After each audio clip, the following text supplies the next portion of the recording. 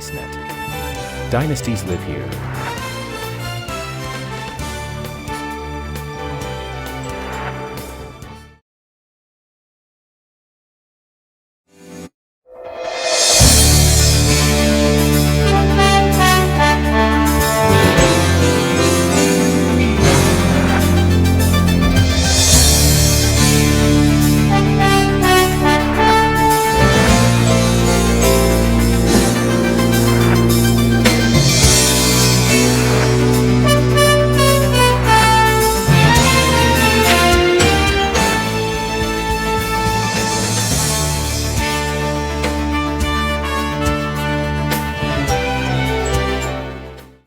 Have been red hot. Have not played since last Monday when they beat the New York Rangers. They will have Domink Hasek in net tonight against Tommy Salo. Let's check out who they won't have.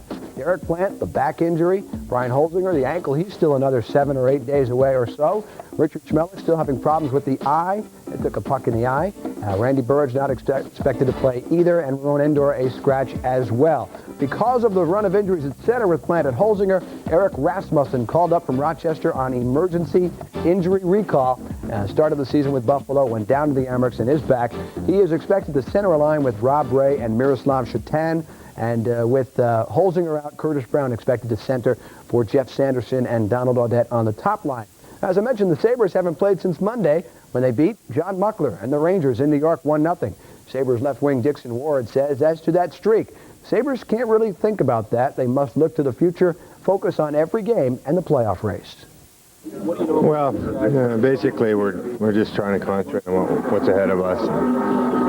What's behind us is done and over with. And obviously, people keep reminding us of the streak we have and this and that, but to us, that's not, until we get 30 in a row and we have a chance to break the record, it doesn't much matter, does it? So we just got to concentrate on trying to get as many points as we can down the stretch, and that's however we have to get those points, we'll do it. And so, you know, we got to set ourselves up to get a playoff spot, and hopefully set ourselves up in a good playoff spot, and just maintain a consistent effort, and that's what we've been doing. Yeah, in case you're wondering about the NHL record unbeaten streak, it is 35, set by the Flyers in that 79-80 season. They went 25-0-10. In addition to talk about the streak, a lot of talk about the crackdown, the reinforcement of the rules as the officials try and take obstruction out of the game, which has led to more power plays of late. Players are still really adjusting to these crackdowns that came in after the Olympic break. In fact, some players are affected more than others. Sabres winger Rob Ray is losing ice time due to the increased number of penalties and the corresponding special teams play. He hopes his ice time will increase, though, as players adjust to this new style of play. Oh, definitely. You know, as soon as they quit calling as many penalties, you know, everybody in here is going to get a lot more ice time, not only the guys that kill penalties and play power play. So, you know, you're probably playing with, you know, the 18 skaters that you have, you're probably playing with 10 or 12 guys, and there's 5 or 6 guys that are sitting there every night, you know, only getting sparingly, you know, shoved in where they can and maybe give a guy's rest here and there. So, you know, it definitely takes away, and you've really got to have a game plan that's going to have to work around that. Even though the power play has struggled the last couple of games, that was on the road. At home, the Sabres have the 7th best power play in the NHL this season. By the way, against the Islanders this season, 1-1. This is game 3 of 4 in the season series. Elsewhere around the National Hockey League tonight, Carolina and Phoenix and the Coyotes trying to snap a 7-game winless streak. Looks like the Mighty Ducks might be without Paul Kariya for the rest of the season. They are home to take on the San Jose Sharks. Still to come on Chevy Game Night, Danny Gare will check in with Pete Weber, and the Hockey Hotline guys will check in as well as we get you set for the Sabres and Islanders tonight on Empire.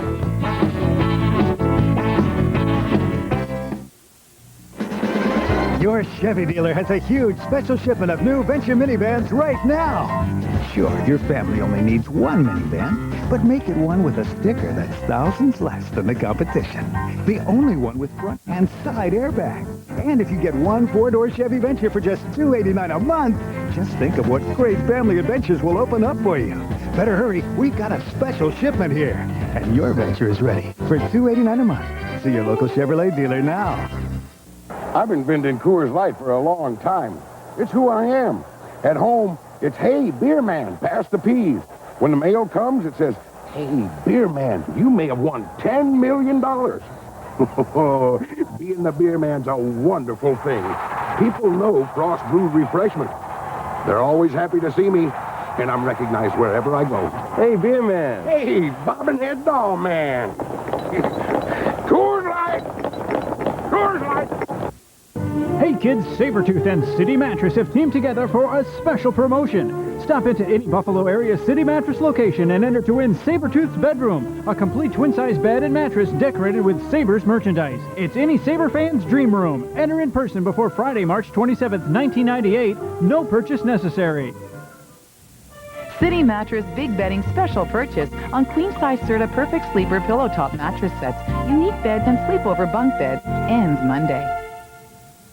Still using zero to call people collect? Hello?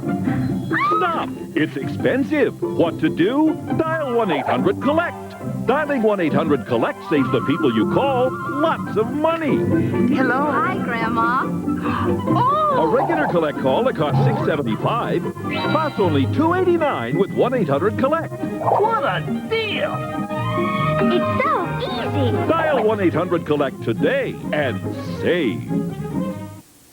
I thought you were starting to go gray. I was, but I never did. So what happened, a miracle? You can't tell? Tell what? I use Just for Men. That's hair color? Even your barber can't tell you use the hair coloring called Just for Men. Simply shampoo in, then rinse. In only 5 minutes, this unique Just for Men formula blends away the gray, actually matches your gray to your real color. I never would have guessed. Just for Men. So natural, even your barber can't tell.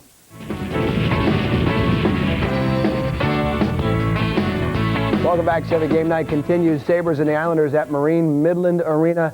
Let's not waste any time now. I mean, Rick and Jim call the game. But let's be honest. The guy who carries the telecast is Danny Gare, and he's with Pete Weber. Guys? All right, thank you very much.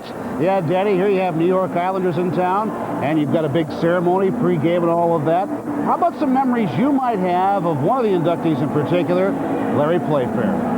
Well, I remember Larry very well, obviously, because it was his first game. I think that was something you can't forget. Larry was playing in Boston, and I remember him going behind the net on his first shift, I believe, and John Wentzik came around and just clocked him with an elbow, because there was a lot of talk about Larry being the new tough guy, the new, grinder or the new enforcer for the Sabres, and he made sure that wasn't going to happen that game. He knocked Larry out cold, but Larry came back and had some great seasons here, played over 500 games, led the team, I think, in the seasons that he played here in penalty minutes, so he always seemed to stand up for individuals when needed and was a great team man. And Jack Gatecliff was always at you in the dressing room asking you questions. Your thoughts on Jack? Well, Jack was the type of guy you always noticed, okay? Like, he always saw him in the press box. If you were hurt, you saw him in the dressing room. But until he came up and talked to you, then you really noticed him. Because he always asked you good questions. He was always very intrigued about the position you played. Always very, always wanted to know more about the game. And always a student, but also, I think, more of a philosopher in the game. And that's the way he came across, obviously, in the articles that he wrote. All of us have been talking about a streak now for several weeks. Do the players think about the streak that much going into this one, Danny? Well, I think now more so than ever, because it's getting towards the streak that we had in 79-80. It was 14 games.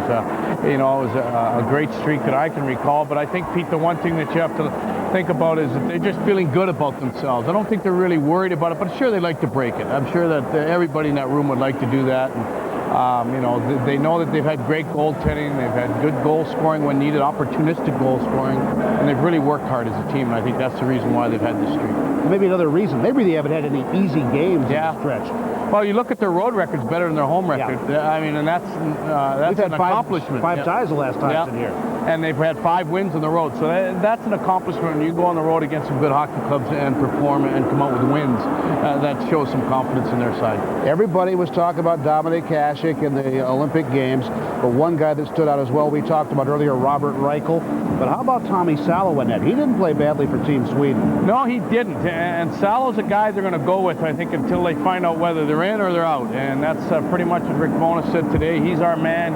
I think he's played in about 11 or 12 straight for the Islanders right now, and he's a guy that they hope they're going to carry their victories towards the playoff spot. They've got a little ways to go. They're 8 points out, but they made some moves in the past couple of weeks, and hopefully that will turn things around for them. But they're a little ways out right now. They're a very desperate hockey club. Danny, thank you for your time. I know Rick Jenneret's getting ready to work on the ice.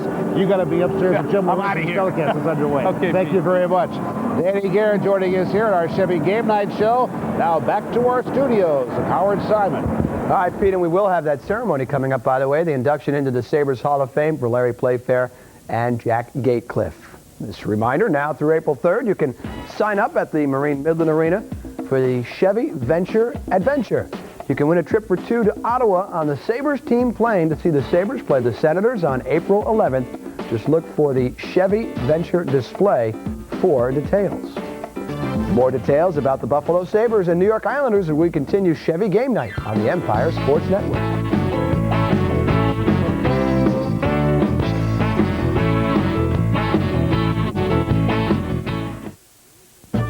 These are the Cutlers, and these are the Quinlans.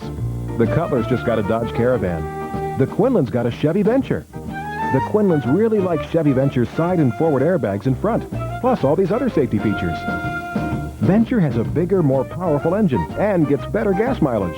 So with the $2,400 they saved on their Venture, the Quinlans are going on vacation. The Cutlers aren't going anywhere. Your Venture's ready. Get it for just $289 a month at your local Chevrolet dealer. Hey, has anybody seen the Mad Hatters? Jason, glad you asked. It's Fred and Reagan reporting live from the arena. Tom? Ted, sources confirm the Mad Hatters have invaded western New York. Irv? Susan, look at the map. Amherst, Tonawanda, even Sloan has been invaded. Don? Victoria? Can we get a shot of this? The Hatters are here. The humanity. Fans, become a Mad Hatter. Buy any 12-ounce or larger bag of 8 o'clock bean coffee. Then bring a receipt to account services at the arena to get your free hard hat and membership card. Join the Mad Hatters. The jobs of tomorrow are here. Thousands of them, waiting to be filled. But you have to know the fields they're in, and you have to have what it takes to master those fields. Because you can't get the jobs of tomorrow until you get the skills of today. Start by calling ITT Technical Institute for an informative brochure. Call 1-800-823-6315. 1-800-823-6315. Call now. I wanted a drafting career where I could draw more than just a good salary. Computers are the future of drafting, and I'm part of it. I trained in computer-aided drafting at ITT Technical Institute. ITT Tech could mean a successful future for you, too. Call ITT Technical Institute at 1-800-823-6315 for an informative brochure. That's 1-800-823-6315. Call now. The Casino Niagara Money Players is brought to you by Casino Niagara. This is the one. All right, the Casino Niagara Money Players, and it starts with Miroslav Shatan, Jason Dorfalos, Donald Audette, Alexei Zhitnik, and Michael Pekka, the money players for the Buffalo Sabres, heading into tonight's matchup with the New York Islanders at Marine Midland Arena. Chevy Game Night continues. Howard Simon, honored to be on the same set with the gentleman from Hockey Hotline, Brian Blessing, Mike Robitaille. You're easily amused. I just try and do things to make you guys feel good. Speak for yourself. He's honored, all right? Leave it at that. All right. You know what? This is an interesting thing. I'm listening to a radio show last night. Jeff Sanderson, I think it was last night. It was the night before. Anyway, Jeff Sanderson was on the show. And he said, you know what? I'm kind of surprised. There hasn't been a lot of talk around town about this team's unbeaten streak. And he said, I'm really stunned because I've never been on a team on a roll like this before and thinking playoffs and doing this and doing that, and nobody's talking about it. Okay, why? I don't know, but it's really bothering me. I mean, this is a big deal. This isn't a great hockey club. This is a hockey club that has to work for everything they get. They pulled off something that teams with 40, 50 million, $45 million payrolls can't even come close to. What they've done is amazing to me. And to listen to like almost the public or a feel from the media is like, it's nothing. Let me throw a couple of theories, okay? And it's not. It's amazing. I disagree. I think people are talking about it. Do you really? Yeah. All right, a couple theories. One, I don't know. This is, you're going to yell at me. This is a stupid theory, but then again, I watched JFK movie. 6 ties, 7-0-6, as opposed to, I don't know, 10-0-3, whatever. So what? But how about this one? Broken up by the Olympic break. 9-game unbeaten streak. Maybe they're beginning to get some momentum. People are talking about them. A break. They come back. 4-game streak. It adds up to 13, but maybe people are just kind of, I don't know. Maybe it's not the same impact. I don't know. I said I'd throw them out to you. You can. There was a guy on the grassy knoll, and you know, whatever can I tell you? You know, you go back to the point where we clowned around, we had fun with it a while back. I really thought the Sabres were turning the corner and were going to play better, and I thought they were going to make a move and start climbing up the ladder. I certainly didn't envision this. This has been absolutely incredible, and I think when you come back from the break, what's even more amazing about the streak itself is the first 2 games back from the break, they got absolutely pasted.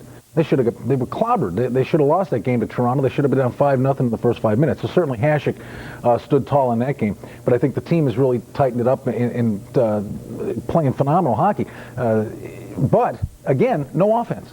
I don't know. I'm just getting this feeling that, you know, because of what happened over the winter or over the summer, it's almost like it's stuck so deeply in everyone's craw that I don't think that's. You know, it's like if they really want them to do well. You know, like it's upsetting. It's upsetting some people to see them do well. I think because the booing of Hasek is gone. Nobody's talking. I don't think anybody's talking about Ted Nolan anymore, or it's a very, very small minority. Lindy Ruff is not getting any credit for what he has pulled off. He's not going to get credit because the people will still harbor bad feelings. I don't think they're talking about it, but it's going to be very tough for him to get credit. I haven't heard Teddy Nolan's name in a month, and I haven't heard. I haven't either. Pat who? I haven't heard that either. But it's going to be very tough for him to get credit. Yeah. But I don't think that's one of the reasons why they're not talking. I'm just trying to get them a little support. I jump on them pretty. I mean, I really feel sorry for them. I think what they're doing is terrific.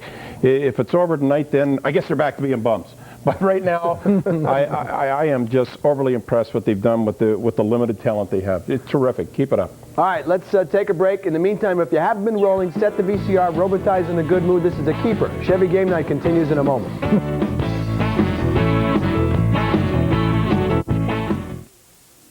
So, you did your homework and chose the Vortec-powered Chevy S10 for $169 when you signed the lease and $169 a month. Or you could have got $1,500 cash back. Either way, friends who thought you were just smart will start calling you a genius. And why not? You landed yourself a rugged, dependable Chevy S10 and a great deal to boot. Of course, if you were a real genius, you'd invent a self-cleaning truck. Your S10's ready. Get it at your local Chevrolet dealer. Who am I? I am an emissary from the Rocky Mountains. I am an ambassador of beer to the nation of Thirstyland. I am a messenger representing cold beer refreshment for sections 220 through 229, equipped with a full tray of frost-brewed Coors Light. I am the only man here who can fully satisfy your needs. I am the beer man. But enough about me. Let's talk about you.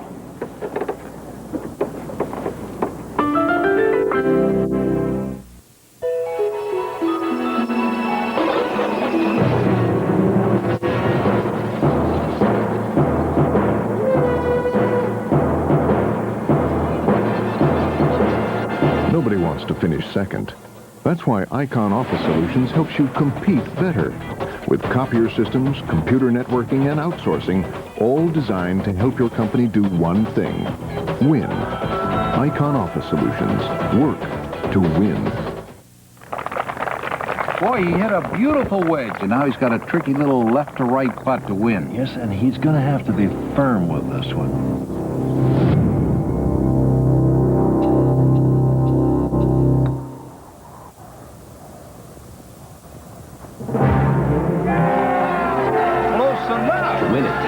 From the New York Lottery, all you need to do is be close. That's 5, 4, 3, or even 2 numbers. Take 5. 5 numbers to pick, the 2 numbers to win. Chevy Game Night continues. Howard Simon, Brian Blessing, Mike Robitaille. Let's waste no time. Let's go right to the phones. Kevin has been holding in Salo, New York. Welcome to Chevy Game Night. Go ahead, Kevin. Yeah, I was wondering why you guys think that Matthew Barnaby is slumping so much.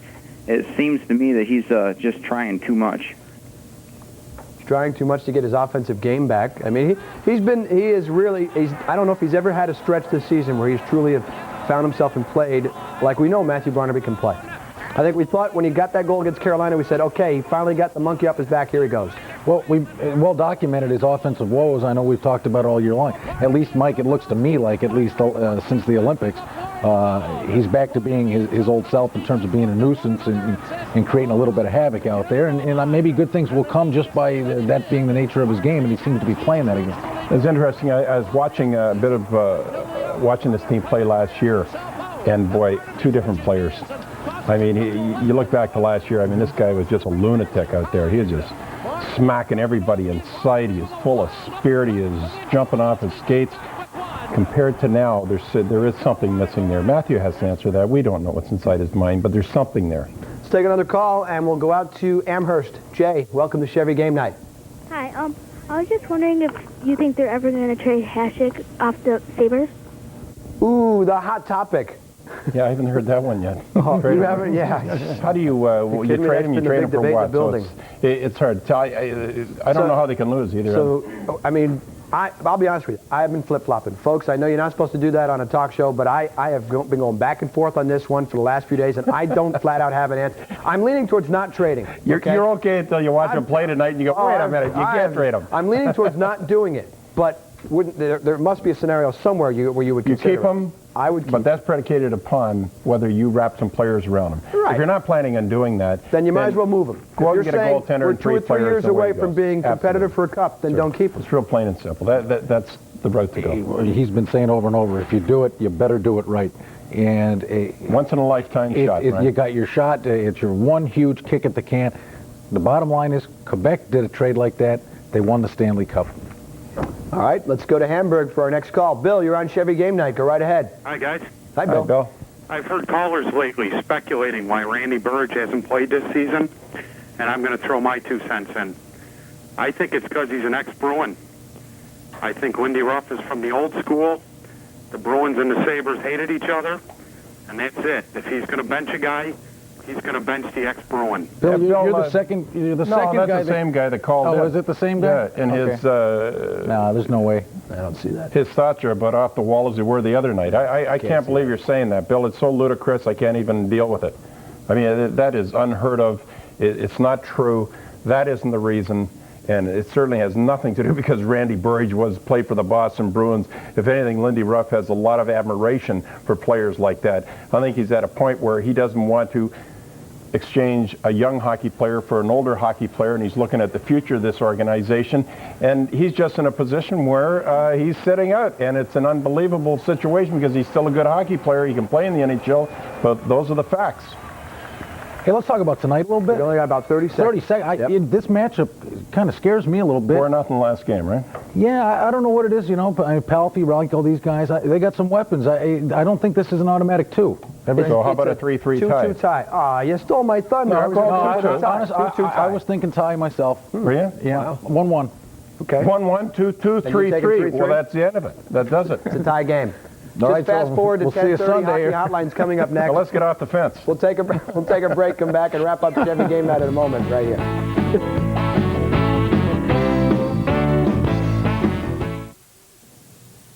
You're so lucky. Not one gray hair. When a woman can run her fingers through your hair and can't tell you blend away your gray, that's a natural-looking result. And that's just what you get with a hair color called Just for Men. Simply shampoo in, then rinse. In only 5 minutes, this unique formula blends away gray, actually matches your gray to your real color. So nobody knows, even close up. I just love your hair. Just for Men. It looks so natural, even she can't tell. City Mattress Big Bedding Special Purchase on Queen Size Serta Perfect Sleeper Pillow Top Mattress Sets, Unique Beds and Sleepover Bunk Beds ends Monday. The town. They're basketball crazy in this town. The team.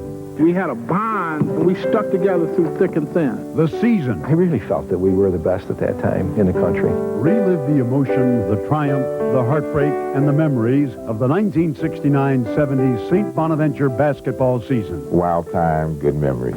Unfinished dreams. Call 1-800-421-1696 to purchase a copy or for a sales outlet near you.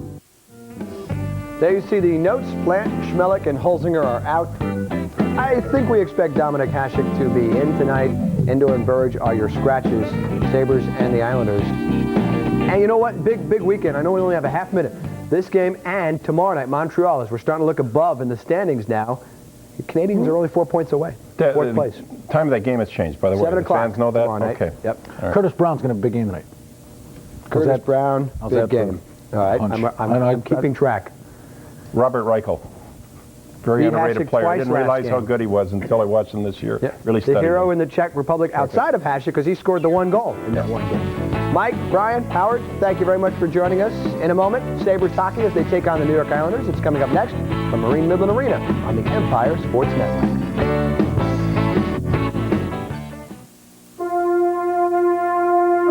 Boy, I hope we win tonight. We're the hottest team in the league. And the Sabres' unbeaten string reaches 13 games. Lindy, come on, we got a game tonight. Danny, snap out of it. You're dreaming. Look at you. You can't play anymore. You're an announcer now. I'm an announcer? Yeah, announcer. I'm the coach. Come on, we played around the corner at the arena. You're the coach? I'm the coach. You're the announcer.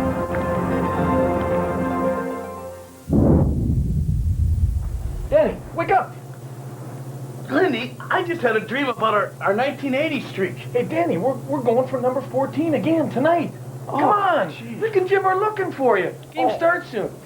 Hey, have I told you how much I enjoy coaching lately? Oh, really? Yeah. The Buffalo Sabres' unbeaten streak has reached colossal proportions, and tonight it's on the line again as they tangle with the New York Islanders. Good evening and welcome to the Marine Midland Arena. I'm Jim Lorenz along with Danny Gare. Rick Jeanneret is standing by as the Sabres will induct into their Hall of Fame tonight. And of course, Danny just had a rather pleasant dream, I think, reliving back to a time that you were part of. Well, we had a streak of 14 games in 1980, and Lindy Ruff was part of that, Mike Ramsey.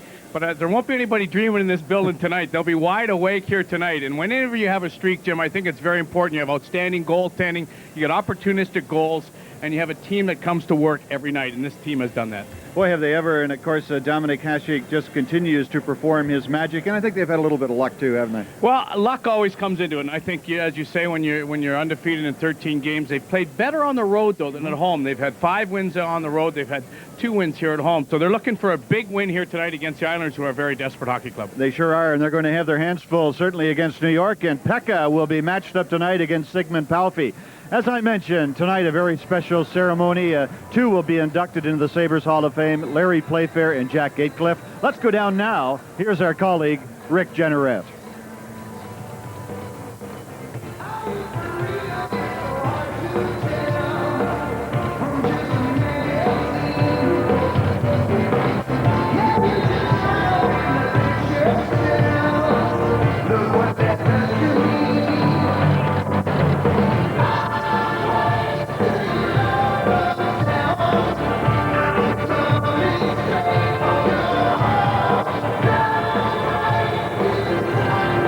I guess they're not quite ready for that ceremony down on the ice. We'll take it a little further along here. Buffalo again, though, a little shorthanded tonight, Danny, without Brian Holzinger and, of course, Derek Plant. Well, they are, and I think that area that really bothers Lindy Ruff is especially obviously down the middle in the center ice position, but also in penalty-killing situations.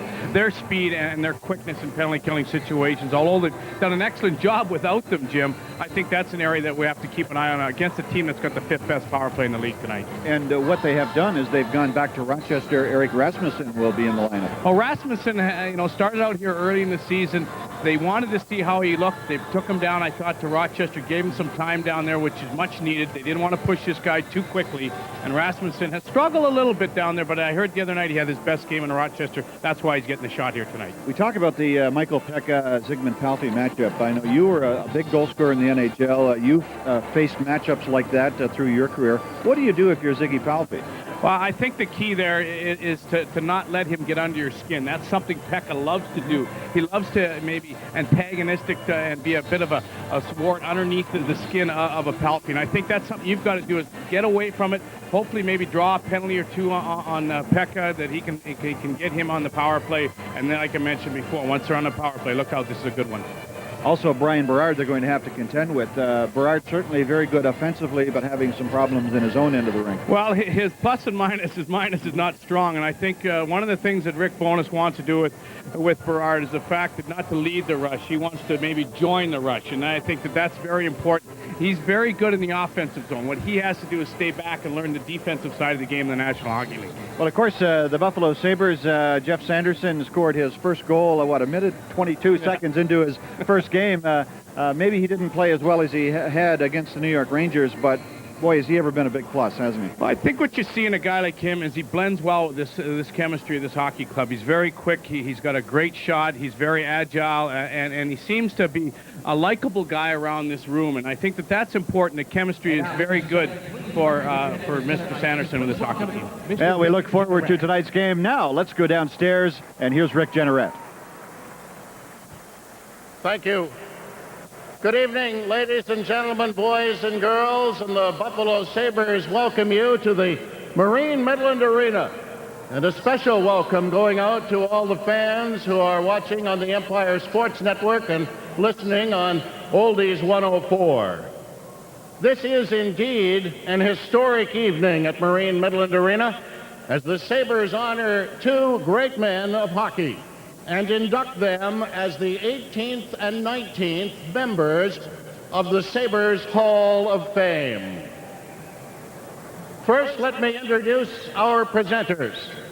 The wife of the late voice of the Sabres, Ted Darling, Sheila Darling.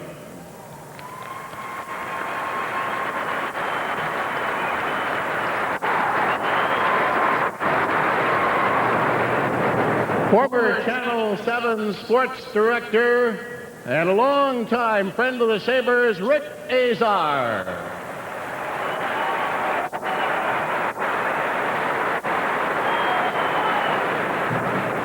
And the son of the late Seymour H. Knox III and current Vice President of Corporate Relations, Seymour H. Knox IV.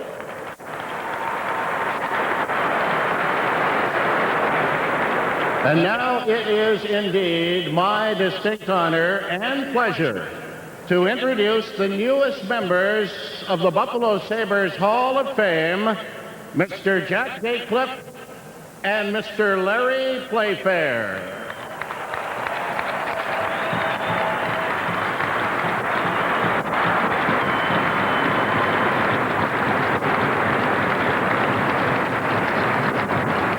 Ladies and gentlemen, please direct your attention to the Jumbotron as we pay tribute to Jack Gaycliff with highlights of his illustrious 50-year career as an award-winning journalist and committed friend of hockey.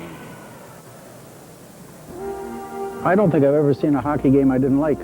And I've seen, I don't know, thousands, I guess.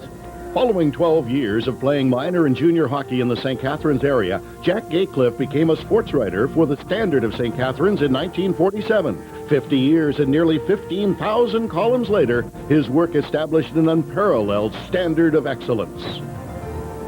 I think that I just tried to write as plainly as I could so that everybody could understand it and not get too many frills in the writing. That plain style earned 17 Western Ontario newspaper awards, a lifetime membership in the National Hockey League Writers Association, induction into the St. Catharines Sports Hall of Fame, as well as the Canadian and Ontario Lacrosse Halls of Fame.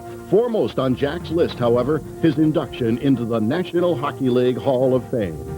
But to be in the Hall of Fame was just beyond every expectation. I don't think there was nothing in my life except, of course, being married came up to it. A true ambassador for the NHL and the Buffalo Sabres, Jack Gaycliff has always written from the heart, and tonight we honor him from the heart as we induct him into the Buffalo Sabres Hall of Fame.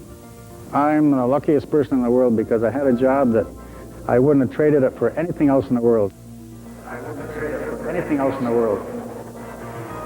Presenting Jack with his Hall of Fame saber is Sheila Darling and Seymour H. Knox IV.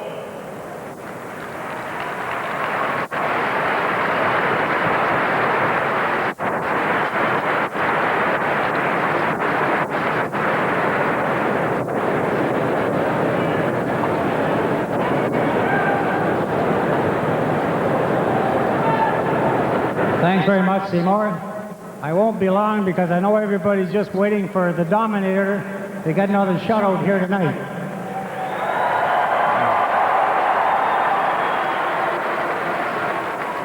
I think my being in the Hall of Fame proves that if you wait long enough, good things really do happen. I was lucky enough a couple of years ago to go in the NHL Hall of Fame, and now the Sabres Hall of Fame has topped it all. I've been following the Sabres since they started. In fact, about a year before, when they got the franchise in Montreal in 1969, and then was there for the first draft choice when they picked the great Gilles Perreault, and that was what started this franchise and what it is today. It's nice to have Rick Martin here, too. Rick Martin, as he's called in Montreal. But Rick gave us a good night last night. Once again, it's many thanks.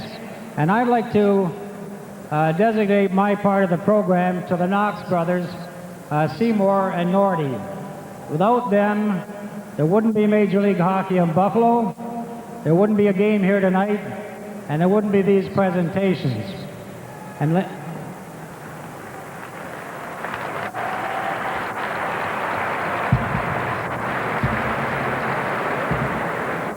about 10 days ago, I got a letter from Nordy Knox, and I'll just read a portion of it here if you'll bear with me. Heartiest congratulations to you on your election of the Buffalo Sabres Hall of Fame. A fitting honor to a guy who's been a tremendous supporter for the club for many years. I am not sure that I'm going to be able to make your induction, but I want you to know I'll be thinking of you and shake your hands from afar. Good luck and best wishes. And I had a phone call from Nordy last night, as did Larry, and his voice sounds strong. He's down in Carolina for a holiday, and he hopes to be back with you very soon. So many thanks again to everybody concerned. It's really a great evening for both me and my wife, and my son John, and his wife Janet, and all the other members of the Gatecliff family. Thank you very much.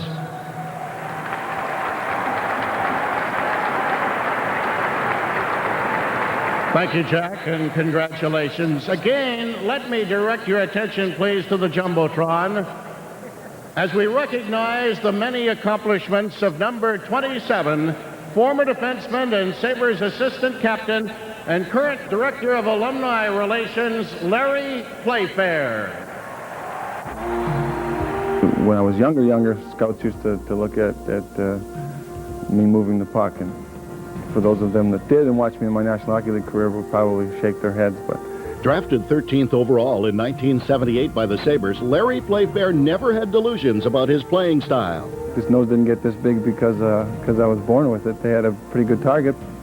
In 577 games with the Sabres, he earned the healthy reputation that comes with tallying 1,390 penalty minutes. Yet his strength of character was always evident and recognized when he was named assistant captain in 1982. Larry continues his efforts to improve the quality of life in his community in his position as Director of Alumni Relations. I wasn't the most talented player, and again, fans in the building here will certainly remember that and back me up. But hopefully they'll be able to say every night he showed up to play, whether it was at home or whether it was on the road, he gave us everything he had. Presenting Larry with his Hall of Fame Sabre, Rick Azar and Seymour Knox. Stand back, Danny. You're going to get... There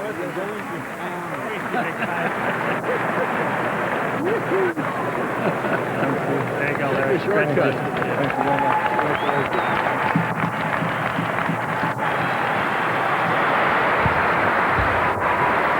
Thank you. On the way down in the car tonight, my youngest son here, Dennis, said to me, "Are you going to talk when you're out on the ice?" And I said, "Yeah, maybe for a bit." He said, "Make it short. I want to watch Domink play."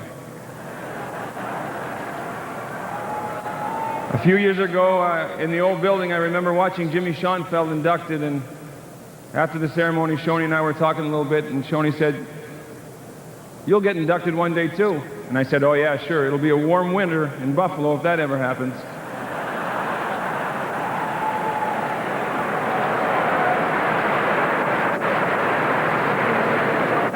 It's a great feeling to watch two of my pretty good buddies here, Mike and Lindy, do so well with this hockey club, along with Donnie Lever. It's neat to see this thing coming around. And I'd like to thank a very special friend of mine who flew in just for the event, and that's Mike Foligno, and he's up in the rafters here somewhere. Thanks, Michael.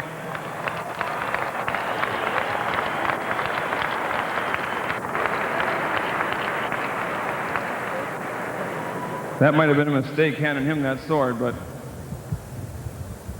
we'll find out in a second.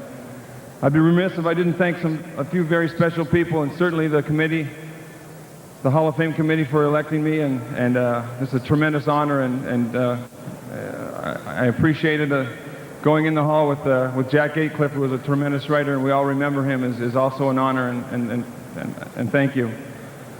To the owners of the Sabres, especially the Knoxes, Nordy and the late Seymour and their families, you treated us like we were all members of your family, and it meant so much. Thank you.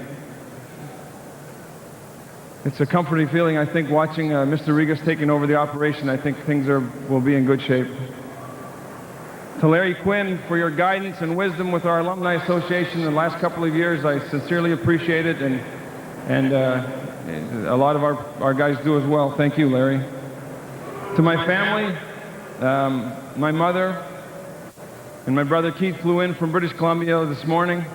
My little brother Jimmy, well, he's the same size as I am, but you know what I mean. My younger brother Jimmy, and his family flew in last night, and through the years, their support and stuff meant so much. As any of the guys sitting over the bench will tell you, their families are all part of them being a Buffalo Sabre, and it's appreciated a lot.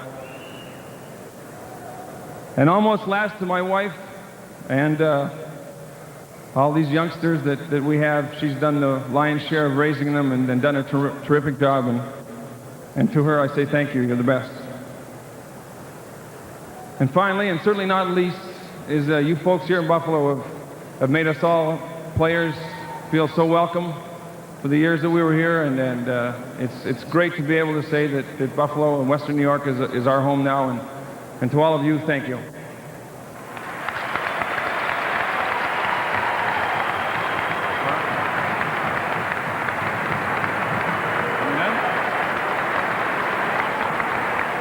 Once again, congratulations to the newest members of the Sabres Hall of Fame.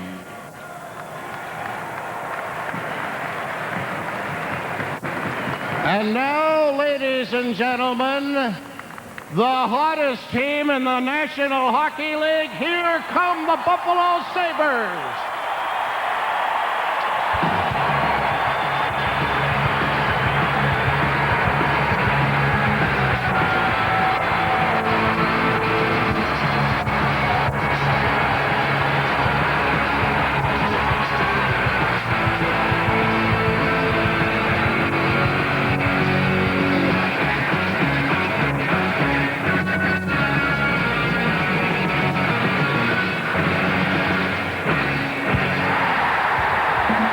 Well, our hearty congratulations to Writer Supreme Jack Gatecliff and to Larry Playfair, the big guy who for many years patrolled the blue line so well and so strongly for the Buffalo Sabres, inducted tonight into the Sabres Hall of Fame here at the Marine Midland Arena. Now, Jack Gatecliff, of course, goes back to the beginning days of this franchise, and he's at practically every game, just a wonderful guy. And it's great to see this honor bestowed upon Jack after so many years of hard work and great columns that he has written about the Sabres and the National Hockey League.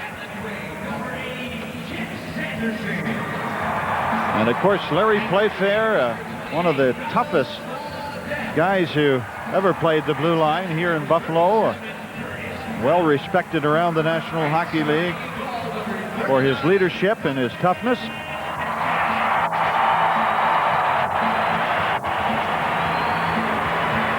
Domink Hasek led the Buffalo Sabres onto the ice here tonight. He, of course, will start. Salo at the other end in goal tonight for the New York Islanders. And Domink Hasek, you just run out of words to describe what he has done and what he continues to do, but a formidable opponent at the other end. Tommy Salo has been playing some great goal also for the New York Islanders, and they are a desperate hockey club, as we were mentioning with Danny Gare in our opening. The Islanders coming off a 3-1 victory against the Philadelphia Flyers at the Nassau County Coliseum. We'll return to the Marine Midland Arena, and for the opening face-off, Domink Hasek leads the Buffalo Sabres in their quest for 14 undefeated. At one time, this was used as a state-of-the-art communication system. Hey, Charlie! Phone! Not anymore. Saya Communications is the leader in communication systems with state-of-the-art equipment. Saya Communications provides paging systems, two-way radio, GPS satellite vehicle tracking, and mobile data systems. Trust Saya Communications to meet your company's needs. Call 1-800-473-0503. Saya Communications. I was named after the sound of a goal being scored. Chuck. Last season, goalies heard my name 52 times. Could have been more, but I spent over 200 minutes in the penalty box. That's the way I play, hard and fast. Like NHL Breakaway 98, with rumble pack checking, high-powered goal scoring, and the best graphics on ice. NHL Breakaway 98. Looks like we got a new leader of the pack. Acclaim Sports. Sweat the details. They're the best built, best warranty treadmills in America, and they're all on sale during the treadmill sale at BAC Home Fitness. Save hundreds on the exclusive line of True treadmills, rated top buy. You could save hundreds, plus pay no interest for 12 months.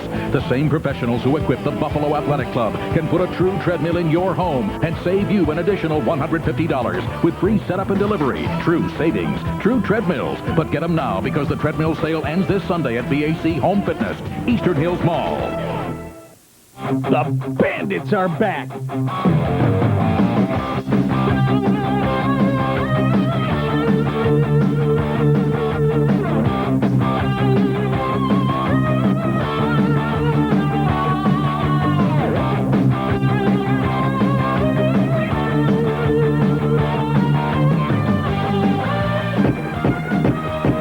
Individual game tickets on sale now. Call 888-4000 for more information. Send your packages in 2 days with FedEx to lots of different places. You get lots of different prices. Send your packages in 2 days with UPS to lots of different places. You get lots of different prices. Send your packages in 2 to 3 days with priority mail to lots of different places. You get the same price. You know, $3. So, what's your priority? Priority mail from the U.S. Postal Service. Sabres hockey is brought to you in part by the new Dodge. See your friendly Dodge dealer near you. By McDonald's. Did somebody say McDonald's? And by Bud Lights. If you want great taste that won't fill you up but never let you down, make it a Bud Lights. There he is, our pal, Tommy Salo, ready to start in goal for the New York Islanders tonight. 17 wins so far this year. His goals against average hovering around 2.5 a game coming into tonight's action. And yes, indeedy, another gold medal winning goaltender, Domink Hasek, at the other end of the rink, allowing only 12 goals in the last 17 games. Referee Mike Lego, the linesman Timmy Nowak and Mark Paré, and we're underway as the Sabres try to make it 14 without a loss to tie a team record. Shoveled across ice to Zhitnik. Zhitnik curls his way to center now. He'll toss one off into the corner. Depp racing in there, but it's chipped around on the boards. They want a high stick on the boards, and down on the ice goes Brown, but nope, now the penalty is going to be called. I looked at the referee partner to begin with. I didn't see his arm come up, but now he's... Curtis Brown went down to the ice. I think he's going to call it an elbowing penalty. Or is he... He signaled an elbowing penalty, but it certainly looked like a high stick from up here. Curtis Brown is cut on the lip. Curtis Brown followed the play, or pursued the puck into the zone and got clipped with an elbow. And Buffalo starts early in the power play. One of my keys for tonight's game is special teams. Well, they come into play early in this game as Curtis Brown is on the bench getting attention, and Sacco is in the penalty box. And I mentioned the keys for tonight. One of our keys will be the special teams. The Islanders have very good power play, excellent penalty killing. And, of course, a matchup. Michael Pekka against Zygmunt Palffy. Palffy, one of the premier players in the league, and Pekka will be playing against him most of the night. It'll be hooked free and sent away through center and down the ice now. Buffalo granted an early power play opportunity here. Zhitnik sending it up on the wing. Swung back through center and over the line. Sabres keeping it in to Shatan. No, and then Shatan tried to get it back to the point, but too hard, and it goes all the way down the ice. And the newest captain of the Islanders, Linden, trying to chase after it. Zhitnik takes it away. He'll feed it ahead, and it'll come to center ice to Shatan. Ripping one in. Salo halts it behind the net. Gunned it around to the board. Shatan keeping it in. Here's Shatan. Try to cut in front. Around behind the net. Shatan right out in front. Back to the point it comes. Zhitnik fires one all the way to the corner. Sanderson bumping with his check. Sanderson's got the puck, though. He keeps it in there for Buffalo. Sanderson peeling around again. Back to the point now it comes. Here's Woolley drilling one. Jump back into the corner. It pops up in the air. After it is Audette to swing it around to Shatan. Shatan taking a look. He finds Zhitnik. Now down low it comes to Sanderson again. Sanderson for Zhitnik. Back to Sanderson. Takes his shot. Salo grabs that rebound. Shovel beside the net. Tip back into the corner. Buffalo keeping it in with the man advantage. 40 seconds to go in the penalty. On the other side, gunned wide by Sanderson. Kept in by Woolley. Woolley squeezing it around behind the net. Tap back into the corner. Now it's floated around on the boards. Whip right back in again to Audette. Audette trying to curl around. He leaves it there. Here's Shatan sending it back again to Sanderson. On the other side, Zhitnik faking his shot. He goes wide. Here's Zhitnik looking in front of the net. They shot right off. Great save. Rebound. Gunned wide by Sanderson. Pop back into the corner again, and Islanders get it off the boards and finally send it down the ice. Great pressure by Buffalo, but no goal. And the Islanders now will return to full strength as Sacco steps back on the ice. Whipped out to center ice again for Ward. Here's Ward to the Islander line. Lost control of it. Races after it in the corner. Taps it around behind the net. It slides around on the boards and is picked off now by Cherkovsky. Cherkovsky away to the Buffalo line. He gets checked and it's tipped free and swept back into the corner again. That's knocked down but not out. Islanders Cherkovsky keeping it in. Watched by Wilson. Cherkovsky swings around. Sends it in behind the net. LaPointe tried to fire it out in front and Daw takes it away. Oh, got it up on the boards when it went all the way to center ice, and the Islanders get it back again. LaPointe racing after the puck in over the line. McKinney denied him. Taken away by Ward, who will tip it to center and step off on a change with his line mates. Jumped ahead to Cruz. Cruz tapping one into the corner. Charging in after it is Webb. Webb trying to feed it behind the net. It slipped around on the boards to Barnaby. Barnaby knocks it free, and it's sent out now by Wilson to center ice. Up on the wing to Barnaby and over the line. Barnaby going wide. Here's Barnaby all the way around. They got it out in front. They shot. They score! Michael Groshek as Barnaby circled the wagons around behind the net. Supped it out in front. 1-0 Buffalo. Well, Michael Groshek might want that stick back. He lost it. It flipped up over the glass after he scored the goal, and a little boy had it and just tossed it back to Michael Groshek. He said, this one's got a hat trick in it, maybe. But Buffalo strikes early. What a play by Barnaby. As Barnaby moved the puck into the zone around behind the net, and Michael Groshek parked just off the goal crease, beat the goaltender. But it was Barnaby who raced into the zone and set up Groshek perfectly. And Buffalo leads 1-0. So the Sabres putting on enormous pressure with the man advantage and then score with the teams at equal strength. Now tipped out to center ice. Barnaby kicks it free. He'll slip it right in. And it'll be called on the upside, approaching the 4-minute mark here in the first period. And Michael Groshek has Buffalo on the board. Hey, Bud Light, can I have one? Not that one. That's the first one. I love the first one. Okay, then I'll have this one. Not that one, that's the center. Everything revolves around the center. Okay, I'll have this. No, not that one, man. That's the rear. Last one. Last For the great taste that won't fill you up and never lets you down, make it a Bud Light. Just no. Here. Mine. See anything yet? Nope. Nothing at all. Wait, fish? Oh my gosh, it's back! McDonald's original Filet-O-Fish is back with a 33% bigger filet. Golden crisp, tender, and flaky, and only at one place. Did somebody say McDonald's? Hurry into McDonald's for the new, bigger, better Filet-O-Fish. Fish? Just 99 cents for a limited time only. Michael Groshek scores for Buffalo to make it 1-0, his 8th of the season. Matt Barnaby made a great play. Zipnik also draws an assist. Here's McKee now to hack one in around behind the Islander net. Whipped up in the wing, however, and Chorsky stacks away.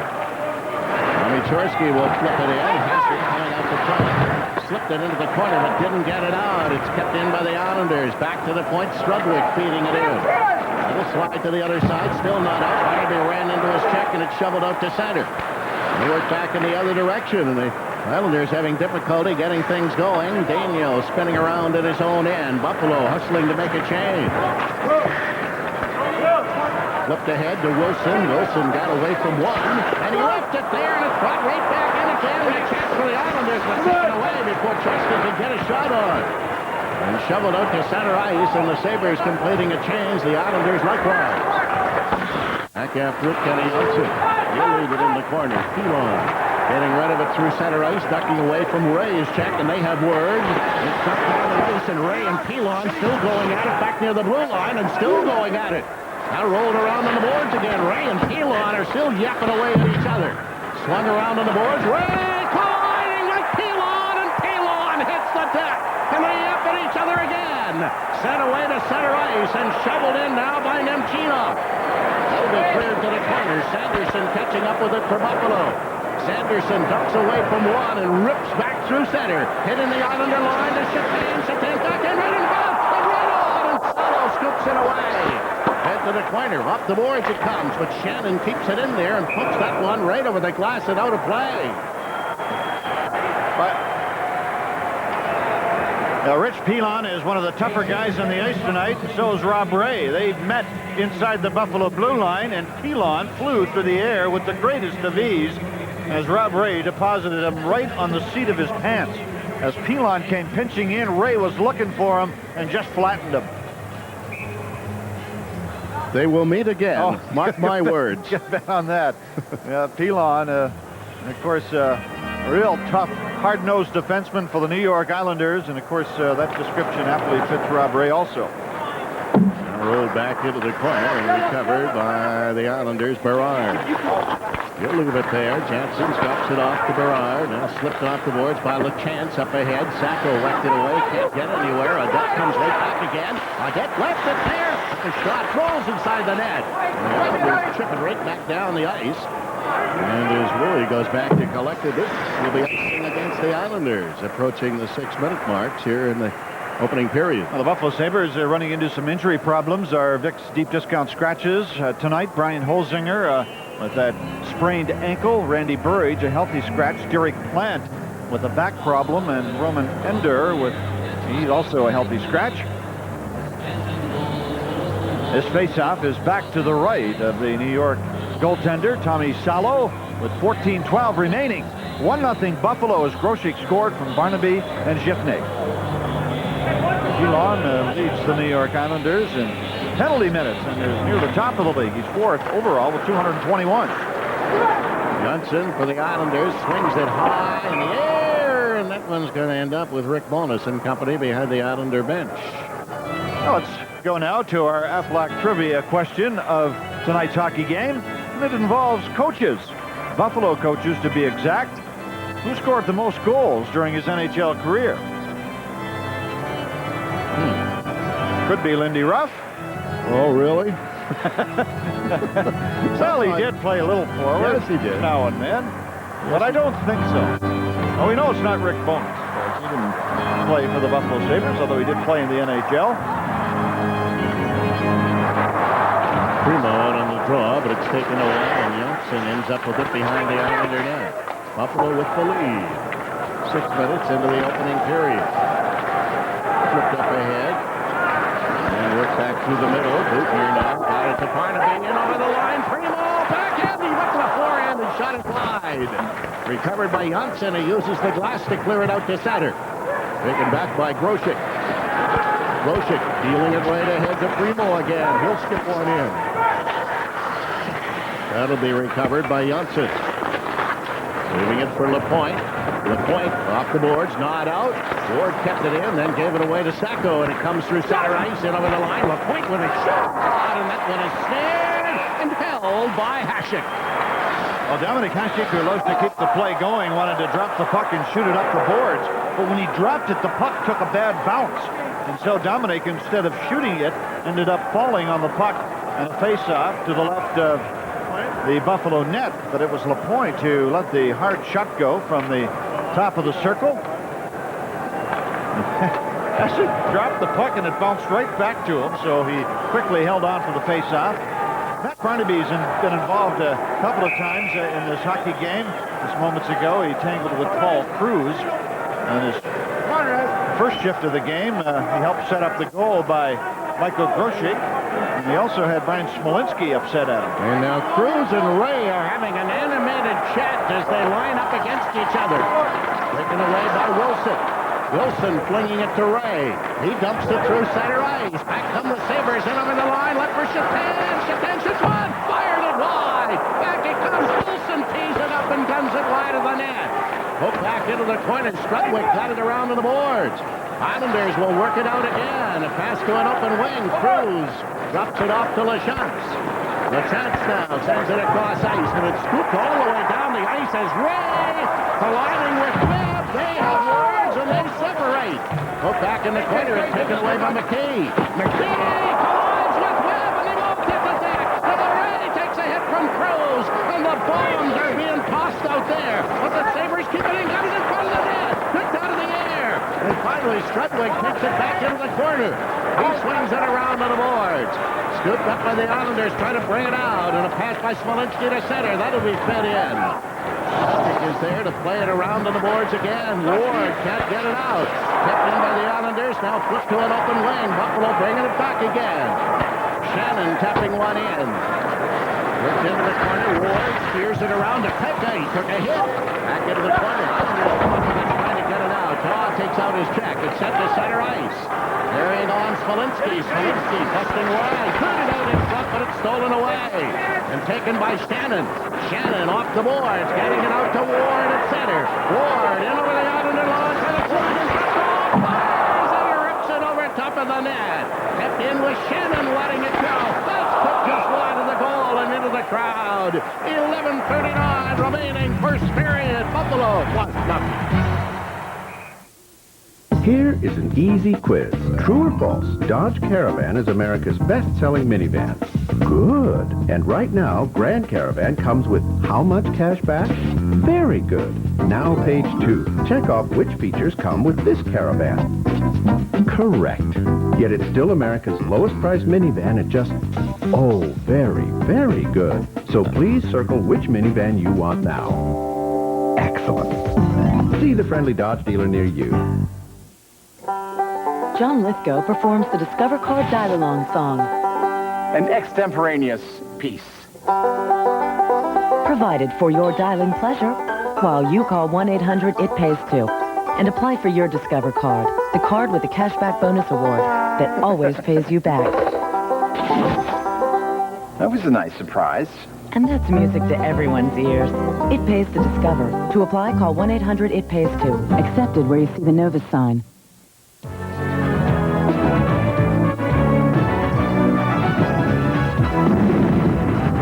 Buffalo in the lead 1-0. It is not Michael Pekka against Sigmund Palffy. Lindy Ruff said this morning it would be, but he's changed up. He's playing the Curtis Brown line. And here's Adet stealing a puck, but it gets blocked before it gets through. Worked out at far center ice, and Sanderson takes it back. Just off the boards to Adet, swings it back through the middle to Brown, in over the line to Sanderson. Quick shot, he fired it through the goal crease. Down to the boards, kept in by Buffalo again. That'll roll in behind the goal. Sanderson charging after it once more. He's got the puck. Sanderson got it in front, and it slides to an open wing. Islanders Palpy to center ice. And he gave it away, and that'll deflect and go right in behind the Buffalo bench. 9 minutes gone by here in the opening period, and Buffalo on the goal by Michael Grosek with the lead. Curtis Brown, who was talking to Lindy Ruff this morning, we asked him why did you put Curtis Brown with Jeff Sanderson and Donald Audette? And he said very simply, we feel that Curtis is one of our best playmaking centermen. We need to get the puck to Jeff Sanderson, and we need to get it to Donald Audette. We felt that Curtis could get them a puck, and we just saw that in that most recent shift as Curtis fed a nice pass to Sanderson, who ended up missing the net. If you give it to one of those guys, partner, you're not going to get it back. Because they're going to shoot it, which is fine. Here the Islanders stealing the puck. Oh, trying to jam it in the short side. Came in front again. Hit free and brought away to center ice by Grosek. Grosek will tap one in. Try to go up. And he got Grosek down by Lachance. And Lachance goes. Got the lumber up on Grosek. That's one way of stopping the player, but it's also a way of ending up in the penalty box, and Scott knows that. And with 10:43 remaining in the period, Buffalo in the lead 1-0. They'll try for the second time tonight on the power play. They did not score their only goal of the period when they had the man advantage as Lachance gets his stick up into the chin of Michael Grosek. Michael Grosek, I think, helped it along a little bit, but certainly a high stick by Lachance in a Buffalo power play. But when they enjoyed the man advantage the first time, the Sabres moved the puck very well, but did not score. They had a couple of wonderful scoring chances. Jetan had one of them, but they could not put it by the goal line. And Tommy Salo is ready for this face-off, which will be to his right. Jansen's out on the face-off, and he wins the draw away from Jetan, ripped around in the boards, and it jumped away from Zhitnik, and he'll have to chase back after it. Alexei Zhitnik waiting to set up the play for Buffalo and whips it up on the wing. Cross-ice pass now brought in by Jetan, scooping it around behind the net. Bounces around to the board, kept in to Sanderson. Sending it back to Zhitnik to Sanderson again. Lost it, got it back. Here's Sanderson firing it and ripping away. Rebound. Oh, and it's shot wide by Audette. And it ends up going to center ice. And Donald Audette's eyes were lit up there, and he brings it right back in. Leaving it to Sanderson. Sanderson spins it back to the point. Kept in by Zhitnik. He'll drop it off to Jetan. Buffalo the man advantage into Sanderson in the corner. Sanderson curls back. Deals it across to Willie. He got it in. Now it's worked back to Willie again. Fires it across ice. Buffalo keeping the pressure on. Back to Zhitnik to Sanderson. Sanderson top of the circle. Does not shoot. Still has a tiki shot. That just went wide. Zhitnik moving across to keep it in at the other point. Bounces it back into Audette. He got taken down by Pilon. They're jamming the boards again as Trusty does the check. Came right in front of the net. Shot it off by Sanderson. And it's fired back down the ice. 35 seconds remaining in the penalty. 9:15 to go here in the opening period. McKee coming up with the puck now. He'll dump it on the wing, and it'll be sent all the way to center ice, but broken up by the Islanders. Jensen flipping it in. Bounces all the way to Shannon. Shannon tried to leave it there. It's taken away. Came beside the net, and Hasek just hangs on to it with but 14 seconds remaining in the penalty to Lachance. Well, this Buffalo power play is turning out to be some exciting. Jeff Sanderson has got the puck most of the time. If he doesn't have it, he's shooting it. Dominic Hasek, so far here tonight, has had an easy time of it with just one shot on goal. Jeff Sanderson has had a whole handful of shots on goal and some darn good ones. He was set up on the power play by Jason Woolley. The problem was when Woolley passed him the puck, Woolley passed it back between his legs to Jeff Sanderson. By the time the puck got to Sanderson, he was not on a real good angle to shoot.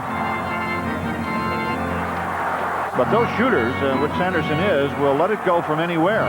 Sometimes the goaltender is not expecting it, relaxes a little bit, and that's how it goes in the net.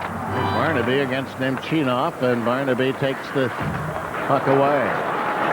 McKee trying to bring it out, swings it up on the wing, got it to center ice to Wilson in over the line. Wilson tried to drop it off. It comes to the blue line and out to center. Islanders coming back as they return to full strength. The pass to Lachance, never got his shot away. Worked up on the wing. Remo was coming back quickly, and now Primo will rip one in.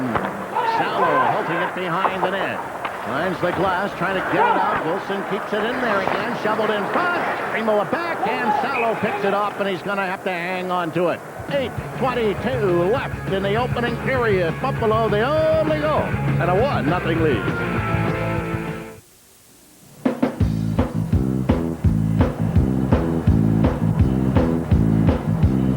I thought you were going to buy some Bud Light. Do you see any Bud Light? No. Well then.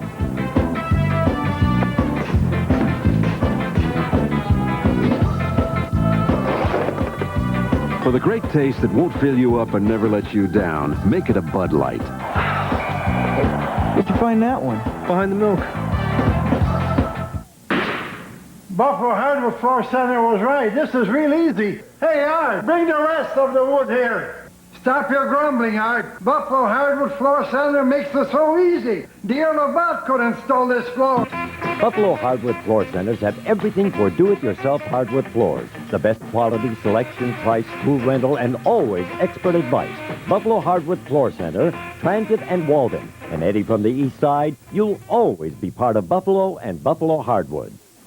Now the Buffalo Sabres dominating this hockey game, but they've only scored once. That by Michael Groshek early in the period. Scoring chances, the Sabres with 5, and the Islanders still looking for their first scoring chance. Yes, Tommy Salo has been very sharp. Rasmussen on the ice now between Ray and Shatan. Ray piling into the corner along with Pilon. Sacco drilling one to center ice. That'll be shoveled ahead. Rasmussen got it back. Head out to center ice again. Ray scooping it in. Shatan trying to catch up with it in the corner. Covered around on the boards and taken away. And Smolinski starts back. Smolinski hitting the Buffalo line with a pass to Sacco. It dribbled in wide of the goal. And Hasek didn't have much choice but to hang on to that one. With 7:53 remaining here in the opening period, let's go now to our Xerox fast fact of the hockey game. Sabres' longest unbeaten streak is 14 games. That was back in the 79-80 season. They were 5-0-2 here, or at the auditorium actually, 3-0-4 on the road. And Danny Gare led the team with 14 goals. And he was on a tear. This season, Buffalo during the streak so far with 39 goals, and quite a difference. Back in 1980, they scored 70. Wow. Well, isn't that the state of the art of the game at the moment, though? Yeah. Up into the corner, Daw charging in there. After it, couple of chance off the puck. Down for the shot! Just wide, and Shannon let it go the rebound. Knocked down another shot. Salo the saver, got another whack at it. Pilon, I think, cleared that one away. Came in front, another shot, and Salo foils Pekka. Buffalo keeping it in again. Finally, Smolinski comes up with it and got it off the boards and rolls it down the ice. Shannon back there for Buffalo, dealing it ahead to Daw. He'll send it across. Here's Zhitnik coming away through center again, in over the Islander line. Drills one, and Salo said, I think I'll hang on to this one and slow down these Buffalo Sabres. That's exactly what he was thinking. His club is backpedaling, or have been backpedaling all period. And what the Islanders need to do is slow the pace down to take some of that momentum away from Buffalo. Rick Bonus's hockey club got into penalties early. Great play by Jason Daw earlier in the shift as he bumps Scott LeChance off the puck, and that set up about 3 Buffalo scoring chances. And the Sabres just cannot get that second goal. But all because of great forechecking by Jason Daw to bump LeChance off the puck, and that led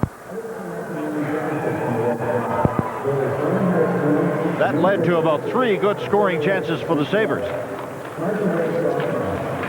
Here's Janssen sending it behind the net. It's cleared up ahead and whipped out to center ice. Islanders trying to come back. Bugner is there to take it away. Bugner tapping it around on the boards. Audette swings it to center ice. Coming back, Brown. He tried to leave it for Sanderson. Now it's brought in by Audette, and he didn't get his shot away. He's got it again. Audette trying to spin it in front. Broke it up. Islanders starting back. Working it back through the middle. Reichel comes in over the line with a shot that goes wide. Bugner flipping it off the boards and getting it out through center ice. 6.5 minutes to go here in the opening period. Groshek with the only goal that's sent down the ice by the Islanders. This one's coming back on an icing as McKee comes up with it. Well, Domink Hasek, of course, continues to be the hottest goaltender in the National Hockey League. Hasek has not allowed a goal, and, well, let's see, we've played about 13 minutes here of the opening period. That makes it about oh, there it is. Well, he's faced 1,584 shots this season, which is the highest total in the NHL, but his shutout streak now is about 140 minutes.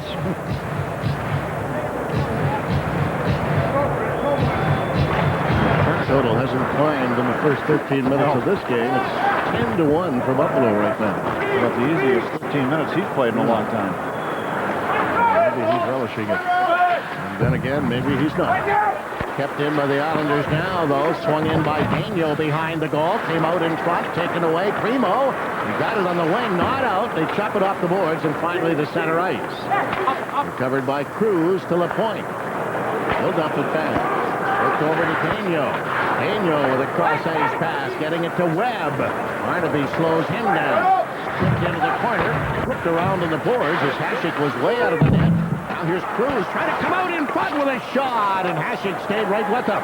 Rolled around on the boards, but not out. Islanders' first opportunity, and it's kept in by LaChance, but it goes right out of play. And it was a good opportunity, a wraparound. Domink Hasek, his goaltenders are so smart, but Hasek down on his knees with his goal stick on the ice. And, of course, the player is in so close that even though the goaltender's down, it was Paul Cruz who came around in front. Because of the angle that you're shooting, you cannot lift the puck up over top of the goaltender. So just a percentage play, and most NHL goaltenders do that. When the shooter is in close like that and you can't get the angle to flip the puck up high, you're down on the ice. And only the Islanders' second shot with 5:30 to go here in the opening period. 1-0 Buffalo on the goal by Michael Groshek. Back after it, LaChance. At his own line to Pilon. Pilon will kick it around to LaChance. Back to Pilon. Challenged by Ward. Slides it on the boards to the blue line. Not out. Knocked down. And finally the Islanders get it to center. Working it to Palffy and over the line. And they fired it off into the corner. Rolled around on the boards. Ward takes it away. And now a penalty coming up here with 5:07 remaining on the clock in the opening period. Well, Zygmunt Palffy trying to get back in the play was hooked down to the ice. Alex Zhifnik goes to the penalty box, and the Islanders on the power play. And they have a good power play. One of our keys tonight was special teams. Palffy trying to bust into the Buffalo zone was hooked down by Alex Zhifnik. And again, Alex has taken a number of minor penalties in recent games. I think he had 3 against the Washington Capitals. And one of the things that he's not doing is he stops his legs from moving, and anytime you do that, you're going to be in danger of taking a penalty, and it happened again as he pulled down Palffy. So the Islanders 5th overall in the power play tried for the first time. Rolled back to the point, out to center ice, and racing after it is Pekka, hooks it free. Here's Pekka charging around behind to get it out in front. Ward couldn't pick it out of the air. Slips it back to the point, and that one will pop right out of play, and 1:47 remaining in Zhifnik's penalty. Now, Brian Berard almost got beat to the outside. Michael Pekka just tipped the puck too far ahead of himself and ended up chasing the puck in the corner rather than toward the front of the net. But Berard was pursuing it. Just a little bit of a hook slowed Berard down momentarily, and that gained the advantage for Pekka. But the puck got a little too far ahead of him. On a nice penalty-killing play by Michael. Sabres have killed off 22 of the last 23 times. Well, Salo has to scoop it away as Buffalo being aggressive again on the kill. Away to Palffy. Palffy in over the Sabres line. Twists around the board. Still with the puck. Sending it back, and it's shoved away from Berard to center ice. Berard picks it off and dishes it right back in. There's McKee with lots of time. Lots of time. Nobody challenges him. And he finally sends it to center, but Brown wasn't expecting it. Step back into the Buffalo zone. Slides into the corner. McKee getting there first for Shannon. Shannon scoops it, doesn't get it out. Back it comes to Berard. Berard flings it into the corner to Palffy. Palffy got it back to the point. Takes a return pass. Ziggy Palffy still with the puck. He drops it off. Less than a minute to go on the penalty. Long shot wide of the net, and a penalty coming up here to the Islanders. Now, what's Brian Berard doing? He goes and stands in front of the net and just cross-checks Curtis Brown. That is a silly, dumb penalty, and that just hurts your hockey club. There was no need for that as Berard was trying to get position in front of the goaltender. That's okay. He moved way in from that left point position, and then he just crushed Curtis Brown in front of Domink Hasek. And we'll play four-a-side with 54 seconds left in the penalty to Zhitnik. Cross-checking. Berard in the box. Islanders are heading home tonight. They host the Colorado Avalanche tomorrow night. The Sabres are leaving right after the game to play in Montreal at the Molson Center tomorrow night. And then these same two teams play in Long Island on Tuesday.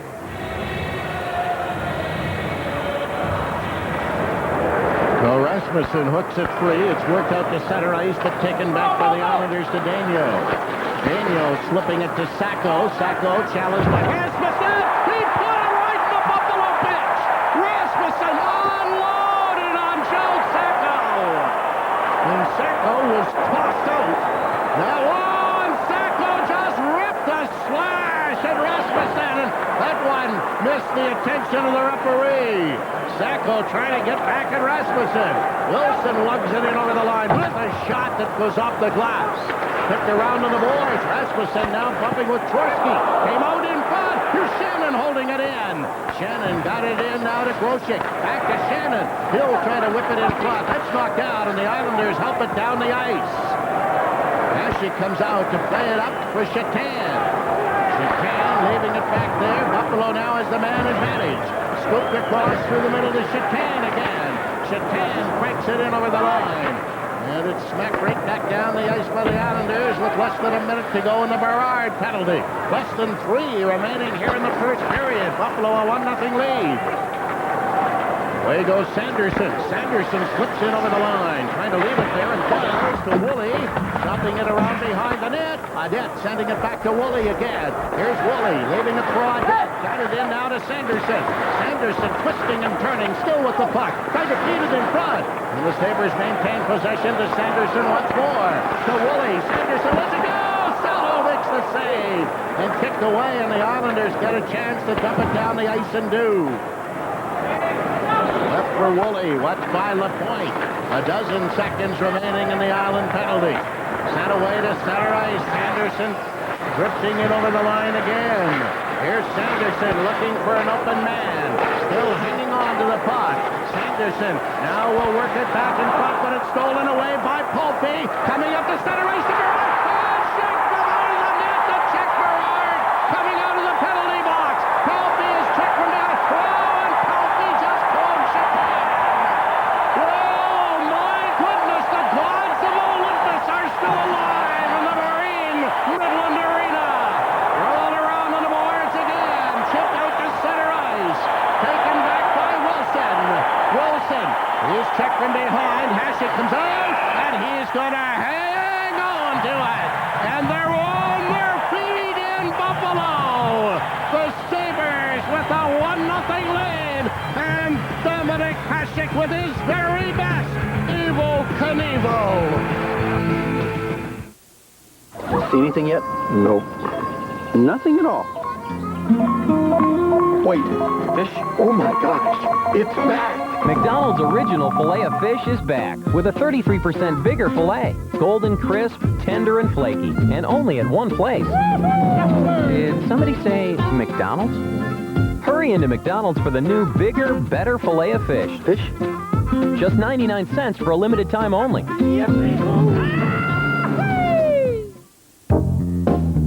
Dodge Dakota owners are celebrating.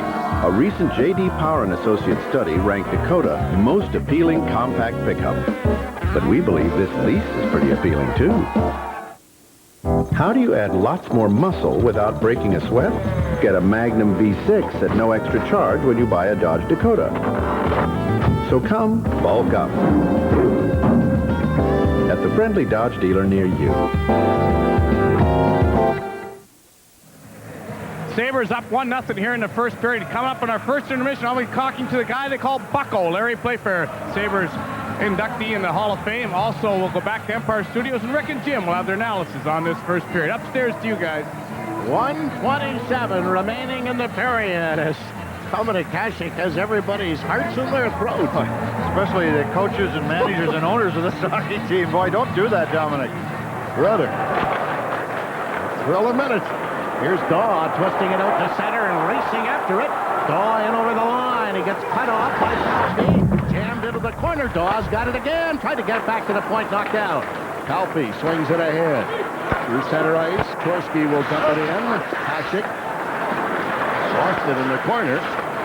Tipped out in front of score! And Trevor Linden puts it away to tie the game with a tad over a minute to go in the first period. Well, Domink Hasek made a puck handling mistake that ends up ending his shutout streak. Domink Hasek came out of the net to play the puck, did not do a good job of it, and the New York Islanders recovered in the corner, and Trevor Linden quickly zipped a puck home after coming around from behind the net. Domink really never got back into position. Hasek attempted to shoot the puck up the sideboards, lost control of it, and the New York Islanders have tied the score with 1:03 remaining here in the opening period. The captain, Trevor Linden. A minute to go now in the first period here at the Marine Midland Arena. All even at one. He's knocked down now and chopped out to center ice. Recovered by the Islanders' Daigneault. Held all the way back to LaChance. LaChance trying to squeeze it off the boards. Gets it through center. It's dumped into the Buffalo zone, and a penalty here to Wilson. Wilson taking down Reichel, and Wilson will go, and he's claiming that Reichel might have taken a dive. Well, that's something else that's going to be addressed, and a lot of the players are taking advantage of that. Sure they are, and Mike Wilson really didn't do a whole lot to Robert Reichel. As Reichel skated by Wilson, he hit the deck, and Buffalo shorthanded. But Domink Hasek shutout streak ends at 144 minutes and 2 seconds, and he's upset with himself right now. And the Islanders' fourth shot of the period goes in. Domink is such a perfectionist, he feels he should stop every shot that comes at him. Well, I think it even bothers him more when he makes an error. I mean, exactly. An error in puck handling, and that afforded the Islanders that opportunity, which they converted. Sabres now with Zhitnik in the corner, slipping it around to Shannon. Shannon got it on the boards. Poke free, but not out. Islanders keeping it in. Reichel dropped it back. Cleared in. Quick to the score! On the short side, Linden again. And he gets two in a hurry, and the Islanders change the complexion of this game with a 2-1 lead. Buffalo, again, with an opportunity to clear the puck from the zone, couldn't do it, and Trevor Linden scores his second goal of the period. Well, a great passing play as Linden one-timed the shot after a great pass.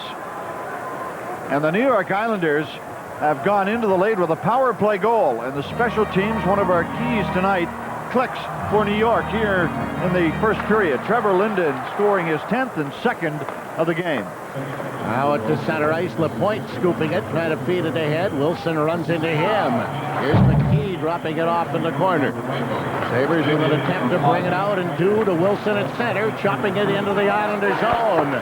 But too far for Sanderson, and that ends up going in the other direction. McKee catches up with it, and that will do it. The first period reaches an end here in Buffalo. And a period that was dominated by Buffalo. They had 12 shots on goal to the Islanders 5, but a puck handling mistake by Domink Hasek, and then a power play goal by the Islanders have put them in the lead. The Sabres with two power play opportunities in the opening period. They did not cash on them, despite the fact they were buzzing all around Tommy Salo.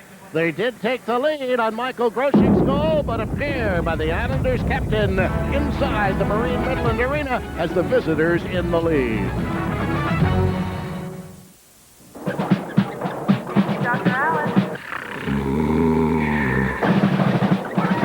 Choose Community Blue with zero copay, and all those upcoming doctor visits will be free. Community Blue, the HMO that gives you more. It's the Great Jeep event, and great deals on your favorite Jeep vehicles are showing up wherever you look. Like a low $259 a month lease on the legendary 190 horsepower Cherokee Sport. And get air conditioning, power windows and locks, and remote keyless entry at no extra charge. The landscape will never be the same during the Great Jeep event. Brought to you by the most award-winning brand of 4x4s on Earth. Check one out at your Jeep dealer. Boy, he hit a beautiful wedge, and now he's got a tricky little left-to-right putt to win. Yes, and he's going to have to be firm with this one.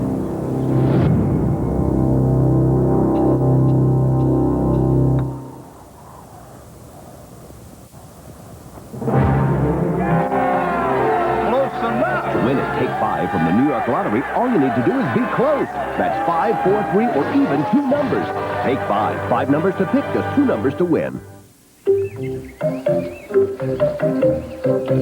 Choose Community Blue with away-from-home coverage beyond emergencies, and no matter what pops up, you'll get the medical attention you need. Community Blue, the HMO that gives you more.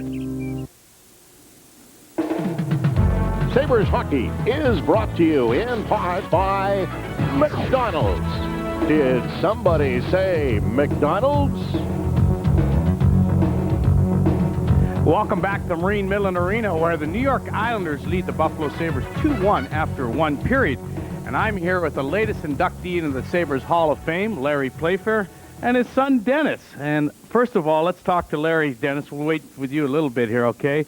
Larry, you know, it's quite an honor, I'm sure, a nice evening for you and your family. Well, it really was, Danny, and or is, I should say, and it's neat to be inducted into the Hall of Fame with people like yourself. And Donnie Luce last night, we were out together for a little bit, and Larry Carriere was with us. He's not in the Hall yet, but I'm sure he's on his way. And Rick Martin, it was a neat deal, and Jack Gatecliff is a tremendously wonderful fellow, and to have the opportunity to go in with him was equally neat.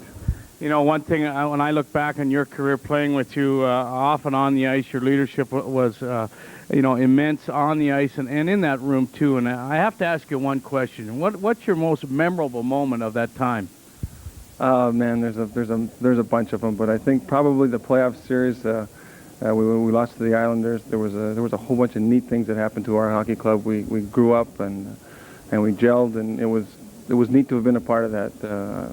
Unfortunately, we never went on to win the Stanley Cup, but there were some neat things that I experienced, and I think the 1980 playoffs was probably the most memorable. Now, Dennis, I know you never got to watch your dad a little bit, but when I played with him, he was a pretty tough guy, you know, that he had led the team in penalty minutes for 6 years. Is he tough at home? I don't know. You don't know? You like hockey a lot, don't you? Yeah. Now, who's your favorite player here in the Sabres? You and my dad. You had a boy. Well, listen, Larry, I know that now you're doing a lot of work with the alumni. I should say our alumni. You're the director of the Alumni Association.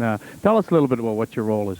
Well, we've got some tremendous guys in town, and it really has been spearheaded, I think, to the new level it's at with Larry Quinn's support and direction and guidance. He's kind of given us an avenue to expand our Alumni Association, and it started with simple things like a room here in the new arena where we can bring our alumni guys in and make them feel part of the whole operation, and it's gone on to be the games that we play, the golf tournaments where we raise money for the hospital, Buffalo General, and it's just, we're blessed, I think, in this city more than any other alumni association with the fact that we've got so many of our guys that live right here, and we have access to them, and then they're so good about going out and helping out, so it's a neat situation to be in. Well, Larry, I know that the quality of life that we have here around here is because of people like you, and I'm just honored to be associated with you in the Hall of Fame, and congratulations again tonight. Thanks, Ticket. And we'll be back after this timeout as the Sabres are down 1 goal here to the Islanders, 2-1 after 1 period.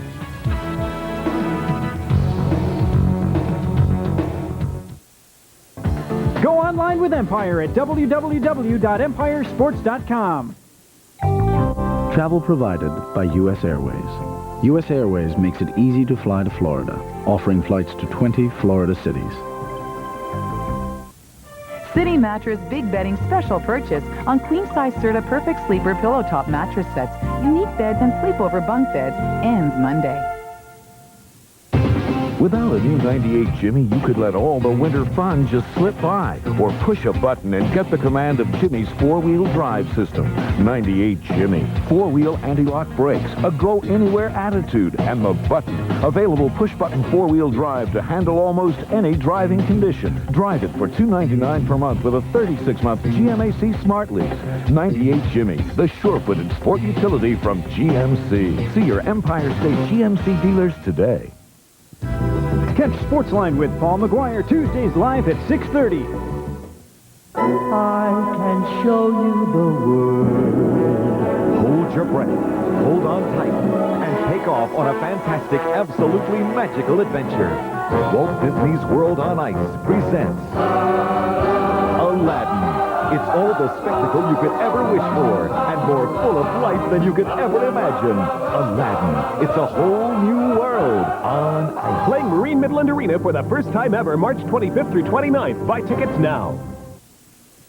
Get yourself a piece of Buffalo Sabres action at the Sabres store at Marine Midland Arena, where you'll find the best selection anywhere of official Buffalo Sabres merchandise. From pro-weight CCM game-worn jerseys to a huge selection of apparel, gift items, and more. You'll find it all at the Sabres store. Visit us on weekdays 10 till 5 or at a Sabres home game. You can also see Sabres merchandise on the internet or call us. Wear what the workforce wears. Shop where the workforce shops. The Sabres store at Marine Midland Arena.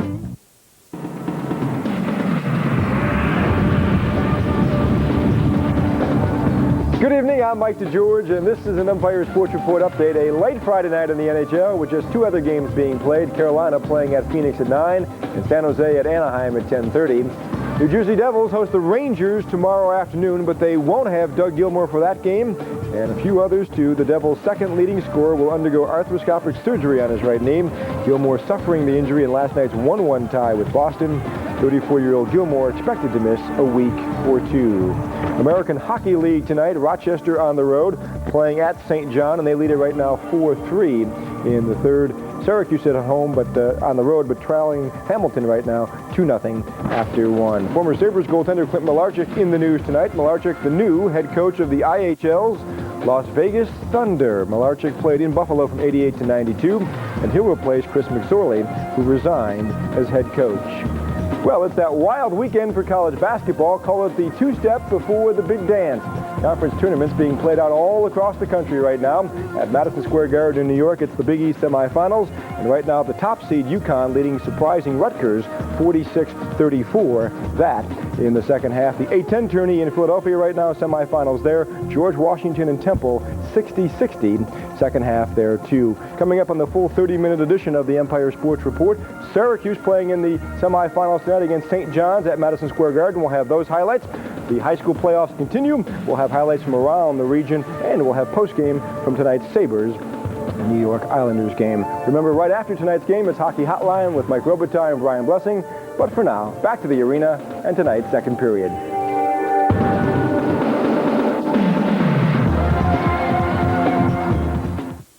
The net is your engine. The puck is friction. And we're the guy with the mask and big pads. Introducing 3 new high-tech synthetic oils from Quaker State. Specially formulated for the vehicle you drive and the way you drive it. For superior engine protection. Quaker State, official protector of the NHL. Get cool NHL stuff when you buy Quaker State from the Quaker State NHL Cool Collectibles catalog at participating retailers. I picked up the cake. Did I authorize that? Sort of. At GHI, we've been helping employers take good care of their employees for almost 60 years. We give employees direct access to doctors and hospitals throughout New York State. And we give employers a reasonable price tag for it all. What are you having, a boy or a girl? A boy and a girl. GHI, we put the care back in healthcare.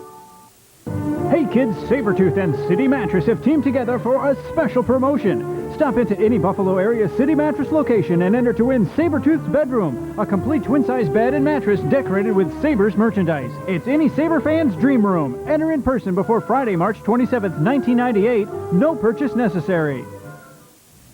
City Mattress Big Bedding Special Purchase on queen-size Serta Perfect Sleeper Pillow Top mattress sets, unique beds and sleepover bunk beds ends Monday. Hey, Buffalo, did you know the World Wrestling Federation is returning live on Sunday afternoon, March 8th? That's right. You said you wanted Stone Cold Steve Austin to come to town to open up a can of whoop ass. You said you wanted D-Generation X to shock you. You said you wanted Animal and Hawk to give you a rush. Well, you're going to get all that and so much more Sunday afternoon, March 8th at the Marine Midland Arena. Now, tickets go on sale Saturday, January 24th, and they start as low as $11. It's the World Wrestling Federation live Sunday afternoon, March 8th.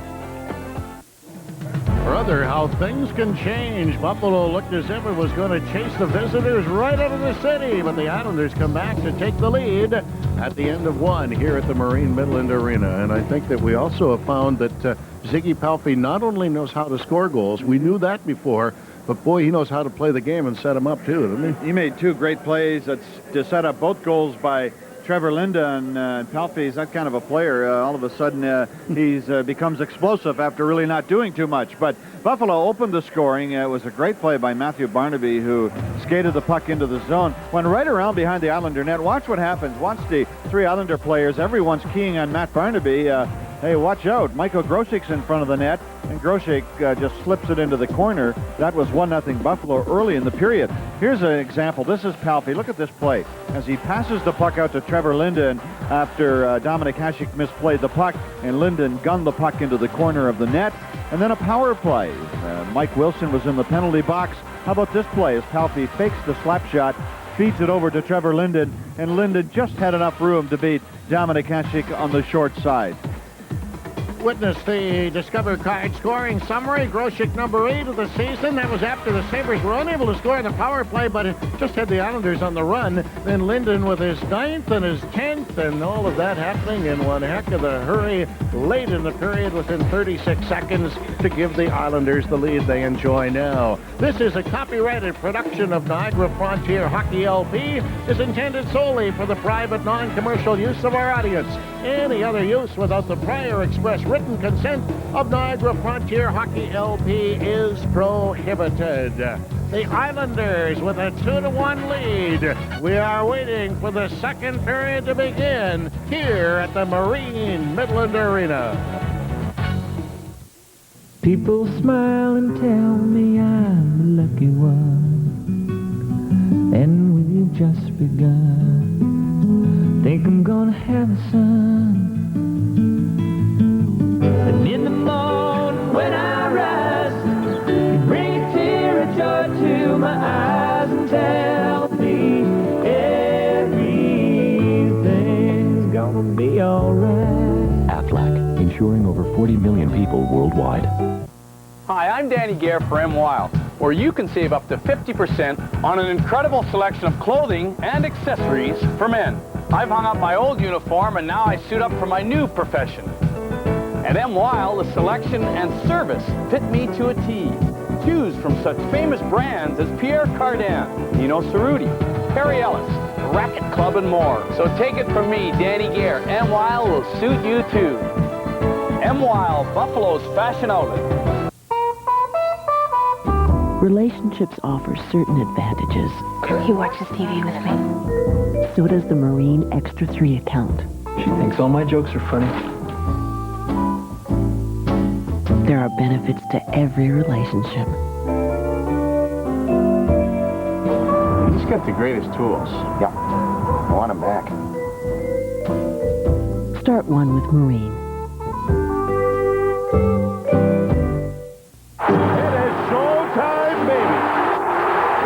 A gold medal coming up for the Czech Republic. It is now done. Welcome back to NHL hockey, the coolest game on earth. Have you seen a better performance? Yay! Joe Sakic! A magnificent goal! What a play! Yes! What a show! At PC Assistance, we're proud that the Buffalo Sabres call us their preferred computer consultants. We're also very proud to be considered the preferred computer consultants for many companies in Western New York. PC Assistance offers a full range of professional services that are designed to assist you in maximizing the use of your computer systems.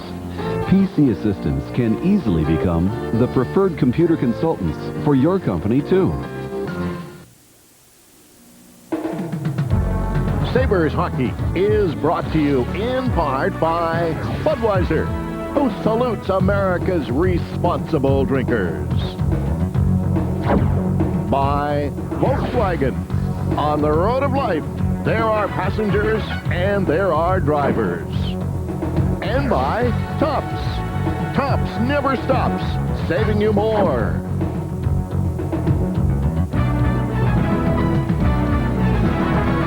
A sold-out building here at the Marine Midland Arena. And our Manhattan Bagel statistics after 20 minutes.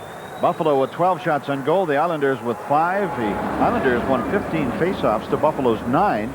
But the Sabres doubled up in the scoring chances, 6-3. One of our storylines tonight was Michael Pekka out on the ice against Zygmunt Palffy.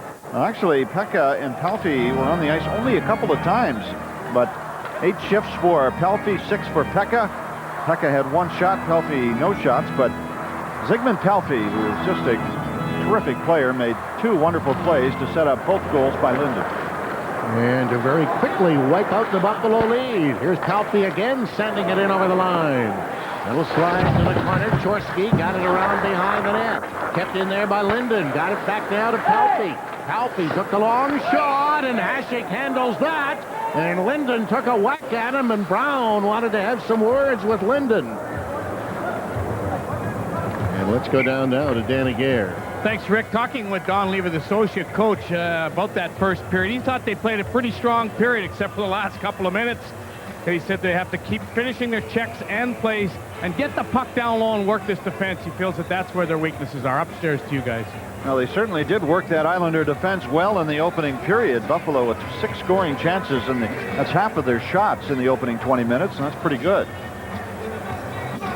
Some of their chances, too, that they had, they missed the net.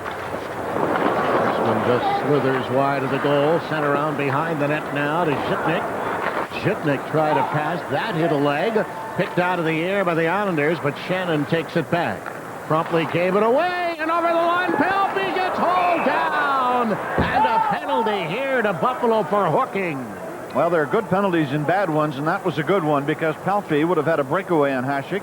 Chances are he probably wouldn't have scored, but hooking penalty for the Sabres after some very poor play in their own zone again. They had a chance, Daryl Shannon did, just inside the blue line to make a play with the puck. He couldn't do it. He turned it over, and Palffy ended up trying to bust through the Buffalo defense, or he did break through the defense and then was pulled down by Zhitnik. Just a very bad play by Daryl Shannon at the line. He ended up getting caught, and Palffy is hooked down by Alex Zhitnik. He's so darn quick, isn't he? Boy, is he ever. He just knows exactly where to go into the open areas of the ice, and he was, or thought he had a free run to Dominic Hasek. Kept in now, Daigneault dealing it to Berard. Berard will drop it off to Palffy.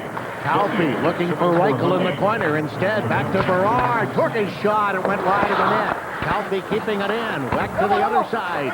Wilson trying to come up with it, but it's kicked around to Palffy. Now into the corner to Linden. Linden dealing it back to the point. Kept in there by Janssen to Berard. Berard to Janssen. Tapping it to Reichel. Reichel turning back to Berard. Took his shot. That deflects into the corner. Jammed around behind the net. McKee gets checked back there. Reichel keeping it in. And in front, the quick shot. Hasek the save on Linden, looking for a hat trick. Here's Reichel trying to clear it in front. It's worked to the board, kept back into the corner, and clear to the blue line and out to center, and racing after it is Ward. One man back, Ward in over the line. Here's Ward a back pass, and it's given away and fired to Palffy at center. Palffy into the Buffalo zone, dropped it off, chipped back out to center ice. Berard catching up with it and drilling it back in again, but that is an offside. As we go down to Danny Gare once more, Danny. Well, it's interesting, that first power play unit that scored a power play goal here earlier tonight is made up of the United Nations. Ziggy Palffy from Slovakia, Robert Reichel's from Czechoslovakia, Kenny Janssen is from Sweden, Trevor Linden's from Canada, and Brian Berard's from the United States. All 5 different countries, and they're the 5th best power play in the league. Upstairs to you guys. They're pretty good, aren't they? Boy, Ziggy Palffy, of course, great puck handler. Berard, all of them can handle the puck and make those shots from the point. And they have scored a power play goal now in the last 8 games. A chance. An American now picking it up for the Islanders, sending it out through center ice. Dropped back in over the line, tipped to the boards. Kept in by the Islanders. Still a chance again. He drops it off. Back to the point it comes. Islanders still with a man advantage. Chopped behind the net, and the Sabres now got it, but not out. Islanders holding it in. Worked around on the boards again. Shannon can't reach the puck. Look back by Chorsky. He leaves it to Nemchinov. Back to the point. Dino is shot. Hasek the save, and a rebound just went wide. In the corner, Islanders keeping it in. Turning is Chorsky. He's checked by Shannon, but it's left there. Back to the point to Daniel. Daniel holding it in for the Islanders. Guns it in beside the net. Comes right out in front. Cleared beside the net again. That's knocked down. Goodman took out his check. Buffalo back at full strength. Hooked around on the boards. Daw prize it free. Daw got it to the blue line, but still not out. Chorsky and Shannon collide in the corner. Chopped around behind the net. Catching up with it, Nemchinov. Nemchinov to Pilon. Pilon doesn't shoot. He got it in front. It's cleared away to Daw. Daw starting back for Buffalo. Flipping it high in the air and allowing the Sabres and the Islanders to make some changes. Now the Islanders sending it ahead to Janssens.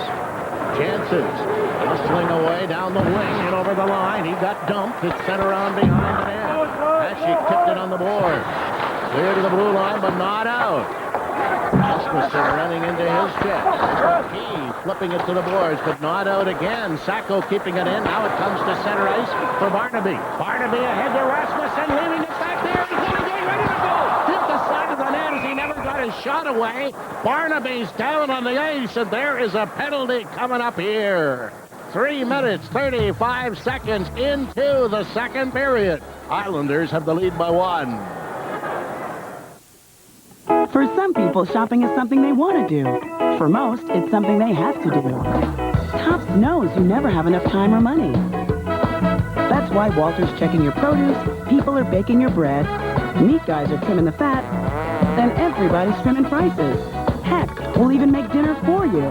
What, you don't like sushi? Try the lasagna. The point is to spend less time at the store and more time at home relaxing. Tops, you never stop, we never stop.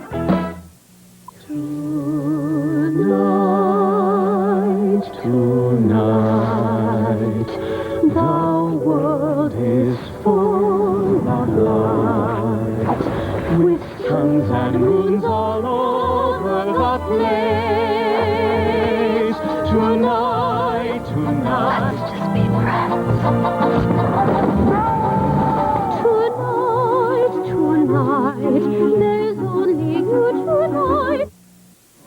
Mark Janssen is in the penalty box, and he's fortunate that he didn't get more than 2 minutes as he really clipped Matthew Barnaby with a high stick inside the Islander blue line. Jason Woolley ended up on the play, trying to move in on the goaltender on the backhand, but lost it. So Jansen's in the box for interference. Sabres keeping it in. A blast goes off the glass. Fed around on the board. Spun across now to Zhitnik, but it's going to come out over the line. Zhitnik will leave it back there. Sabres trying to get something going to Woolley. Woolley leaves it for Sanderson, cruising in over the blue line. Got checked. And Woolley has to help out again. Now Woolley being forced back by the point. Tipped it across ice. Zhitnik got it up in the wing. Shatan smoking one in. Sanderson pokes at it, knocked it free.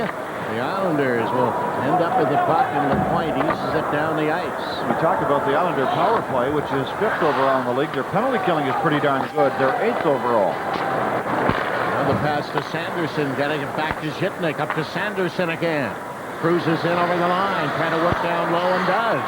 Sanderson sailing it across to Woolley. Woolley will leave it to Audette. Back for Zhitnik. He got checked, and Palffy starts away. Palffy coming to the Buffalo line and over. Palffy shoots one. Hasek's got that trapped under his pad. Boy, Ziggy Palffy, what a great player. Bad play again by Buffalo inside the line as Sanderson gave the puck away, and Palffy had a great scoring chance, and Dominic Hasek, or I beg your pardon, it was Zhitnik. The puck was checked away from Zhitnik by Palffy. And Pelfrey, with one of the top goal scorers and offensive players in the league, tried to beat Hasek from the top of the circle. Domink wasn't exactly sure that he had stopped the puck. And Domink sort of glanced in behind him. He thought perhaps the puck had gone through his legs, but it did not. And the faceoff will be to the right of the Buffalo net with 56 seconds to go in the Buffalo power play. Daw drops it off in the corner for McKee. McKee takes a look now, swinging it to Brown. Brown got checked. It's brought back in over the line, and McKee covered up in time to Daw. Now Jason Daw comes away to center. Finding Brown. Brown bring it around with his forehand and dump it in. And around to the corner, spun off the boards, and the Islanders send it back through center. The Sabres are having difficulty getting themselves untrapped with this man advantage.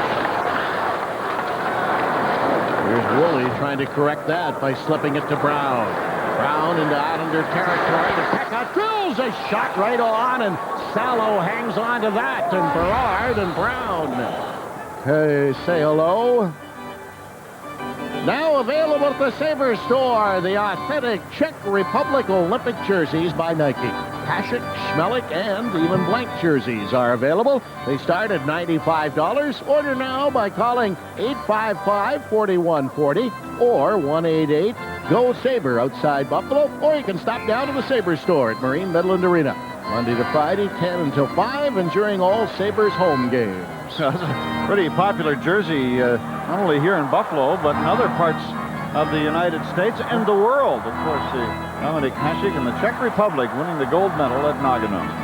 14 seconds remaining in the Islander penalty. The Jensen's. Buffalo down by 1. 5.5 minutes into the second period. Groshek got it back. Wilson, his shot just went wide. Tip to the corner. Groshek now to McKee. McKee fired one. Knocked down. He keeps it into Groshek again. Islanders back at full strength. Spun into the corner. Back for McKee. McKee holding it in. Works it around to Primo. Primo. They shovel it down low. LeChance takes it away.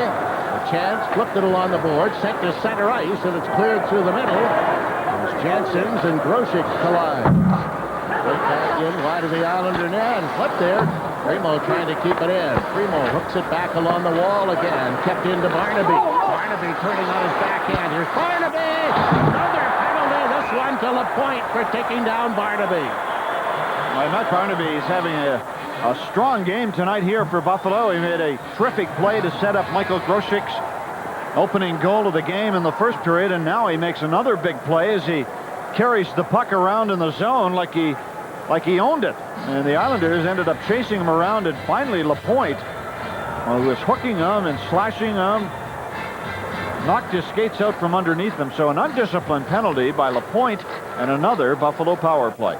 I was watching Tommy Salo, the New York Islander goaltender. He's not that quick to come out of the net to stop pucks that come around the board. So Buffalo might want to try to take advantage of that on their shoot-ins. A couple of times Salo attempted to stop the puck behind the net, but missed it. And he's played well for New York.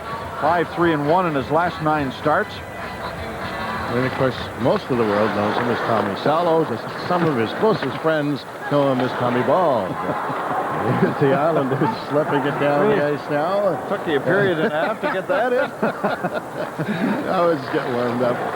Here's Yitney. Squeezing it off now to Woolley. Woolley is checked from behind, though, and Chorsky comes up with it for the Islanders and deals it across to Berard. Berard trying to cut in front with a shot that goes wide. Whipped around on the boards and taken back by Linden. Islanders doing a good job now at killing off time.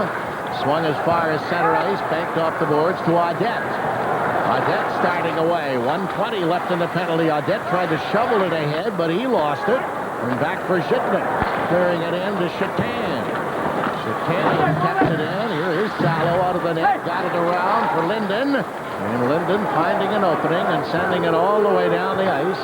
And Buffalo changing with a minute left in the Islander penalty. Away is Woolley once more. Woolley this time dishing it in off the glass. Salo flips it, doesn't get it out. Came in front, backhand by Barnaby. Cleared away, but not out. Woolley keeps it in. Now it rolls back to the point. Kept in by Buffalo again. Rolled back along the wall. Slipped free, but not out again. And finally, the Islanders send it to center and down the ice. Half a minute to go on the power play. Zhitnik starting back. He ran into Barnaby. Coming off the bench, McKee to give it to Zhitnik. Zhitnik tried to slip it ahead. That hit a skate, and Buffalo is not in sync at the moment at all. Look, in the first period, and they were all over the Islanders with the man advantage. They're on a different planet. Here comes Brown, swinging it in over the line to Grosek. Grosek fell, and it's cleared out to center ice, and the Islanders are going to escape as Lapointe steps back on. Brown's got it again in over the line. That flips off the glass. McKee keeping it in, jams it behind the net. Barnaby kicks it free. Barnaby leaves it back along the wall. Sabres trying to keep it in. Now it's flipped off the glass through center ice. Shannon catches up with it. Shannon retreating in his own zone. His pass went through center, and a couple of players collide and go down, and it ends up going all the way back to Strudwick. Strudwick flipped it high. That's sent through center ice. The Islanders trying to get away again. Dumped off into the Buffalo zone. Hasek will leave it in the corner. And by Wilson. Wilson chopping at it. Finally kicked it up to Ward. And Ward spins it right into the Islanders bench. 11:07 remaining here in the second period. Buffalo scores first. The Islanders get the next two and have the lead. Don't worry. I won't be long. Oh, okay. Hey, buddy. Over here, in petites. Whoa. Have a Bud Light. This is awesome. Yeah, we love shopping. For the great taste that won't fill you up and never lets you down, make it a Bud Light. Here is an easy quiz. True or false, Dodge Caravan is America's best-selling minivan. Good. And right now, Grand Caravan comes with how much cash back? Very good. Now page 2. Check off which features come with this Caravan. Correct. Yet it's still America's lowest price minivan at just, oh, very, very good. So please circle which minivan you want now. Excellent. See the friendly Dodge dealer near you. The New York Islanders with a 2-1 lead over Buffalo. 11:07 remaining here in the second period. Trevor Linden with both Islander goals. Michael Grosek scored for Buffalo. McKee spins it across ice. It's hooked out at center to Chapin. Got it to Rasmussen. Ray! Oh, and he fired it wide on the short side. It ends up slipping to center ice again. Wilson guns it across to McKee. McKee trying to get it to Rasmussen. Ducked the check. Salo took it away, and it goes to McKee. Got away from him. And McKee chasing back after it again. Flings it to Ray. Ray will poke it to the blue line. Rasmussen and Pilon collide. And cleared back through the middle again. Chatan in over the line. Chatan cutting in, shooting one. Oh, and he just misses. Set around, and Reichel cleared it to center ice. Back comes Chorsky, who promptly gave it away to Chatan. Chatan twisting in his own end. Cross for McKee. McKee flipping it up ahead. Sanderson picks it out of the air. Here's Sanderson to the Islander line and chopping it right beside the net. Salo picks it off, and then he dumps it to the side. Overskating the puck was Strudwick. Finally got it to center, though. Linden flips it ahead. That goes off the leg of Chorsky around behind the Buffalo net. Kugner takes it back. Kugner took a hit, flipped it up. Now Brown starts back. Here's Brown in over the Islander line. Tried to clear it through the middle. Scooped to the blue line. Kept in with Woolley. Drilling a shot and firing it wide. Held in by Bugner. And to the corner it comes. Left there for Sanderson turning. Sanderson got leveled. Sabres holding it in now. Kept in again. Came in front. Oh, Dett with a one-timer hit a leg. Dett can't keep it in. It ends up on Bugner's stick at his own line. Bugner turning around, feeding it to Audette, and it's going to be called back on a two-line pass.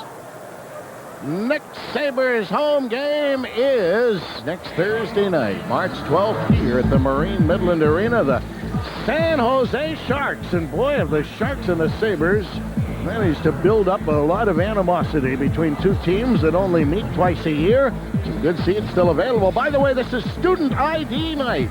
$4 for 100 or 300 level tickets with a valid student ID. 888-4000 is the number to call.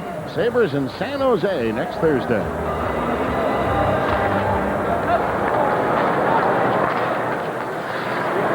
Berard wheeling it across ice. It's dumped in now by LeChance. Back after it. Shannon trying to force it out. Uses the boards to center ice. Primo got it to Barnaby. Barnaby looking in front of Primo. Couldn't get his shot away. He left it there. Grosek after the puck. Here's Primo. Barnaby shoots one. Oh, they put it behind the goaltender and missed the net. Comes to the blue line. Kept in by Shannon. Hooking it back in. After it is Berard. Berard can't get it out. Barnaby keeping it in there again. Barnaby's waiting for it. Rolled it in front of the rebound over the top of the net. Chopped into the corner. Recovered by Nemchinov, who got it to center ice. Shannon takes it back. He wheels it up ahead. Well, the Sabres again. Barnaby to the Islander line. Got around one and then lost control. Berard took it away. Ends up on Shannon's stick at center. Banking it to Barnaby, tipping it in over the line. Berard to Reichel. Reichel flipped it to center ice. That's knocked down, but they're going to rule that Ward did it with a stick above his shoulders. 8:16 remaining here in the second period. Islanders with the lead. Matt Barnaby almost tied it. Still using zero to call people collect? Hello? Stop! It's expensive. What to do? Dial 1-800-COLLECT. Dialing 1-800-COLLECT saves the people you call lots of money. Hello? Hi, Grandma. Oh! A regular collect call that costs $6.75 costs only $2.89 with 1-800-COLLECT. What a deal! It's so easy. Dial 1-800-COLLECT today and save. This week, the top magazine for women on the go has another recipe for a tasty, healthy, low-cost meal your whole family will enjoy. There's also an article about not having to be so perfect and allowing more time for yourself.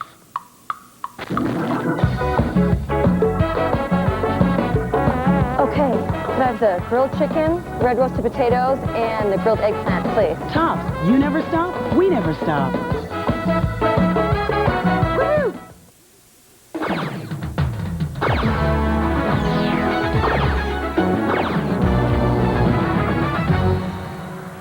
And on the face-off, Keelan sending it ahead. It'll be chopped in by Webb behind the Buffalo net.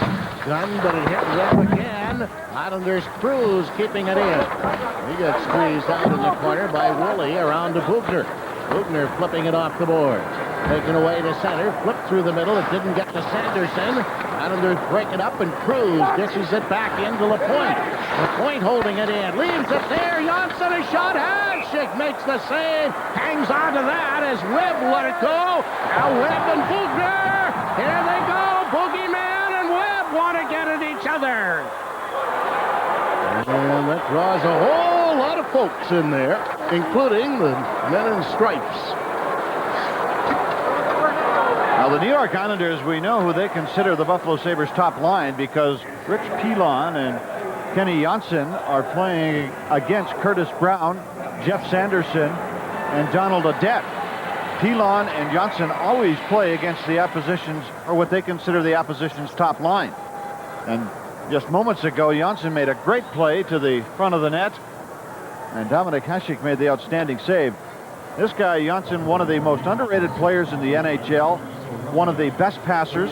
He plays more than anyone on the Islanders, almost 30 minutes, much like Alex Zhipnik. And Jeff Sanderson and company will have their hands full in the Islander zone trying to get something going against Janssen and Rich Pilon. Well, they will now because Bugner got the only penalty on that exchange in the Buffalo end, and the Islanders have another power play chance. They have capitalized on one of their opportunities earlier. Back in the corner. Reichel spins it around on the boards. Back to the point, Janssen. Berard fired one. Rebound. Scores! On the rebound, the Islanders tapping it in. Their second power play goal of the night.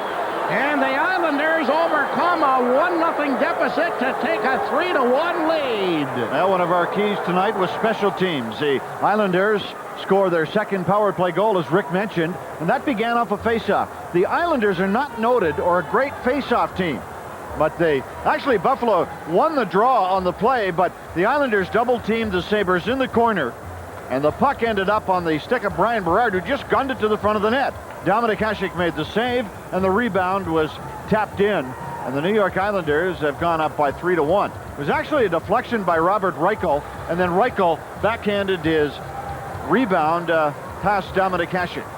Now, a goal and an assist tonight for Robert Reichel. He had 2 goals in the game that the Islanders won in New York.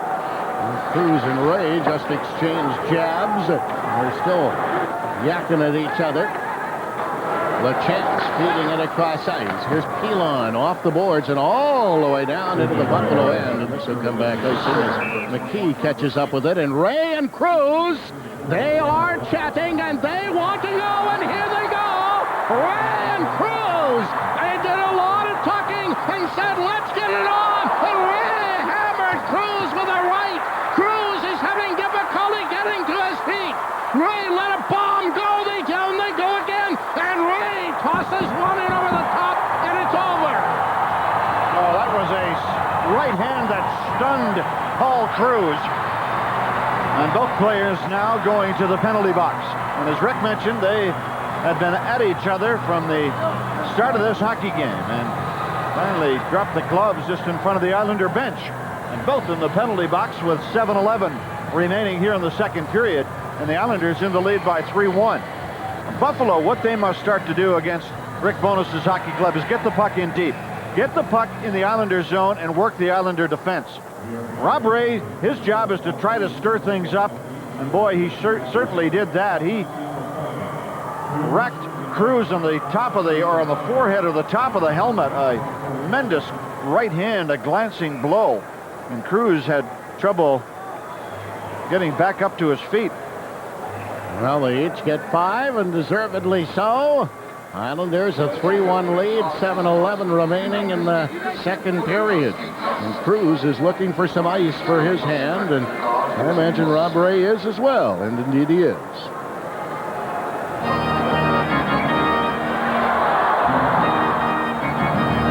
That does not affect manpower on the ice. Brown knocks it off into the corner. Sanderson gets tied up in there, kicks it around to Audette. Audette trying to work it in front, took a shot, but that hit a leg, and it's wheeled away to center. And Chino to the Buffalo line and over. He left it back there, kept in with a backhand, deflects in wide of the net. Poke it around on the boards again. Smolinski fighting good. Left it there, kept in by Sacco. Spinning it around to LeChance, who's in deep. LeChance trying to get it back in the corner again. It finally comes to Smolinski. Back to Sacco, drills a shot right on, and the Sabres recover. Sanderson flipped it, didn't get it out. Islanders keeping it in. A backhand deflected just wide. Wilson in the corner hooks it up on the wing. Audette sending it down to Brown in over the line. Oh, and Sanderson couldn't reach the pass. Back come the Islanders. Johnson dealing it to center to Smolinski. Smolinski takes a shot, and that one will end up off the glass in the corner. Audette getting it back again. Audette swinging it ahead to Woolley. 4-on-2, Buffalo. Woolley leaving it there. The shot by Sanderson. He gunned it wide. Recovered by Chorsky out to center looking for Palpy. He's got a breakaway. Palpy going right in. Hasek stays with them and makes the save. Buchner spins it around on the board. Trying to clear it free. Can't get it out. Another shot ends up in the corner. Finally taken by Woolley. Woolley off the glass to center ice. And great opportunities at both ends. Kick to the Buffalo lane again. Left there to Buchner. Buchner swings it ahead to the blue line. Out and back in again by Linden. And offside against the Islanders. Now Domink Hasek keeps the score at 3-1 as he stops Zygmunt Palffy on a breakaway. Palffy taking it to the backhand after taking the pass right at the Buffalo blue line. And Hasek just that great patience, throwing out the left pad to make the stop on Zygmunt Palffy. A huge save to keep the score at 3-1 here with 5:29 to go in the period. That was after Jeff Sanderson missed the net on a point-blank slap shot. With the great patience of Domink Hasek, he seldom makes the first move, and that always puts the shooter at a big disadvantage. And if you try to go low against those goal pads, your chances of scoring are not great, because Hasek is the best in the NHL at moving those legs quickly and covering the bottom of the net. Webb trying to clear it ahead. It's kicked in over the line. And Jansen's lost control of it. Fed ahead for Groshek. Groshek looking for skating room, finding it as he comes to center. Got to the Islander line, and he took a stick and goes down, and there is another penalty coming up here to Jansen's. And Mark Jansen's has really been carrying the lumber high. Now Jansen's took down Matt Barnaby with a high stick in the second, or earlier in this period, and that was a vicious slash by Jansen's, and he could pay with more than 2 minutes on this play. And Groshek went down to the ice, is being helped by Jim Pizzatelli, the Buffalo trainer. A vicious slash. He's gone. Actually, that wasn't Jansen's. That was Steve Webb who slashed. Well, my apologies to Mark Jansen. Yeah. Well, Webb is in the penalty box, but the Buffalo Sabres now are wondering what the call is going to be. Will it be 2, 4, or 5? It's 4 minutes. So a 4-minute slash by Steve Webb. 4 minutes for high sticking, and the Sabres with an opportunity here in the power play to get back in this hockey game.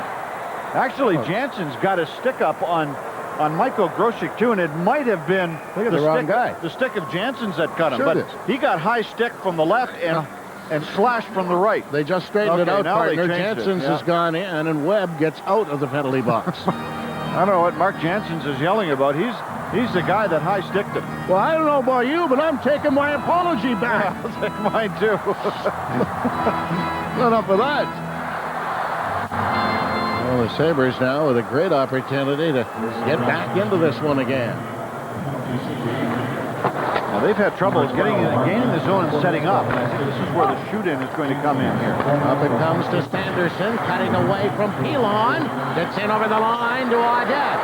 Audette tried to slide it back, but then lost it, and it's tipped down the ice by Lapointe. Worked ahead for Woolley. He'll flip it to Sanderson. Sanderson using his speed again into Islander territory. Gave it away, got it back, got it around. Worked back to the point to Woolley.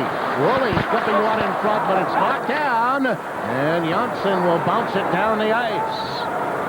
4.5 minutes to go in the second period. Islanders up 3-1.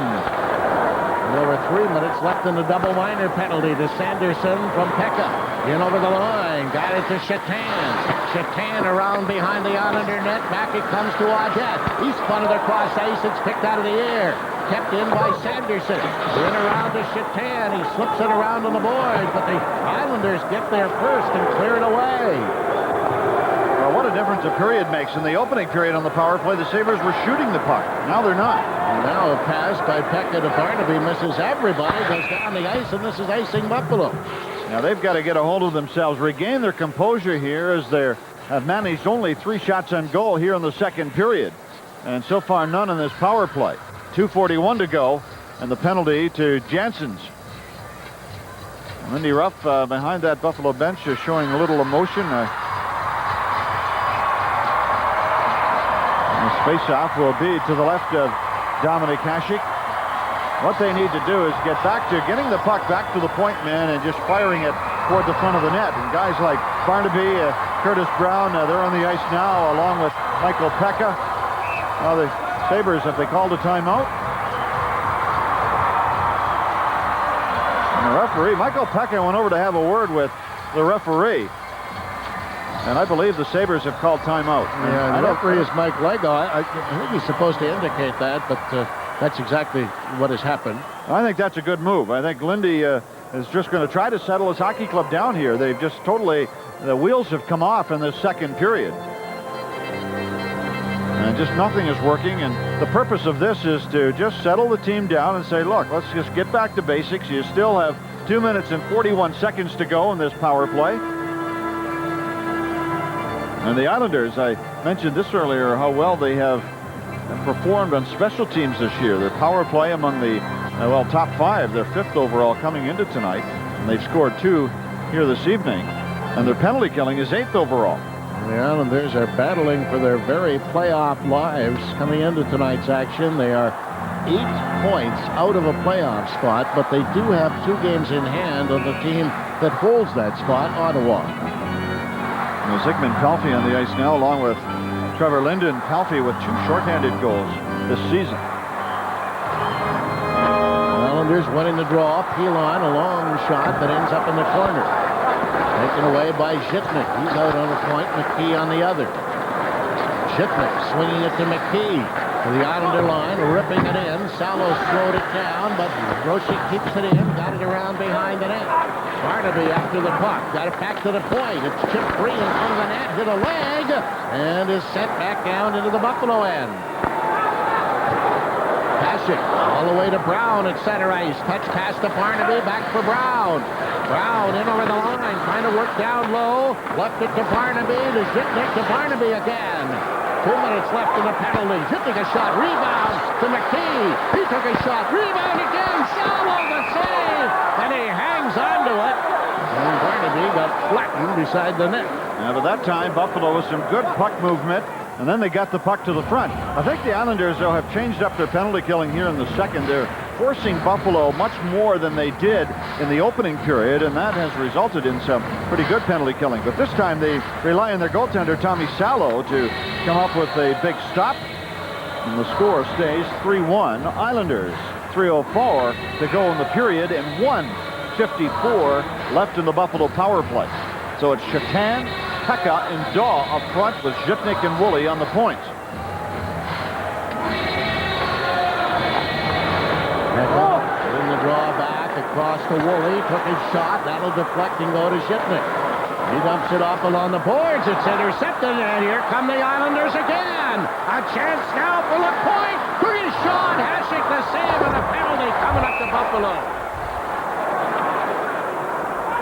Now it's Jason Daw going to the box, 2 minutes for hooking, but a play like that should not happen. Again, just a sloppy play in the New York Islander end of the rink, and it ends up with a partial breakaway. A bad pass inside the zone. Remember, I just talked moments ago about how the Islanders were forcing on the penalty kill. Well, there was a great example of it. They were forcing Buffalo in the zone. LaPointe ends up with a breakaway. A referee, Rick Bowness. Somebody wants a penalty shot. There's a penalty shot right there, he's saying. Why wasn't it called? But it is 2 minutes and a face-off to the left of Hasek.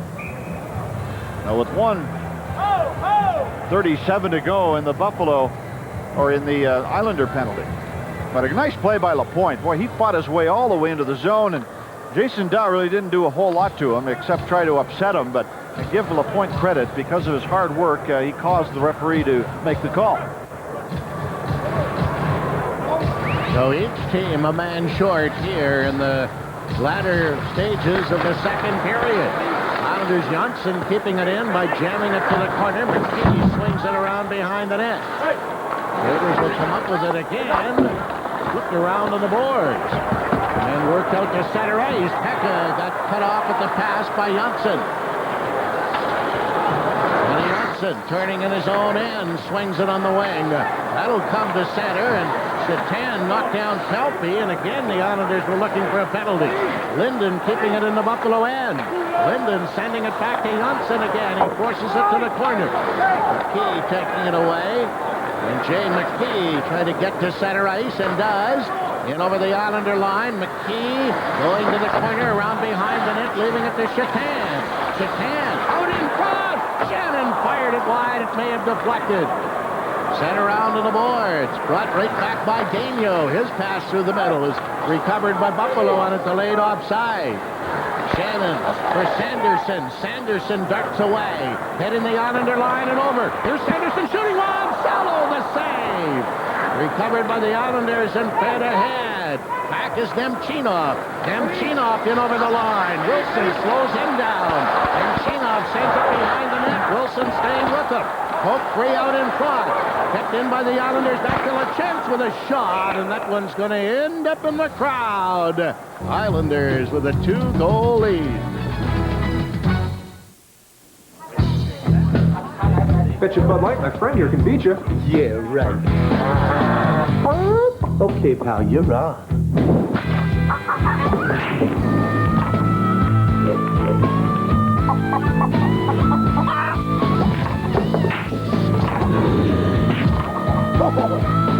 For the great taste that won't fill you up and never let you down. This would be mine. Make it a Bud Light. Bud Light says my friend here can beat you.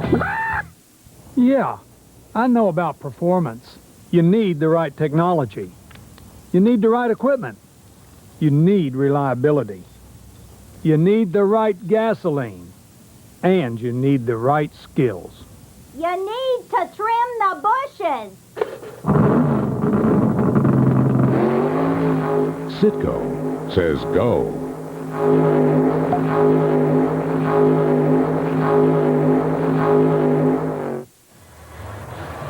Coming up in our second intermission, we'll talk to the other inductee into the Sabres Hall of Fame, Jack Gatecliff. We'll go back to Empire Studios, and Rick and Jim will have their analysis on this second period. Upstairs to you guys.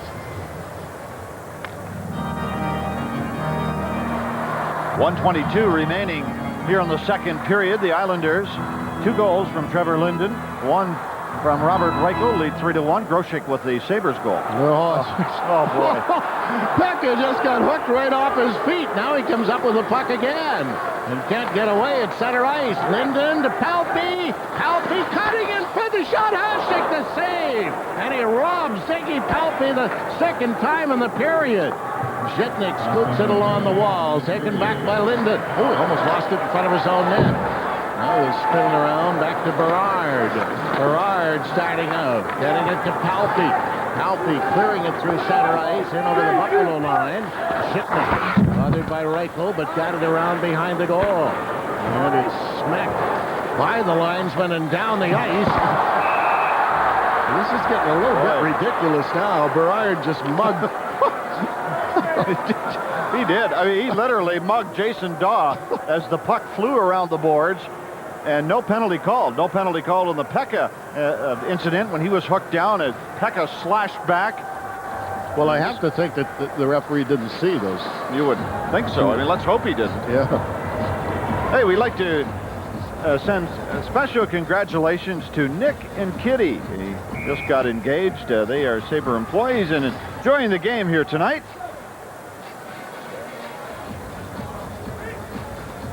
I wonder if he did it in the traditional manner where you go down on one knee, or you think? You got me. I don't know. And it's kept in by LeChance. LeChance trying to roll it in front of the net, went around behind the goal. Around on the boards again. Islanders attempting to keep it in, but Barnaby spun it out of the zone. Flipped in the other direction.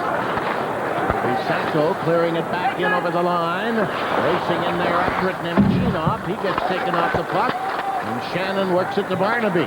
Barnaby flipping it back through center again. Groshek in over the line to Primo, leaving it to Shannon. His shot hit a leg.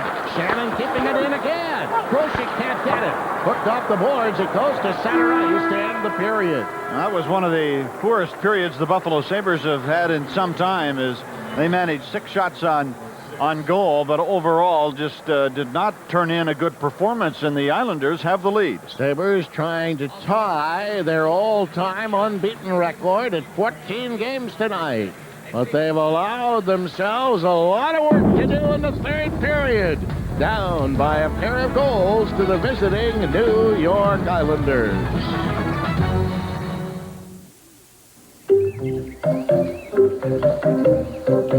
Choose Community Blue with away-from-home coverage beyond emergencies, and no matter what pops up, you'll get the medical attention you need. Community Blue, the HMO that gives you more. The Henson Brothers Game Plan for Chef's Pasta Sauce. And now, we got meat right here. Yeah, that's meat here. Yeah, that's mushrooms. I'm mushrooms. Yeah, let's take the meat out. There we go. Meat, you get a front mushrooms. All right. Take them out. I'm in front down there. Yep. Top shelf score. That's pasta sauce power play. Yeah, that's old-time hockey pasta sauce. Like meat, mushroom, plain, and robbery. Rob! The only way to get sauce. This This week, the top magazine for women on the go has another recipe for a tasty, healthy, low-cost meal your whole family will enjoy. There's also an article about not having to be so perfect and allowing more time for yourself.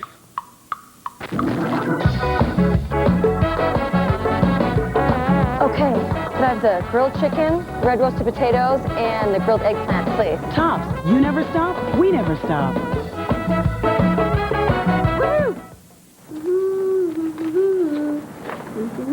Get reassuring answers to any sticky medical question when you choose Community Blue.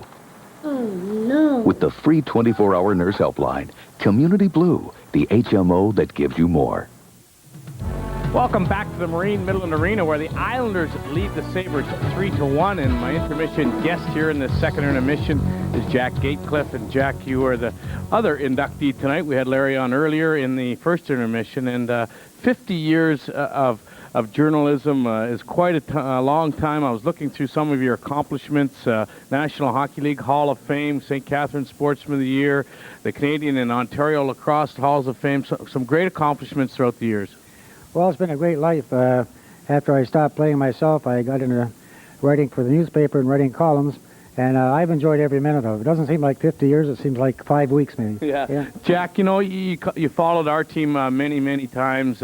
You've been around the Sabre Hockey Club for quite some years. Can you talk about some special events or special times with this team? Well, I remember you playing your first game in Philadelphia. I was down there for that one, and I think you got into a fight right in the first shift of your first fight. I forget who that was with. Was that Schultz? Schultz, I thought so, yeah. And that was a rough start for a rookie. But you overcame that in a hurry and played really outstanding hockey. I think probably, except for maybe the Fog Bowl and things like that, the outstanding thing I remember was after the 1975 season when you lost in the 6th game here to Philadelphia, and the fans all united in saying, "Thank you, Sabres." And I don't think I'll ever forget that. That was, I've never heard a losing team given such an ovation. You know, I'm sure throughout your years you had plenty of time to interview different people. Was there any certain type of individual that was difficult to interview? I can't say there was, but I can tell you that hockey players are by far the easiest. Okay. I think in order, probably basketball are the most difficult, and then maybe football or maybe baseball and then football. But hockey players, I find, are just, you know, they're ordinary guys like you, you know, that came from small towns, and I think they understand somebody like me that also is from a smaller city. And so, like, I can go and talk to Gretzky. He might not know me, but I can talk to him, and it never turns me down. You know, you still write now for the St. Catharines Standard, where you've been for many years, as we mentioned, and you look at 4 columns a week. Do you ever get tired of doing that? Well, I used to do 5 a week for about 45 years, and also cover the Sabre games in Junior A in St. Catharines. So it's been a busy life, but I feel kind of sorry for my wife because I didn't see her too often. But I enjoyed it. It was really a job of a lifetime. And I think anytime you have a job where you can't wait to go to it, well, that's just something you're very fortunate in having. And I've been lucky to be able to do it. Well, we've been lucky to have you around, and congratulations again on your induction tonight in the Sabres Hall of Fame, Jack. Yeah, thanks very much, Dan. Jack Gatecliff, the inductee here tonight. And there you take a look at the inside of the Sabres locker room. And we'll be coming up next with the Empire Sports Report here after this break.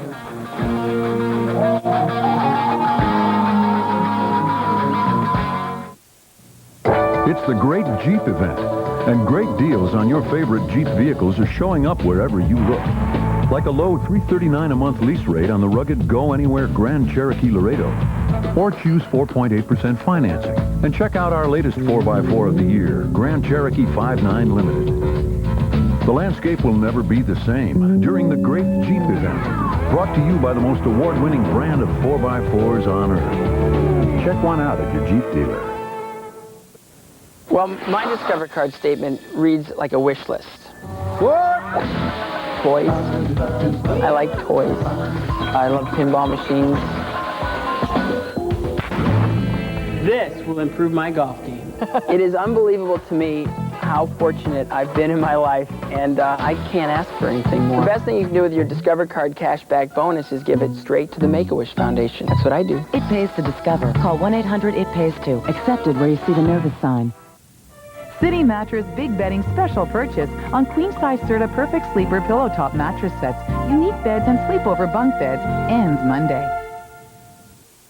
Hey kids, Sabretooth and City Mattress have teamed together for a special promotion. Stop into any Buffalo area City Mattress location and enter to win Sabretooth's bedroom, a complete twin-size bed and mattress decorated with Sabres merchandise. It's any Sabre fan's dream room. Enter in person before Friday, March 27th, 1998. No purchase necessary.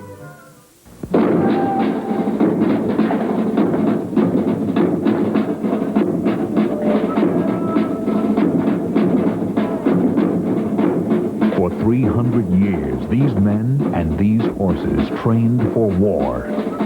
Now, they do ballet in a symphony in white. Kind of gives you hope for the world, doesn't it? The Royal Lipizzan Honor Stallions.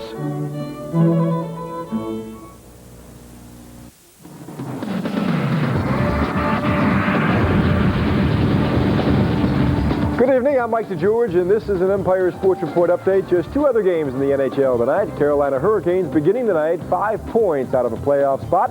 The Hurricanes in Phoenix going for their 4th win in the last 5 games. But it's Phoenix striking first. Rick Tocchet for the Yotes. Tocchet's 19th of the season. Hurricanes 6 minutes into the period tying the game. Jeff O'Neill, the big blast, his 13th. We are 1-1 at this point right now in Phoenix. One other game later on. Well, it's been a dream season so far for the Los Angeles Kings, but for at least the next 3 games, they'll be without their leading scorer, Joseph Stumple, who has 19 goals, suffering a bruised kidney. Last night's loss to Carolina, 2-1. American Hockey League tonight, Rochester winning again as they win at St. John's 4-3. Syracuse right now tied with Hamilton 2-2 after 2. College basketball in the Big East tourney tonight in New York City. Semi-final time is Syracuse meeting St. John's. And this game just underway right now, early first half, and the Orange with the 2-point lead, 12-10 over the Red Storm. Now, the winner will meet UConn for the Big East Championship. Huskies beating Rutgers in the other semifinal, 64-50. The A10 semifinals, GW tipping Temple in that one. The score is 78-64. At 11:30 on the full 30-minute edition of the Empire Sports Report, we'll have highlights of that Syracuse-St. John's game, sectional championship time in high school hoops, and we'll have highlights and scores from around the region, and we'll have a complete wrap-up of tonight's Sabres-Islanders game. Remember, right after tonight's game, it's Hockey Hotline with Mike Robitaille and Brian Blessing. But for now, back to the arena and tonight's third period.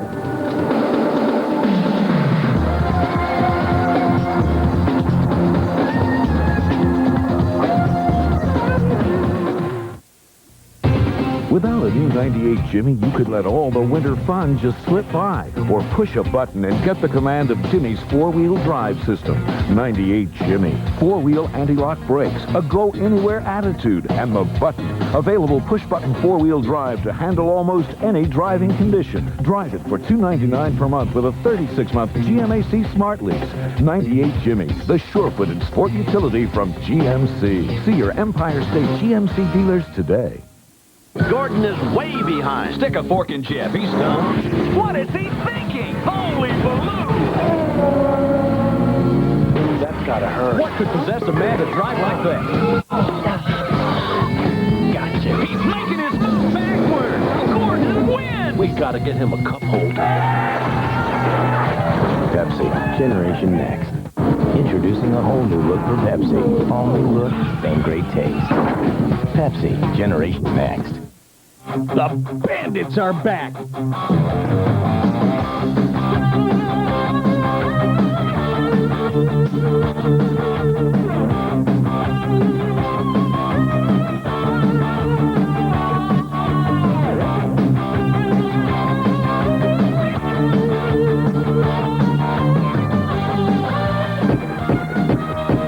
Individual game tickets on sale now. Call 888-4000 for more information.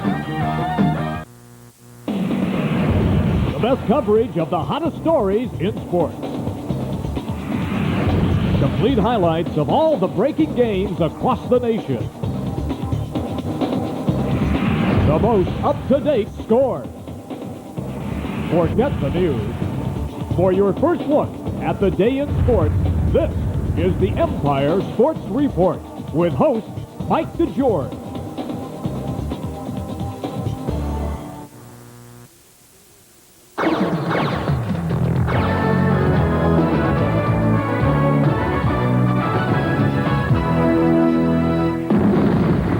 Buffalo got the first goal in this hockey game, but boy, oh boy, that just turned the Islanders on. They got the next three, and they have the 3-1 lead, including the last goal of the game scored in the second period. Well, give the Islanders a lot of credit. Buffalo dominated them in the opening period, or at least for the first, 16, 17 minutes. Yes. And then the Islanders got on the board late in the period. But here's an interesting goal. This is a power play. Michael Pekka wins the faceoff. Watch what happens. The Islanders double team in the corner. That's Trevor Linden, the guy on the right, who took the Buffalo defenseman out of the play. It ends up back at the point. That was Gerald Shannon who was taken out. Brian Berard takes the shot. Here's a deflection in front, and Robert Reichel bangs home his own rebound. So that began with a face-off and ended with a goal. So just the one goal in the period for Olympian Robert Reichel, and gold medal winner, his 23rd of the year on the power play. Make the right decision, insist on Karuba collision, but this is not the player who's supposed to be involved for Buffalo.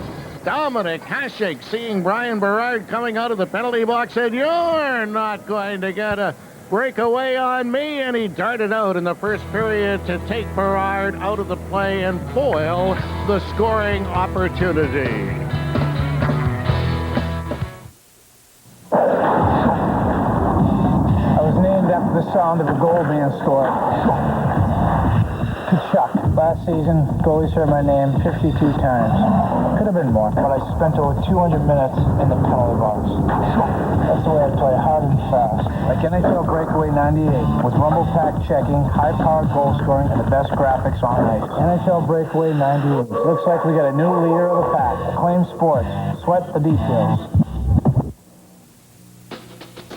Ship your package in 2 days with FedEx. And you'll run into 7 different price zones. Ship your package in 2 days with UPS. And you'll run into 7 different price zones. Ship your package in 2 to 3 days with priority mail. And there's just one price zone. So, what's your priority? Priority mail from the U.S. Postal Service. I want to see Italy. Retire in 15 years and you'll need a lot of money. I want to pick up where Van Gogh left off. What I want to do? Nothing. In 25 years, even more money. Across the country, a mile at a time. In 35 years, well, start now. A Marine Investments Advisor can show you how. Breakaway, showtime, he scores! Log on to the coolest game on earth. NHL.com puts you center ice with cool features, the latest stats, and hottest video clips. Listen to live radio broadcasts of virtually every NHL game free. It doesn't get any better than this, baby! Get cool gear from the NHL store, chat with NHL superstars, or jump to your favorite team's website. 24 hours a day from anywhere in the world. Skate the web and score with NHL.com. The Hanson brothers discuss chef's pasta sauce. Wait! Mushroom. We need mushroom. What's higher veggies? Hey, mushroom's not true. Plain's okay, Meathead. the best. Meathead. Hey, Meathead. power! Power! Yeah! The most power! Gentlemen, this is no way to solve this problem. Chef's world-famous pasta sauce is the only way to get sauced. No matter what the flavor.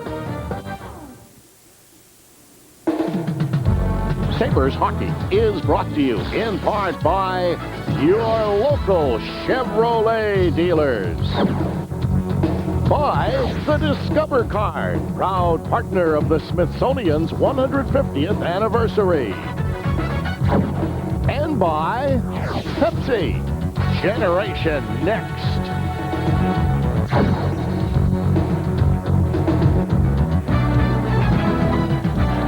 Well, the New York Islanders attempting to halt the Buffalo Sabres' unbeaten streak at 13 games so far, doing a great job of it, leading 3-1. Manhattan Bay goal statistics after 40 minutes, 18-16 shots on goal favor of Buffalo, 29-16 the Islanders leading in faceoffs, and the scoring chances pretty close.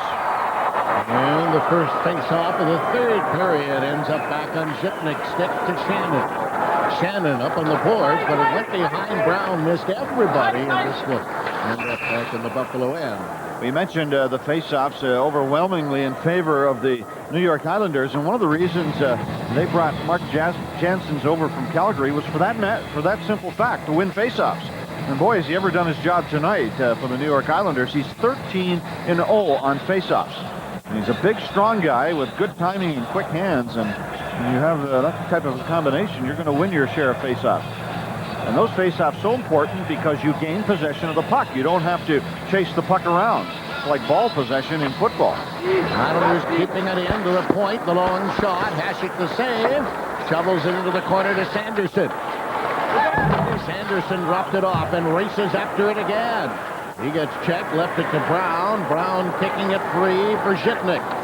Zhitnik away through center will smack one in off the glass. Tipped all the way around to the boards. Buffalo trying to keep it in. Brown got tied up. They're still kicking at it in there. It comes back to Zhitnik taking a shot. Salo kicked that off into the corner. LeChance gave it away. Zhitnik another one that goes wide. They're around the boards. Audette can't keep it in. Islanders break it up and spin it out to center ice. Then ahead to Audette. Audette working it across ice with his teammates changing. Primo left it there. It's bounced back into the corner, and this affords both teams the opportunity to complete changes. A little over a minute gone by in the opening period. Shoveled away by Daigneault. Now out at center ice it comes to Webb. He gets it in over the line. The shot going wide of the net. Smolinski let it go. Barnaby dealing it across ice. Grosek catching up with the puck in over the Islander line. Flip one. That's kicked off into the corner. Barnaby took a hit but kept it in there. Barnaby knocked down by Webb. Smolinski now for the Islanders to center ice to LaPointe. He kicked it back. Barnaby can't get anywhere. Johnson swings it off in his own end. Pilon's pass up the middle. That'll be flipped by Smolinski right to Wilson. Islanders getting it back. Pilon shovels it ahead. Scoops it around on the board for Wilson. Wilson going to force it out to center. It's tapped back in again on a delayed offside. A couple of minutes gone by in the third period. Wilson tipped it up on the boards. A cross ice pass to Shatan. Shooting one! Salo makes the save. Shatan pulled it back and let it go quickly. Boy, there's a goal scorer for you. Shatan did a great job to get that shot away. One of our keys for tonight's game was the Michael Pekka-Zygmunt Palffy matchup. And surprisingly, these two guys haven't played that much when they've been on the ice together. Or in other words, the matchup hasn't been there all evening. But Zygmunt Palffy's had a pretty good night with 2 great assists on both goals by Trevor Linden. Pekka readies for this face-off against Janssens, who's 13-0. Kept in with Thal, back for Woolley, trying to work down low. Woolley turning in the corner, bump from behind, lost it. Now they're going to work it out, and they finally do. Bugner for Buffalo. He got it ahead to Daw. Daw spinning it out to center ice for Pekka. Lost in his skates. And recovered by the Islanders, Demchinov. Now to LeChance. LeChance away to center. He'll fire it off into the corner. Hasek is there to the net with a bouncing puck. Out of the round of the boys, but kept in by Janssens. Now it's sent away to center ice. Back come the Sabres again. Back in over the line, leaving it to Daw. Daw flipped it and gave it away. And it's just scooped out by Sacco. Shannon with a long pass through the middle. Pekka picked it out of the air. Dumped in over the line, went behind Audette. It swung out to center ice. Then the Islanders with Palffy in over the line, never got his shot away. Hasek bumping in the corner, came across the ice and right onto the stick of Audette. Audette flipping it as far as center. Right back by Sanderson, bearing it down to Zhitnik in over the line. Tipped it in front, but stolen away by Janssen. Janssen to Palffy. Palffy in over the Buffalo line. Got away from Zhitnik, who took a whack at him. Then up ahead. Not out. Islanders keeping it in. Pass it comes to Chorsky. Chorsky will scoop it into the corner. Recovered by Rasmussen. Rasmussen along the wall. Didn't get it out. Neither did Audette. Islanders keeping it in. Looking it back into Webb in the corner. Bounces off Shannon. Webb and Shannon, the 2 number 8s, charging after it again. Kick to the blue line, but not out. And Buffalo with another chance, but it's stolen back by the Islanders. And it'll be tapped right back in again by Studwick. Zipnik coming up with the puck. 4 minutes gone by in the third period. Buffalo trailing by 2. Away to center, hooked in by Rasmussen and wide of the net. Here back into the corner, flipped around to the boards, not out, but now it's knocked down and sent right into the crowd. The Islanders have scored the last 3 in this goals in this game after Buffalo got on the board first. These are the Cutlers, and these are the Quinlans. The Cutlers just got a Dodge Caravan. The Quinlans got a Chevy Venture. The Quinlans really like Chevy Venture's side and forward airbags in front, plus all these other safety features. Venture has a bigger, more powerful engine and gets better gas mileage. So with the $2,400 they saved on their Venture, the Quinlans are going on vacation. The Cutlers aren't going anywhere. Your Venture's ready. Get it for just $289 a month at your local Chevrolet dealer. The ultimate Derek Jeter dream date. First you call a girl. Tell her that you're preparing a perfect candlelight dinner for her. I throw in some R&B. I can't cook, so I'll order some food. Tell them to give me the works and put it on my Discover card. Splash on a little cologne. Throw on your apron. The Discover card cashback bonus is the icing on the cake. What else would she want to do but to watch highlights of us winning the World Series in 1996? It pays to Discover. To apply, call 1-800-IT-PAYS-TO. Accepted where you see the Novus sign.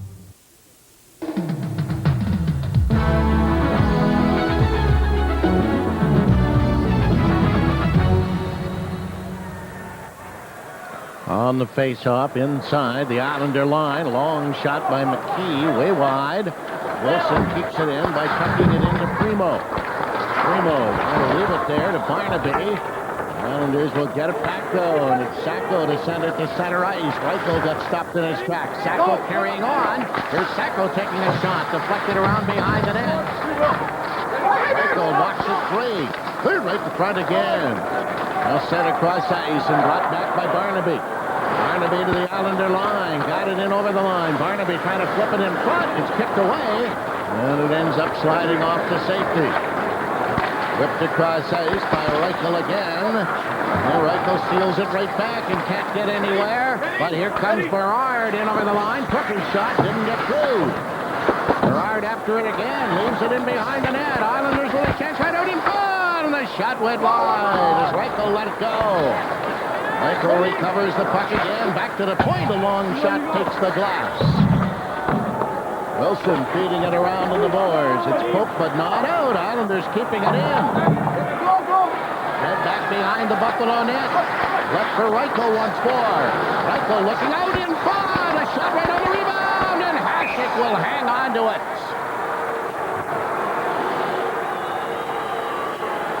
Come and see the future stars at the 1998 NHL entry draft. It's coming to Buffalo Saturday, June 27th at 1 o'clock in the afternoon. Now, you can get free tickets by calling Account Services at 855-4444 or by visiting the Sabres website at www.sabres.com. It's all happening at the Marine Midland Arena. Mr. Rasmussen sitting on the bench tonight. Eric Rasmussen, the Sabres' first-round draft pick last year. Being recalled because of the injury situations to Buffalo with Plant and Holzinger. Buffalo in over the line now. It's flipped in front. LaChance takes it away in front of the net. He'll roll it, but not out. Zipnik drilling one that goes wide on the short side. Pekka fired one. That's nowhere near the net. There's Zipnik trying to keep it in there. He gets checked. It's held in by Satan, slipping it behind the net, and unloaded on LaChance, who has difficulty getting to his feet. Sent away to center ice. It's picked out of the air, but given right back again. In over the line, Nemchinov dropped it off. Slap at it in the corner. Zipnik pries it free to Shatan, and the Sabres net has been knocked flying. Well, that was a huge hit by Michael Pekka on Scott LaChance in behind the New York Islander goaltender. And Pekka gets about 1 or 2 of that kind of a check a game as LaChance and Pekka chase the puck. And LaChance got knocked down hard by Michael Pekka. Let's listen in as Pekka knocks LaChance down.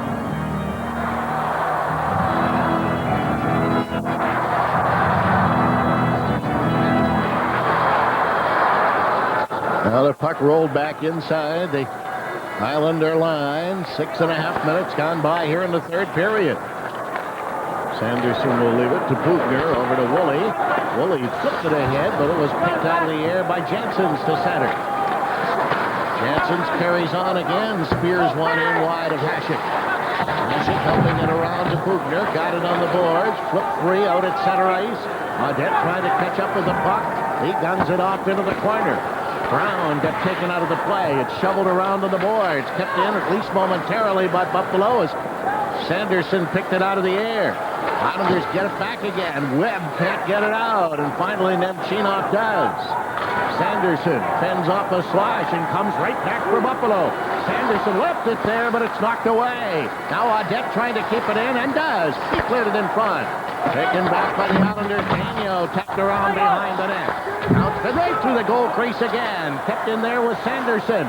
Sanderson twisting and turning, and a penalty coming up here to Strudwick. Now the Buffalo power play, the most important power play of the game, coming up with Buffalo trailing the New York Islanders 3-1 with 12:28 remaining in regulation.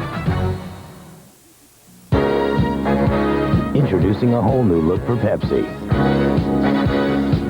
You know we wanna drink P-P-P-S-I. You know we wanna drink P-P-P-S-I. You should open a can. Yeah, there's only one choice. So kick back and enjoy. You know we wanna drink P-P-P-S-I. You know All new look, same great taste. Pepsi, Generation Next. They're really your employees, but they feel a lot like your family. You're fond of many of them and accustomed to the rest of them. And for almost 60 years, GHI has been helping employers like you give their employees the kind of health care they want. Employees get direct access to doctors and hospitals throughout New York State, and you get a reasonable price tag for it all. GHI, we put the care back in health care. Face-off is going to take place at the top of the circle in the Islander end. 12.5 to go in the third period, and the Islanders up by 2. Here back to the point, kept in there. Here's Shipman on his backhand, trying to roll it around, sends it to Pekka. Now Woolley to Pekka. Pekka keeping it in into the corner, and too hard for Audette. He couldn't catch up with it. Cleared out in front. Here's Woolley with a shot, and he fired it wide of the net. Back it comes to Shipman. He'll tap it to the corner to Daw. Daw turning again, trying to take advantage of the power play. Back for Woolley. He dumped it in beside the net, stolen away and fired down the ice. And scooped up ahead. Buffalo's Woolley bringing it back again. Into Islander territory. Quick shot. Salo the save on Audette. Kept in by the Sabres again. Spun back to the point. Zipnik. He drills a shot. That's knocked out. Breakaway chance again. Here come the Islanders. Publishing scores! Tom Chorsky with a clean-cut breakaway and a short-handed goal puts the Islanders up by 3. Now, Alex Zipnik just wound up and drove the shot into the pads of Chorsky inside the blue line. And Chorsky skated from the Islander blue line in alone on Dominic Hasek. And Chorsky says, what the heck? I'm just going to slap the puck and see what happens. And it went in the net. As he beat Dominic Hasek between the legs, he shot off the wrong foot. And maybe that's the secret. Do something totally unexpected on Hasek and maybe you'll score. And Chorsky scores his 9th of the season, shorthanded, and another special team score for the Islanders. They have 3 tonight. Here's Shannon at his own line. Buffalo down by 3. Open behind the net. Brown trying to catch up with it. Does. He leaves it there. Sabres keeping it in. Back. Now McKee to Shatan. Shatan gave it away. Got it back again. To McKee. Drops it off to Shatan. Shatan flipping it into Sanderson. Took his shot. Salo to save the rebound. Shatan tried to stuff it in, but Salo stayed right with it. You can always count on Jeff Sanderson to shoot the puck. He had 3 shots in the first period, 1 in the second. And I'll bet he's missed the net on 5 other occasions, but he likes to gun the puck, and that time Tommy Salo made the save. Shatan was parked to the left, tried to jam loose the puck, and Tommy Salo took exception to that. And a face-off coming up here in the Islanders zone to the left of the net with 11:06 to go in regulation. Some of the Sabres' frustration appearing now after having a 1-0 lead in this game, only to see the Islanders score the last 4. Now this is a shocker here tonight, indeed, at the Marine Midland Arena. Buffalo can't keep it in. It's sent away through center ice. Shannon catching up with it. Shannon rolling around now, being challenged. Got it up on the wing to Chatan and over the line. Leaves it to Sanderson. His shot deflects behind the net. Poked around on the boards, and Calpe comes back again. Calpe just easing it down the ice. Sabres changing up, only 10 seconds remaining in the Islander penalty. Shannon forced to pass up on the wing, but it went behind Barnaby, and the Islanders will just drill it back in the other direction, and they come back to full strength. Help that away through center ice. Vigneault to Webb, who promptly gave it away to Shannon.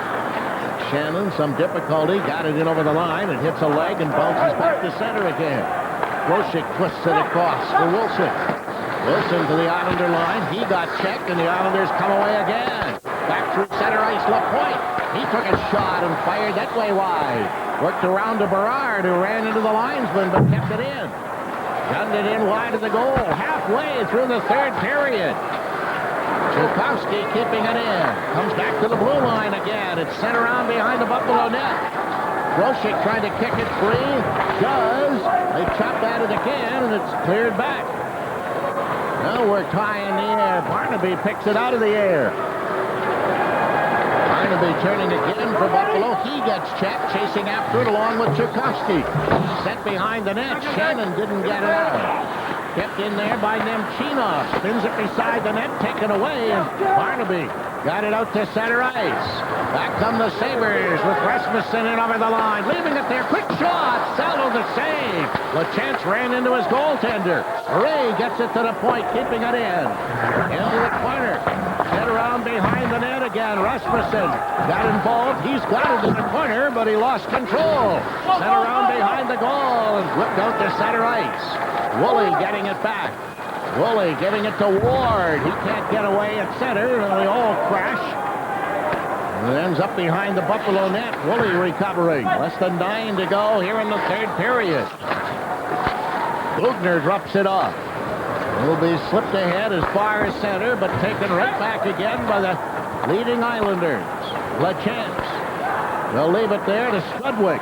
He bounces it to the Buffalo line. Hooked back out for Ward. Ward bothered from behind. Got away from Strudwick. Tried to clear it in front. And Salo went down and hangs onto it. And Lindy Ruff knows that his club's unbeaten string is threatened.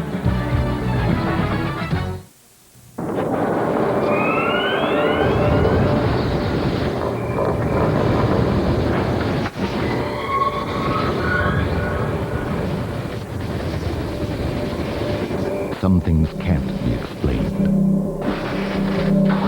Only experienced.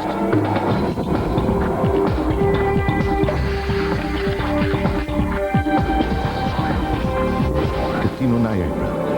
This is the one. Your Chevy dealer has a huge special shipment of new Venture minivans right now. Sure, your family only needs one minivan, but make it one with a sticker that's thousands less than the competition.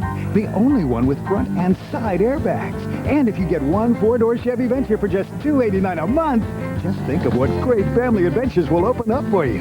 Better hurry, we've got a special shipment here. And your Venture is ready for $289 a month. See your local Chevrolet dealer now. Buffalo down 4-1 with 8:17 remaining in regulation. The face-off to the right of Tommy Salo. Up in front of the net. The Islanders get a chance, and they do clear it out. And here's Wilson back there for Buffalo. Wilson along the wall, tapped back in. Pekka hooked it through center ice, but LaChance recovers. He'll sail it right back in again. Wilson gave it away behind the net, but he gets some help, and McKee wants to carry it himself and does as he gains center. Now floats one in wide of the goal. Salo lets it go to Pilon. taken away by Daw. Back behind the net to Pekka. Got it out in front. Daw couldn't pick it out of the air. Islanders sending it up along the boards. Not out. Pekka holding it in. The chance whips it around on the boards. Off Wilson, but the Islanders will bring it back. Sent through center ice to the Buffalo line and over. McKee knocked down his check. Kick free along the wall. Chapin failed to come up with it. Wilson does. Just a little over 7 minutes remaining in the third period. 4-1. The Islanders with the lead. Cherkowski racing after it again. His shot is deflected around behind the goal. Kept in there by Nemchina. Now Hasek kicks it off into the corner. Shannon gets involved. It's flipped free to the blue line and out to center ice to Audette. Audette getting it over the line, busting in the shot. He fired it over top of the net. Rolled around on the boards again and ends up going to center. Slipped across to Sanderson. Difficulty with a bobbling puck. He'll deal it in the other direction. Audette trying to get away. Races after it again. Donald Audette across to Sanderson into Islander territory. Pulls one wide. Sent around on the boards. Out to center. Islanders coming back again with Reichel. Reichel took his shot. Nowhere near the net. Looked around on the boards. In behind the goal. Zhitnik steals it away. Zhitnik dumping it through center. The Islanders LaPointe recovers. Leading it across ice. Daigneault dropping it back. Strudwick just cleared it ahead. Here's Shannon turning, trying to get away from his check. Got it to the line, not out. Kept in by Webb, tried to roll it in front, and Woolley broke that up. Pass coming to center to Barnaby. Barnaby wasn't moving. Now he gets it in over the line. Tried to drop it off as he gets rolled over on the wall. Jammed back in the corners. Groshek coming up with it. Groshek tried to flip it in front, but it's stolen away by Chorsky. Chorsky whipped it as far as center, taken right back by Groshek. Michael Groshek hits the Islander line, left it to Barnaby. Barnaby still fighting for the puck. Flipped it back to the point. The long shot that Salo will flag down and hang on to as we go to Danny Gare. Well, thank you, Rick. I'm with a guy here that's no stranger to Buffalo, Mike Foligno. And Mike, I know you came in to do two things. Probably to scout this team because you'll play them tomorrow night. And also for the fact that your good buddy, Larry Playfair, was inducted tonight in the Hall of Fame. Well, it's true. And it is a great honor for Larry. I'm glad to see it happening for him and his family. It's a great tribute to a great guy. He, as a player, being the policeman on the team, he offered us a lot of room on the ice to do our thing out there and made sure that we were able to be successful. Michael, your team tomorrow night will play against this team that the Sabres are facing tonight, the Islanders. Your thoughts on tomorrow night's game? Well, we obviously have to be careful with, penalties. This team has really capitalized a lot on the special teams, and now with the way the referees are calling the games, that's going to be a very crucial part of the game.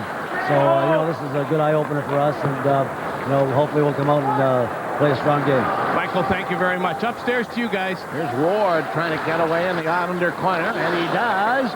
And he lost the puck, but he left it there, and it's rolled around on the boards again. Ray bumping with his check. Taken back by Sacco, feeding it in the other direction. Ward chasing after it. Hooked to the blue line. Kept in by the Sabres again.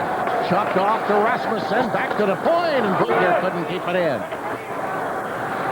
And Bugner rolling it in the other direction.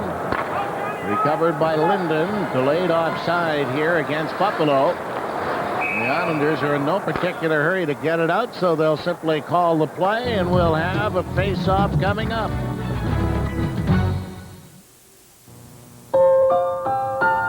If you're having debt problems, we can help. We're Consumer Credit Counseling Service of Buffalo. Your credit counseling program's the best thing that ever happened to us. You taught us how to budget, and next month, we're buying our first home. Our counseling is free and confidential. We're here to help. Call 854-1710. Well, my Discover card statement reads like a wish list. What? Toys. I like toys. I love pinball machines.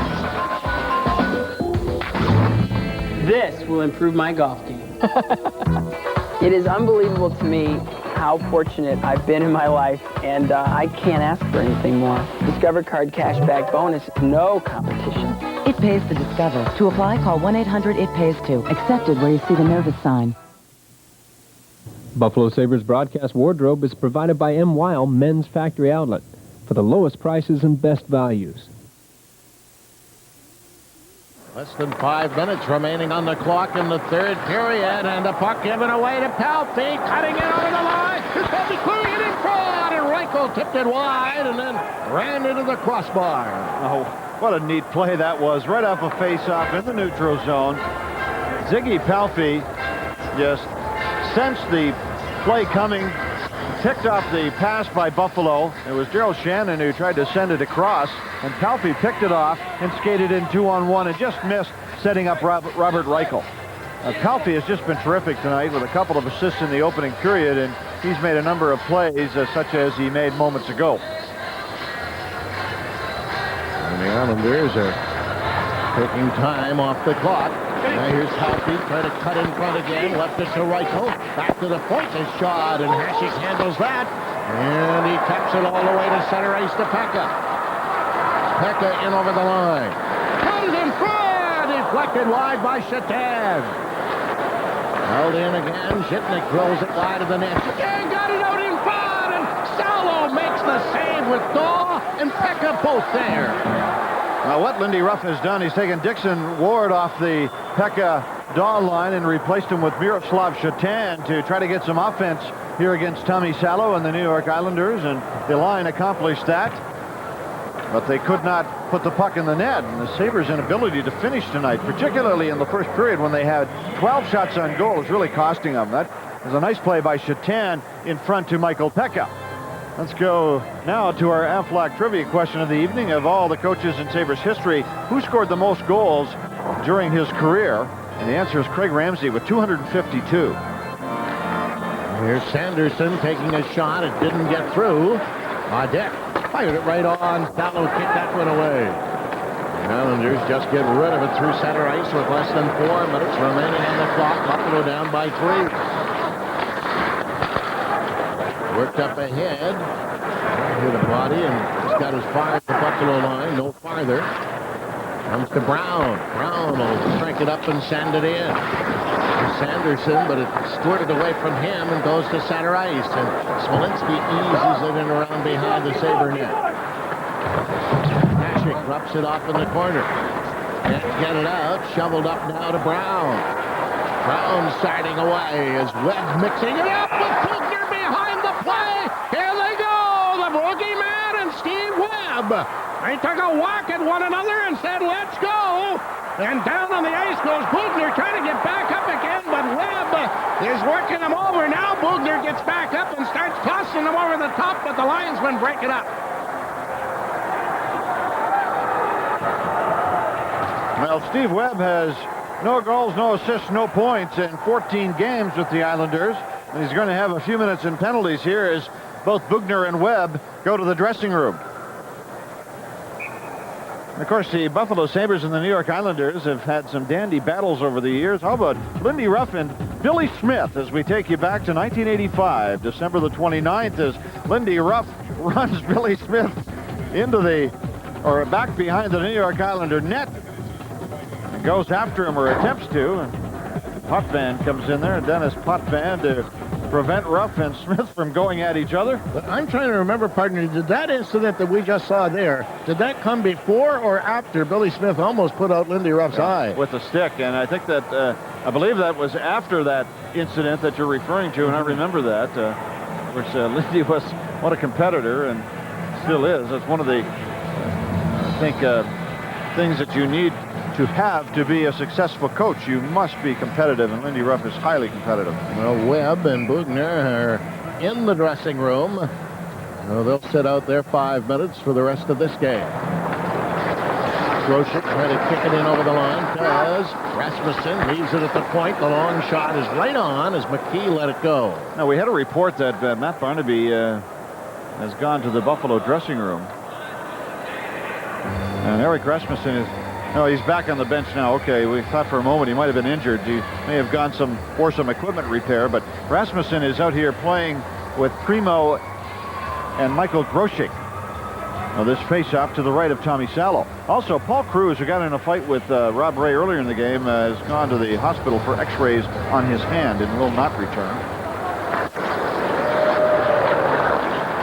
point, leaving it there. Rasmussen gives it to Gross. He got it out in front, but it hit a leg. There's the line, not out. McKee takes a shot. That's knocked down in front. And a backhand by Grosek goes wide. Grosek trying to stuff it in front again. Can't do it. Islanders come up with it, sending it around on the boards and clearing it back into the Buffalo end.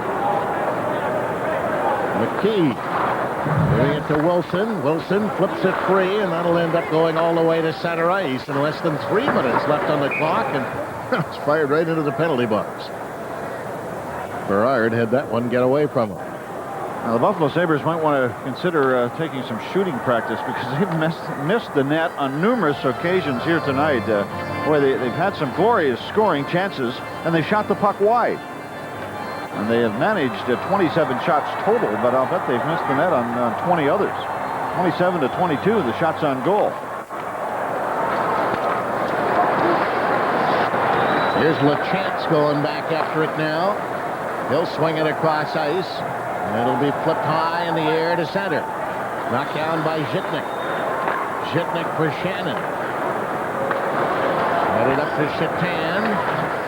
Taken away by Zhitnik to Shannon. He worked it to center ice. Here's Daw swinging into Islander territory. Daw twisted it around behind the net, but Palffy is the first one there. It back in the other direction. Pilon slipping it off the glass. Worked out to center ice. Tapped ahead. That's broken up. Here's Daw trying to come back. Daw drills his shot. Blocked by Pilon. Daw's got it again. Put it right in front of the net. Shannon poked it wide.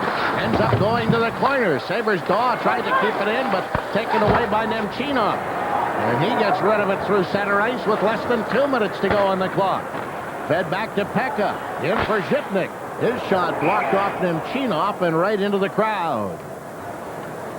Well, let's go now to our Volkswagen hard-driving play of the game. Zygmunt Palffy with the puck in across the Buffalo line, and Robert Reichel drives hard to the net, but cannot complete the pass by scoring the goal on Dominic Hasek.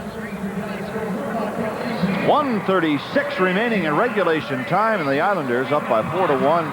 Zygmunt Palffy with a very strong game tonight for New York. He set up Trevor Linden for 2 goals.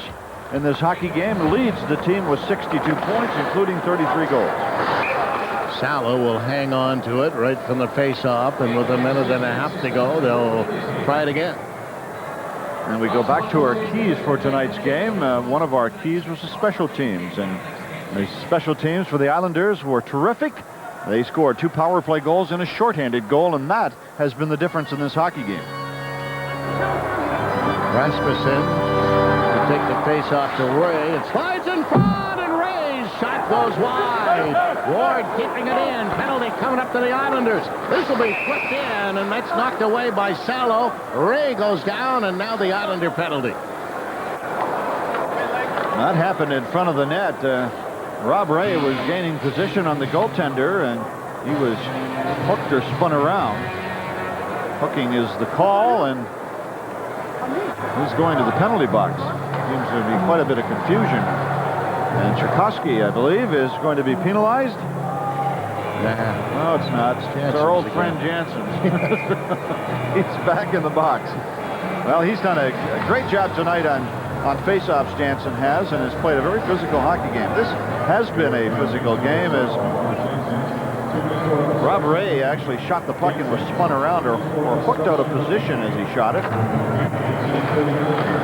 McKee sending it across ice and getting it back again. He fired it in, but he hit Ray, and it's cleared back out, and Ray is yelling at McKee. Here's Woolley turning, swinging it up to center to Primo. Primo into Islander territory. Primo halts, giving it to Barnaby. Barnaby trying to keep it in, and does. Barnaby back to the point, accepts it from McKee again. Barnaby looking in front of the net, gets it to Primo in the corner. Primo leaves it to Barnaby. Barnaby around behind the net, still with the puck. And he drops it off, but Pilon steals it back and feeds it to the blue line. Kept in by Buffalo across for McKee. McKee tipping it into Ray. Tried to get it to Primo. Primo difficulty controlling it. McKee keeping it in. There's Ray, and he can't control it, and it's slapped out and sent down the ice with 25 seconds to go in the game. And the Sabres' unbeaten string is going to be snapped at 13. Right back in now with Barnaby's shot. Outscores! That deflected in front of the net. Rob Ray was camped there. And we'll see who gets credit. And the Islanders are complaining that Ray was in the goal crease. I think the puck bounced in off of Rob Ray, and he was dangerously close to being in the goal crease area. And I believe the referee is going to call for a review of this. The shot came in. Rob Ray was positioned in front of the net. Now, was he pushed into the crease? Who knows? But Ray burst his way to the front, got position in front of the goaltender, and I believe the puck bounced in off of him. And difficult to tell, but they know they're not going to review it, and the goal is good, and the Sabres have scored. But alas and alack for the Buffalo cause, too little, too late. Well, maybe the Sabres will consider playing Rob Ray in the power play more often as he scores a power play goal, his second of the season. But only 15 seconds to go as Pekka tries to kick it free at center. Does with a backhand. Salo will leave it to Johnson. Johnson sending it up the middle. Shatan catches up with it now, winding up, drilling it back in. Salo, the final save of the game. And the Islanders snap the Buffalo unbeaten string at 13. Yeah, Buffalo, I think collectively just an off night. They did not play well. A couple of good performances, especially by Jeff Sanderson.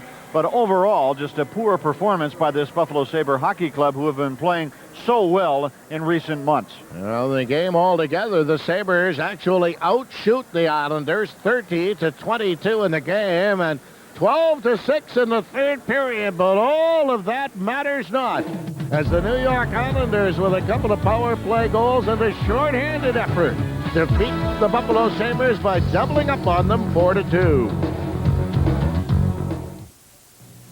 It's the Great Jeep event, and great deals on your favorite Jeep vehicles are showing up wherever you look. Like a low $339 a month lease rate on the rugged Go Anywhere Grand Cherokee Laredo. Or choose 4.8% financing. And check out our latest 4x4 of the year, Grand Cherokee 5.9 Limited. The landscape will never be the same during the Great Jeep event. Brought to you by the most award-winning brand of 4x4s on earth. Check one out at your Jeep dealer. If you're having debt problems, we can help. We're Consumer Credit Counseling Service of Buffalo. I felt my whole world was crashing down. You were very understanding and worked out a payment program with my creditors. If it wasn't for you, I probably would have gone bankrupt. Our counseling is free and confidential. We're here to help. Call 854-1710.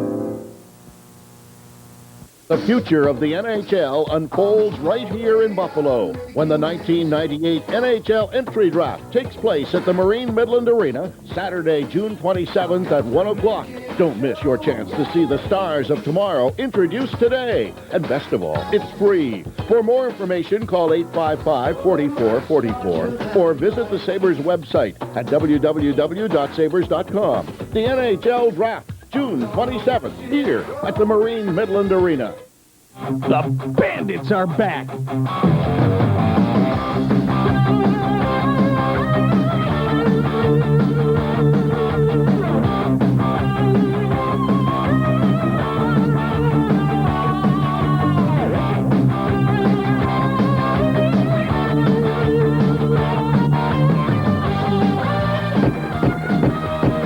Individual game tickets on sale now. Call 888-4000 for more information.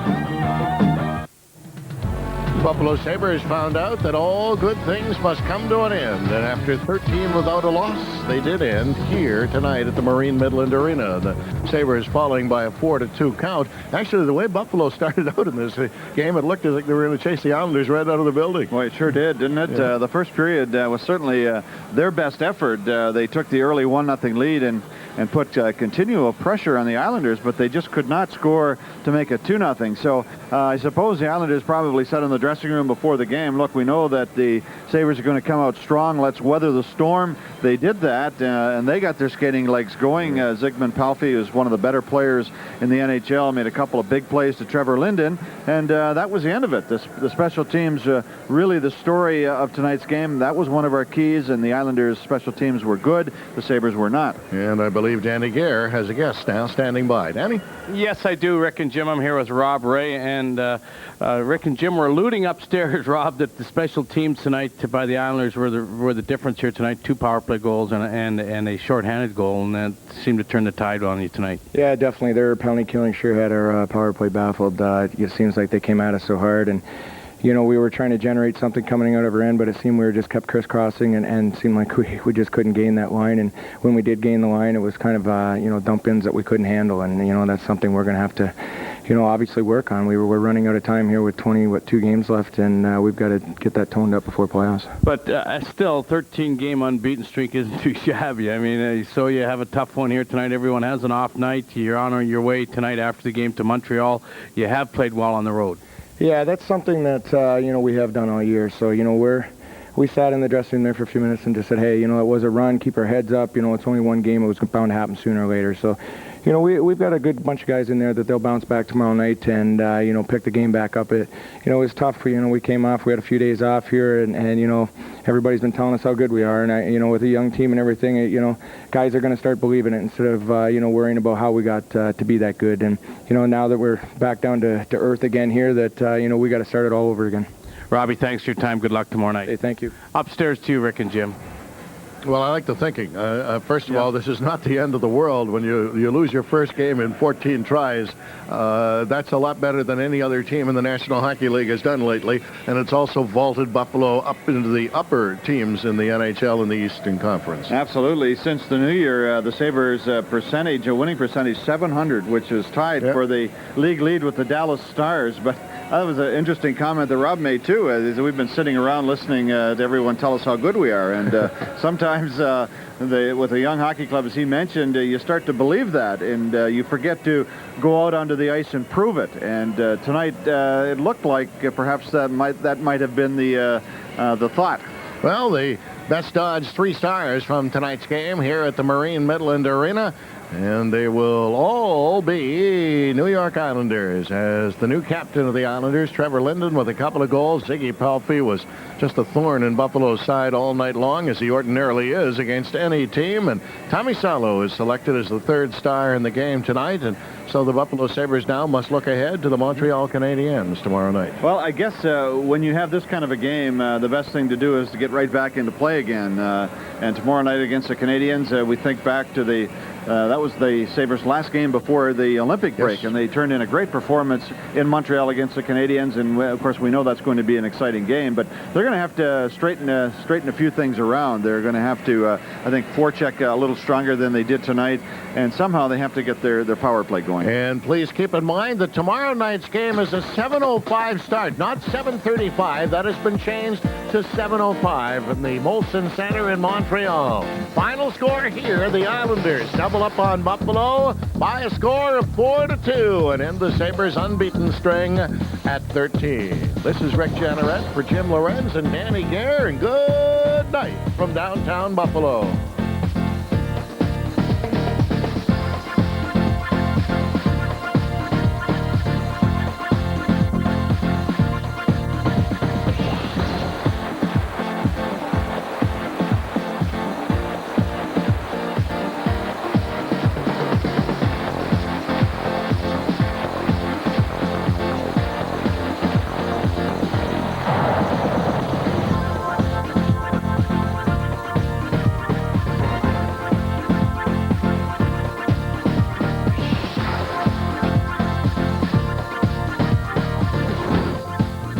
So the unbeaten streak has come to a conclusion for the Buffalo Sabres. Kind of ironic.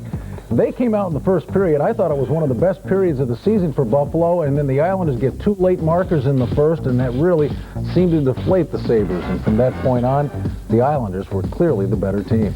Yeah, Brian, what this Buffalo Hockey Club, what they played tonight was a desperate hockey club. They cannot afford to lose. There's no working room for this Islander team, and it showed in the scoring. This is the hotline. We want your calls, and that's coming up next.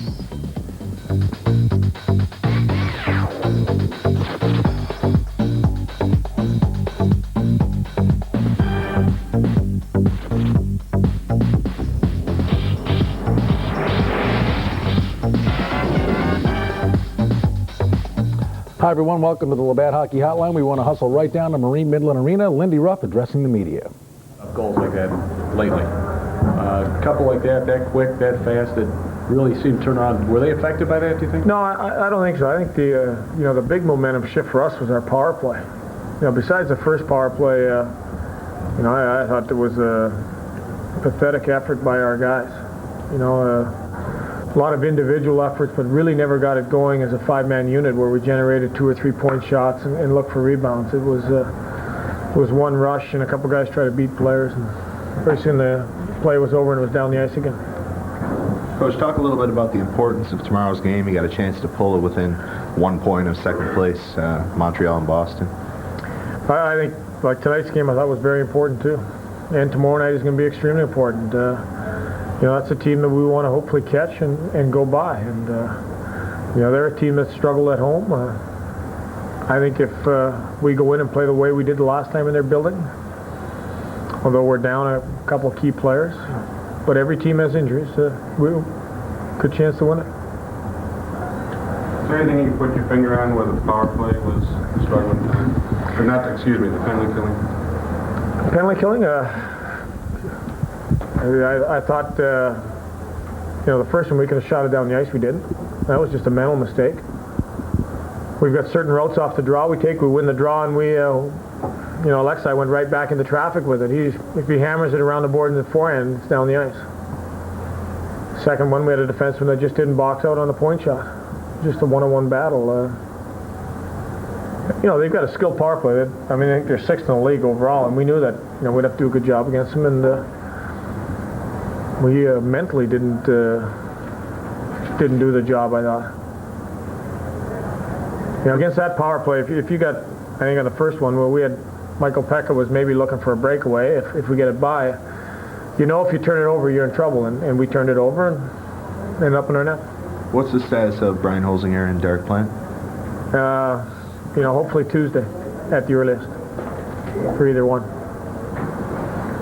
Are you concerned at all that you don't get a lot of big games in the regular season, but when there's a record on the line, it kind of qualifies for a big game? And once you're up by one, then you're down by one, and it seemed to change the composure in your team, that maybe they felt the pressure of falling behind and knowing the goaltender wasn't going to win it for them, maybe? No, I don't think so. I thought it was a big game, but we've fallen behind, and we were down, in Boston during the streak where, we got less than a minute left, and we're scrambling to get our goalie out because he wouldn't allow timeout, and we still battled and got a goal and tied it there. So, that was no concern of mine, really. I was worried. The big thing I was worried tonight, we were young up the middle again. Primo, Brown, Rasmussen. Pex is your oldest guy, and granted, I thought they all had a pretty decent effort. Thanks. Thanks. All right, Lindy Ruff commenting on his team's 13-game unbeaten streak, but the way it ended this evening, and the coach none too happy. Well, you shouldn't be happy anytime you lose. I guess occasionally you lose a game where you didn't play all that bad, but they played strong in the first period. I thought it was an excellent period. Very exciting, fun to watch, and after that, the Islanders played a masterful road game. Boy, if the Islanders get good goaltending from Salo, they have a wealth of talent, don't they, offensively? I know there's a team you've been fond of all year long, but boy, when they're clicking, they can really whistle it around. And Linden certainly looks like he's going to be a strong addition to this club. That 11 games, was a Brian losing streak or 11 games without a win or whatever? I mean, that really put them in a hole, and they'll be digging themselves out of there for the rest of the season. And if they do make the playoffs, they probably won't have any energy left. But I do like this team. I like the future for this hockey club, and I think they're going to be a fine team in the future. They solved Hasek 4 times tonight. Nobody's been able to do that, and we've got some examples coming up as to how they did that, and maybe some thoughts why, but certainly they created plenty of opportunities, and they had breakaways. They came at Hasek pretty hard tonight, and hey, he's human. Well, I like the one breakaway. He just slapped it hard as he could along the ice, give it a shot. But I think the key tonight on the 2 Linden goals is the fact that they shot the puck quickly. That puck didn't even touch the blade of his stick, and it was gone. So maybe that's the key. And they still don't get the puck up on him. Even Palffy had his chance tonight, slid it along the ice. You have no chance at all. You must get it up.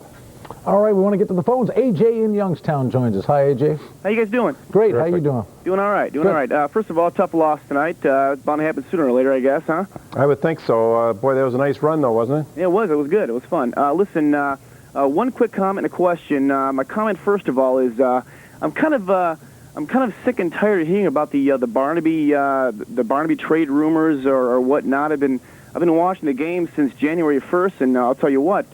He seems to be one of the most solid players on this team. I mean, the games I've been watching, anyways, and they all seem to be televised, you know. And my question is to you, Roby. I've got $95 in my pocket, okay, and I want to go out and I want to buy a Sabres jersey, and I want to put Barnaby on the back. Should I do it or should I not? You know what? I almost, for Matthew's sake, maybe it's best that he does move along. Sometimes it's the best thing to happen to your career. But certainly he can still snap out of it, and his play has improved since the beginning of the season. Tonight, I must tell you, it might have been one of the better games he has had all season long. So, I don't know what to tell you there, because any player is eligible to be traded. And I think there is one trade left in Darcy Regrier before the deadline comes along. And I think there should be, and I think it's very important that he does that. There's a few players yet, I think, that he could move along and still kind of improve this hockey club, just tinker with it a little bit. Let's head to Syracuse and see what Phil thinks. Hi, Phil. Hi, how you guys doing? Good. Fine, Phil. What's on your mind? I wanted to talk about a couple of things tonight. First of all, you remember when Hasek came out of the net? I don't know who he hit. He came all the way out of his net. Berard. Okay. Well, anyway, I think that was the turning point in the game in the sense that he got shaken up maybe, and then you saw those two quick goals happen. Yeah. Now, another thing I wanted to talk to you guys about was the hot topic about trading Hasek. Let's say the team traded Hasek. You figure we're going to pay this guy $8 million a year. That's not going to leave a heck of a lot of money left to build more players around him. So if we trade him, we can get players, you know, a couple, maybe 3 stars in and build around Shields. Now, remember, Mike, you said before that you didn't think, you said that maybe we should get a goaltender in a trade like that. I don't see why, considering Shields looks fully capable, like he could take over this, you know, as the goaltender of this team. I'll hang up and listen. Hey, Phil, hold it. Before you go, listen there, you're talking about $8 million for Hasek. Well, when they make a deal for him, the players you pick up, what do you think that's going to add up to? Because you're going to get some terrific players for him. You're going to get 3, maybe a superstar, a couple stars, and a pretty good goaltender. You'll probably be into 12, 14 million right there. That's a good point, but I still think we should stick with Shields if we did do something like that. Yeah, but you know, he has played exceptionally well, but he still hasn't gone in and played enough games, as far as I'm concerned, and carried long enough to really put your whole fortunes into him. That's the problem. Let me ask you this, though. Yeah. Who could we get for as a goaltender in a trade? Like, who would you see as coming? I mean, you know, we can go round and round and round on that. I don't know. It depends who you deal with.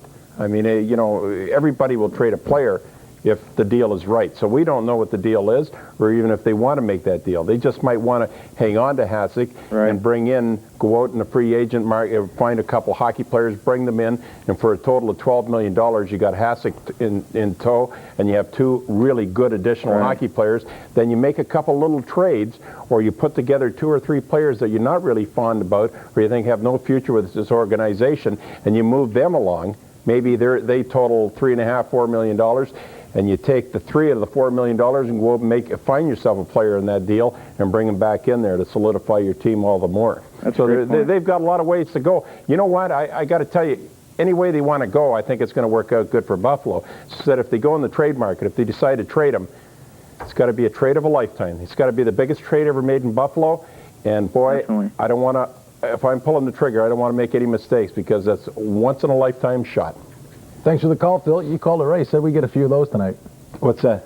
Oh, I knew as soon as the puck started going in, there's going to be some calls. Yeah. Hey, what about the trade? You know, should they trade him? Well, I still feel the same. He's the best goaltender I've ever watched. He's the best goaltender I've ever watched in the history of hockey. That's my opinion. I said that 3 years ago. They've been killing me ever since. Now I'm starting to look a little brighter at this point, but I still feel he's the best goaltender I have ever watched as long as I've been in hockey. The Islanders beat the Sabres tonight 4-2. The unbeaten streak snapped at 13. We have plenty of calls lined up. We've got highlights, interviews coming from Marine Midland Arena, a whole bunch of good stuff on the Low Bad Hockey Hotline. Hope you'll stick around.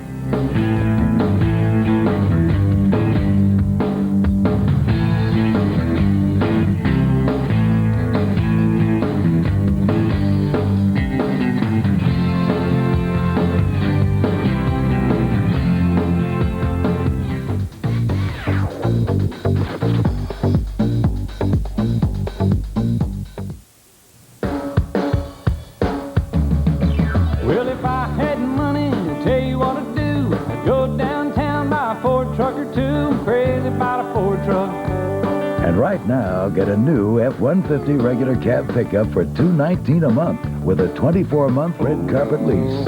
I'm gonna buy me a Ford truck and cruise it up and down the road. See your Western New York or Northern Pennsylvania Ford dealer today. Once upon a time, there was a printer that thought it was a copier. It was fast, 32 pages a minute. This printer collated, sorted, and stapled like a copier. Even had a name worthy of a copier. And starting at just $2,900, it made all the other printers very, very sad. That's the story of the Xerox DocuPrint N32, the printer that thinks it's a copier. The Document Company, Xerox. What explains this passion? Is it physical attraction or the chance to save money? The roasted beef is very juicy. The cheddar cheese is so hot. Is that what is driving so many people wild?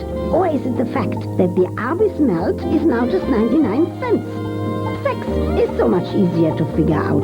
You can go anywhere and get filled up, but you can only get a 99-cent deal this good at Arby's.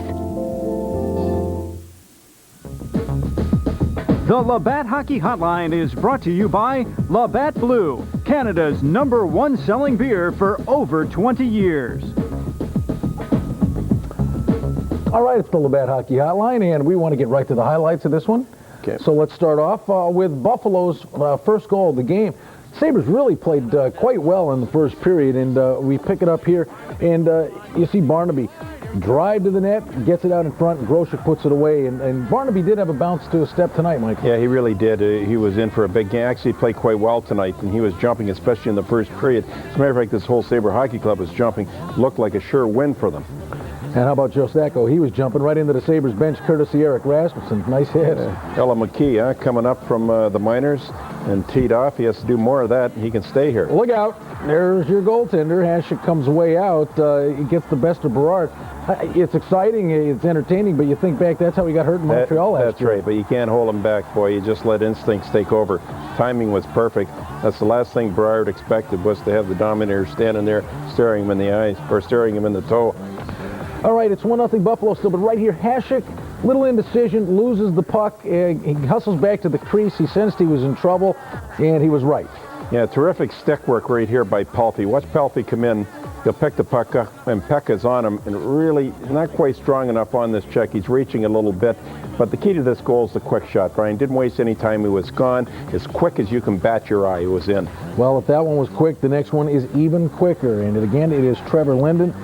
Here it is at 19:33. These goals 36 seconds apart. This one a power play goal, but a nice passing play and a quick release, Mike. Yeah, quick release again, and nice low shot just inside the iron. Bang, didn't set it up. Maybe that's the key. Maybe that'll get around the National Hockey League. To beat this guy, you've got to shoot very, very quick. Buffalo outshot the Islanders 12-5 in the first, really in complete control of the hockey game up until that point with a minute and 3 seconds left when the Islanders tied it, and then, boy, did the tide turn there. Well, like I say, a desperate hockey club. They're just in a position where, boy, they lose a game, it's like the end of the world for this Islander team. They're fighting for their life. Now we go to the second period, and the Islanders will be on a power play. And Reichel, we know what this guy can do, but what's a little distressing is the room he has in front of the goaltender. First he makes the tip, Mike, and still has time to put the rebound home with no Sabre white shirt around him. Yeah, I think here Shannon, he's reading the play, but he's reading it a little slow, and he just didn't get over the guy quick enough. He could see the puck going back to the point, Reichel setting up in front. You pretty well knew what was going to happen, so it was just a matter of having a good read. Go ahead, have some fun. Well, no, Cruz is going to fire a big right one here. Watch the right from Cruz. You'll wait a long time before you, right there, and just knocked him right out in his feet. I don't know if it knocked him out, but I'll tell you what. Oh, he got back up and come at him, but he hit him right in the button, and down he goes. And usually that's what Ray does to the opposing players. We've seen enough of that, but big deal. It doesn't matter. It won't bother Ray none. Cruz went to the hospital and was having X-rays on the hand. Michael, how is this not a penalty shot? If it's a penalty, it's a penalty shot. Yeah, no, it should have been a penalty shot. He was in scot-free all alone right here. He gets hooked from behind him, bothered, and nothing, just a penalty. Rick Bowen is a very fine coach. My Bucks, anyways, didn't like it up hollering. And Palfy, boy, the quick hands and... See right there. Oh, boy. I mean, Young Wilson out to dry on that. He put a move on. Not only that, he made a move later on. I think it was on Shannon, beat him with a quick inside-outside hand move. Just bing, bing. It's boy, you go for it, you're dead. You know, we've always kind of talked about Ziggy Palfy as one of the rising stars in the NHL. Well, he's risen. He's arrived. Yeah, I mean, no more is he rising. He is truly one of the marquee players in the league. Third period now, and the Sabres are on a power play, and Zhitnik's going to shoot one into the pads of Chorsky, and, you know, God bless him, he scores here, but boy, does this just say, to me, this is a guy that watched the Olympics, because he said, what the heck, I'm just going to fire it, and he puts it home. I mean, That's what he did, huh? You know, really. I mean, it's amazing. It's almost like he gave up. I'm just going to fire it and hope. Obviously, it was a bad shot selection right here. I'll get into that in a moment. But from a standstill, he had no chance to pick this guy up. He just closed his eyes, shot it along the ice, hoped for the best, caught a piece of Domink, and into the net it goes. But on that shot, just a poor shot selection. You've got to make sure it gets through. You can't gamble at all. And there's the closing goal. Ray goes to the net on the power play, and they bank one in off him, assist to Barnaby and McKee. And there's one more look at it. 4-2 the final score this evening, and all in all, the Islanders have to be very, very pleased. A very strong effort as they, you know, give Salo high marks. We have seen Buffalo do this to teams on countless occasions. Hasek holds down the fort. They played a perfect road game. Certainly the Sabres came at him pretty early on. The goalie held him in, and then the Islanders got the job done. Sabres got a little taste what other teams taste when they have to play Hasek when they can't get anything by him. Hey, let's have a look at the save of the game, and it's in that early portion of the game. Tommy Salo holds the team in the game, and basically the Islanders are going to come back strong after the early stages. You see Buffalo already on top 1-0 right here. Shannon pinches in, fires one wide. Ward with some hard work, a backhander he stops, but there's a good opportunity from Daw in close, and Pekka swipes away, and it was all Salo. That's your Chamberlain Door save of the game. As a matter of fact, saves of the game, and usually that's the turning point in any hockey game, Brian, is goaltending, and we've seen it so often with Hasek, and there's the one shot right there. He's back up on his feet, squares himself, makes the next save. I mean, this guy was really jumping and on his game tonight, and 90% of the games, it comes down to goaltending. It's that plain and simple. Hey, you think about it, we talk about Hasek and all the great stuff he did in the Olympics. Tommy Salo has had his moments on the international stage as well. Yeah, he's coming around. He's played some fine hockey so far in his career, but I think now he's really solidifying his position as a, for sure, goaltender in the National Hockey League. He kind of is the now goaltender in the NHL. All right, the Sabres' unbeaten streak snapped at 13. We want to send it down to Marine Midland Arena. Danny Gare is standing by with Jay McKee. And Danny, I guess maybe the best thing, turn the page, not much time to think about it. Time to start a new one tomorrow night with the Habs. Well, that's right, Brian. I think that's a good thing about hockey is you can turn it around in 24 hours and forget about the past one and move on to the next one, Jay. A tough one tonight. You really went after this team in the first period. Salo made some key saves, and then the special teams took care of that for the Islanders. Yeah, I thought we come out real good. I thought the guys in the power play were moving the puck real well, but they got a couple quick ones on us, and it's always tough when you end a period with a couple quick ones, and you know, we wanted to come out and get one early in the second. That didn't happen. It was made it tough for us. You know, Lindy Ruff talked about the youth of this hockey club, and he was very proud of the way this hockey club's played the last 3 weeks. But again, another hurdle for them, maybe a bit of a big game here tonight. You had a younger lineup in there without Holzinger and Plant, but another stepping stone and another hurdle for you guys to accomplish down the road. Yeah, myself and the other younger guys really appreciate the ice time we're getting. I think the coaching staff are showing a lot of confidence in us, and that's definitely going to help our experience for down the road come the playoff time. You look at yourself playing with Mike Wilson a lot. You're getting a lot more ice time. You look at this team that you're up against tomorrow night when you're going to leave here shortly to Montreal. You had a great game against them the last time you played there prior to the Olympics. Your thoughts on tomorrow night? Well, I think tomorrow night's a really big game. I think we're aware of that. It's very important for the standings, and we had to come out and bounce back. That's the best thing about this right now. We got 24 hours, and we'll be right back at it again. Jay, thanks for your time. Good luck tomorrow. Thank you. Jay McKee, defenseman who's been playing a lot of ice time for Lindy Ruff of late. A tough night for everyone on the Sabres tonight after a pretty good 18 minutes of that first period, guys. Danny, the great run for Hasek. The Islanders solved him 4 times tonight. We just looked at the highlights, and pretty much for the most part, every goal they got shots away quickly and didn't really allow them time to set up. And Chorsky's was actually pretty comical. He comes in on the breakaway and says, what the heck, here it comes, and just fires one at him. But I guess the Islanders, really, the quick shots got the mark. Well, I think so. You know, anytime you can get opportunities on Domink and have quick releases, I think wrist shots are better than slap shots most of the time. And when he gets time to set up, he seems to obviously get set for it. And I think the offside shot too, the off-wing shot, you saw a couple of those happen tonight too. Those are obviously shots that he has a little trouble with. But maybe he was just a little tired too, and maybe things with him, you know, he's had quite a role too, and he has every right to maybe have a bad game also. All right, Danny, we know you got to scoot. Have a good trip. We'll talk to you soon. All right, guys. All right, Danny Gear down at Marine Midland Arena. 4-2 the final score of the Islanders over the Sabres. We have to step aside for just a moment. We'll be right back on the Labatt Hockey Holiday. The Hockey Hotline Save of the Game is brought to you by Chamberlain Door. Chamberlain, the world's largest manufacturer of garage door openers.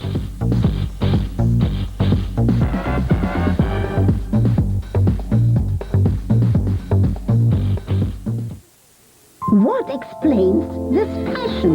Is it physical attraction or the chance to save money? The roasted beef is very juicy. The cheddar cheese is so hot. Is that what is driving so many people wild? Or is it the fact that the Arby's melt is now just 99 cents? Sex is so much easier to figure out. You can go anywhere and get filled up, but you can only get a 99-cent deal this good at Arby's. What has Canada given the world? Well, there's our national fabric, our sport, our fashion lines, our music, and in 42 countries, our beer. Guess it's not enough for the world's peacekeepers. We're just gonna have to be their brewmaster too. This week, the top magazine for women on the go has another recipe for a tasty, healthy, low-cost meal your whole family will enjoy. There's also an article about not having to be so perfect and allowing more time for yourself.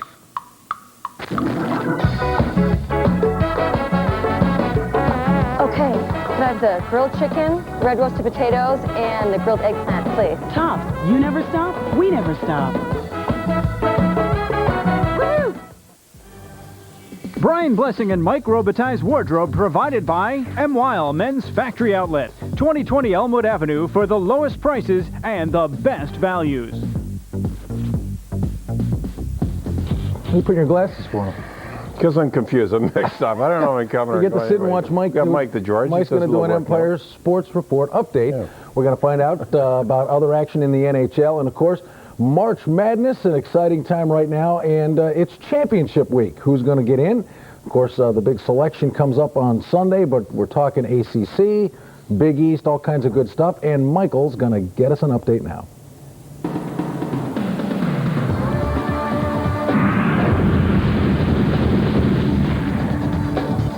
Thanks, guys. And just two other games on the schedule tonight. Phoenix Coyotes in a mess of late, winless in their last 7. The Coyotes at home tonight, hosting Carolina. And let's go to the Valley of the Sun.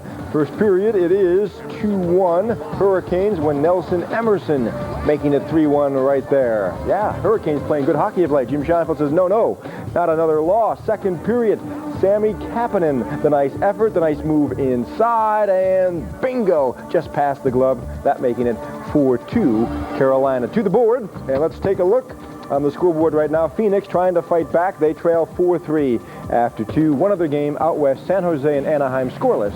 First period. Well, it's been a dream season so far for the Los Angeles Kings, but for at least the next 3 games, they'll be without their leading scorer, Joseph Stumple, who has 19 goals, suffering a bruised kidney in last night's loss to Carolina, 2-1. New Jersey Devils host the Rangers tomorrow afternoon, but they won't have that man, Doug Gilmour, for that game and a few others, too. The Devils' second leading scorer will undergo arthroscopic surgery on his right knee. Gilmour suffering the injury in last night's 1-1 tie with Boston. 34-year-old Gilmour expected to miss a week. 4-2. American Hockey League tonight. Good news for Rochester. They win again, this time on the road at St. John's. 4-3 is the final. And Hamilton beating Syracuse tonight in Ontario. The final is 5-3. College basketball and the Big East tourney tonight in New York City. Semi-final time as Syracuse meeting St. John's.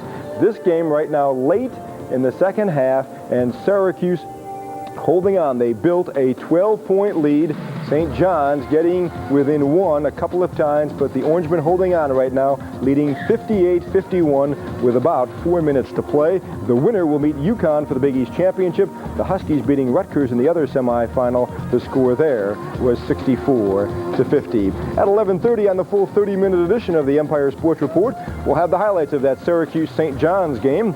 Sectional championship time in high school hoops. We'll have the highlights and scores from around the region, and we'll have a complete wrap-up of tonight's Sabres-Islanders game. Michael and Brian.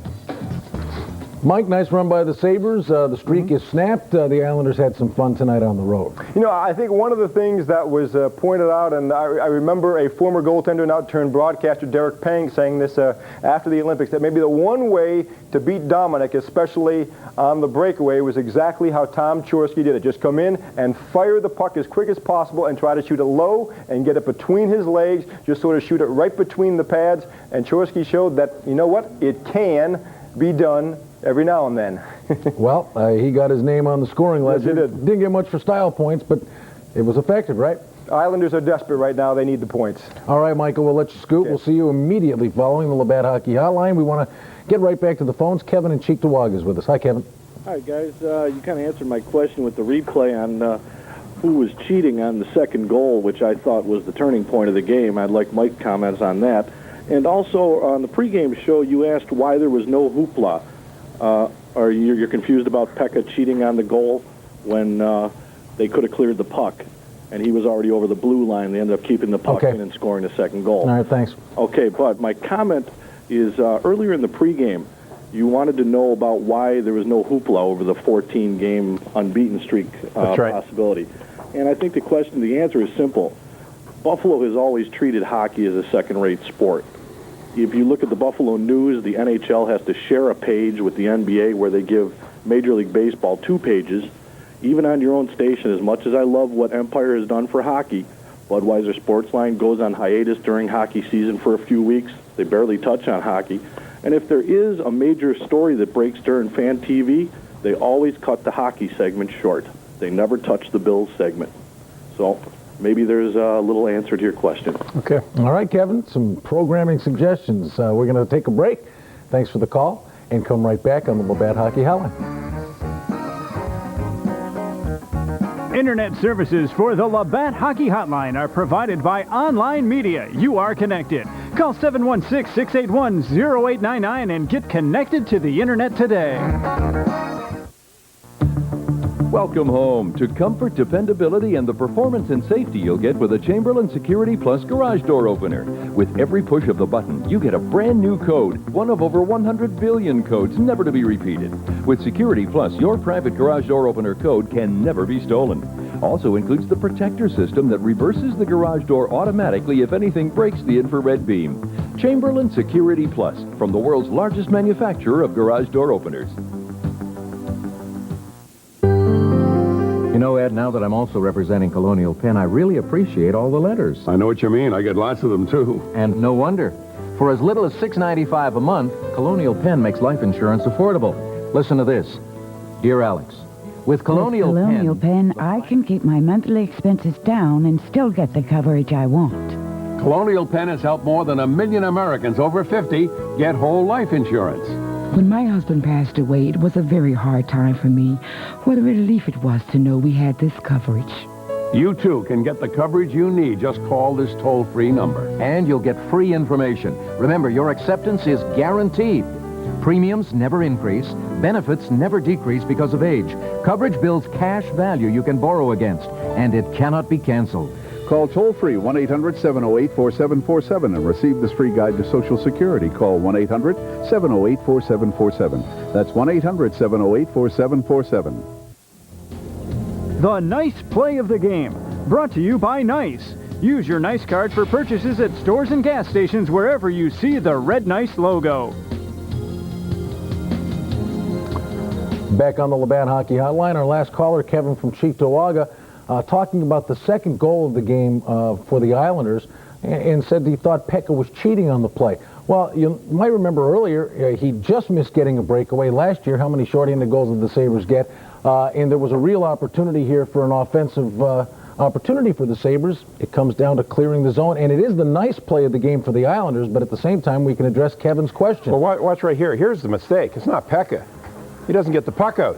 Pekka reads the play perfectly. He didn't get the puck out, and the results right here. Excuse me, Ward. And he had that was such a critical play right there to get it out and deflect it out off the boards, out over the blue line, and Pekka was gone. Well, he didn't do it, and there's the results, and there's a nice play of the game.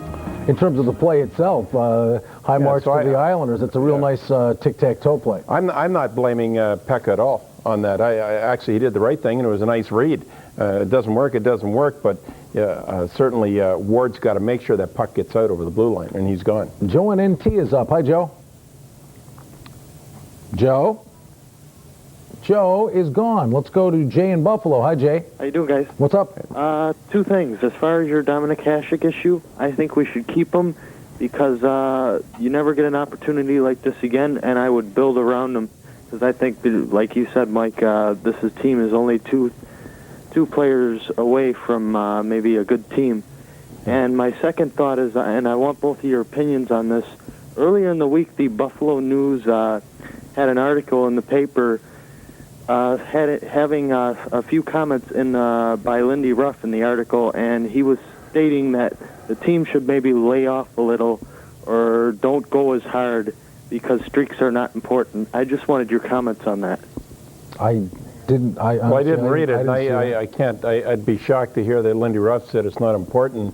I know. The one thing he said in the Rangers game, he told them go for it, be offensive, and we have nothing to lose. I thought, if anything, he was maybe giving them a little more free rein to go out and have some fun during what. Relax, don't let that pressure heap up on you. No, I don't think it pull back at all. I think keep that run going as long as you can, maybe trying to get rid of some of the pressure so he can just let them go forward and loosen up a little bit and not get constricted because of the pressure that comes along with a streak like they had going. Let's go to Mike in Cheektowaga. Hi, Mike. Hi, how are you tonight? Great, thanks for calling. Yeah, the last caller, Phil, I don't know what planet he thinks he's on, but I'll tell you right now, the Buffalo Sabres got a really, really great wake-up call tonight, because if they think that they're going to travel into the playoffs and beat some really good teams with ICENET. Dynasties live here.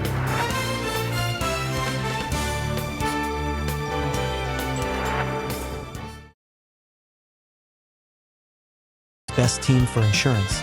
Go for National Security Brokerage. You'll feel secure with National Security Brokerage. Let's go Islanders.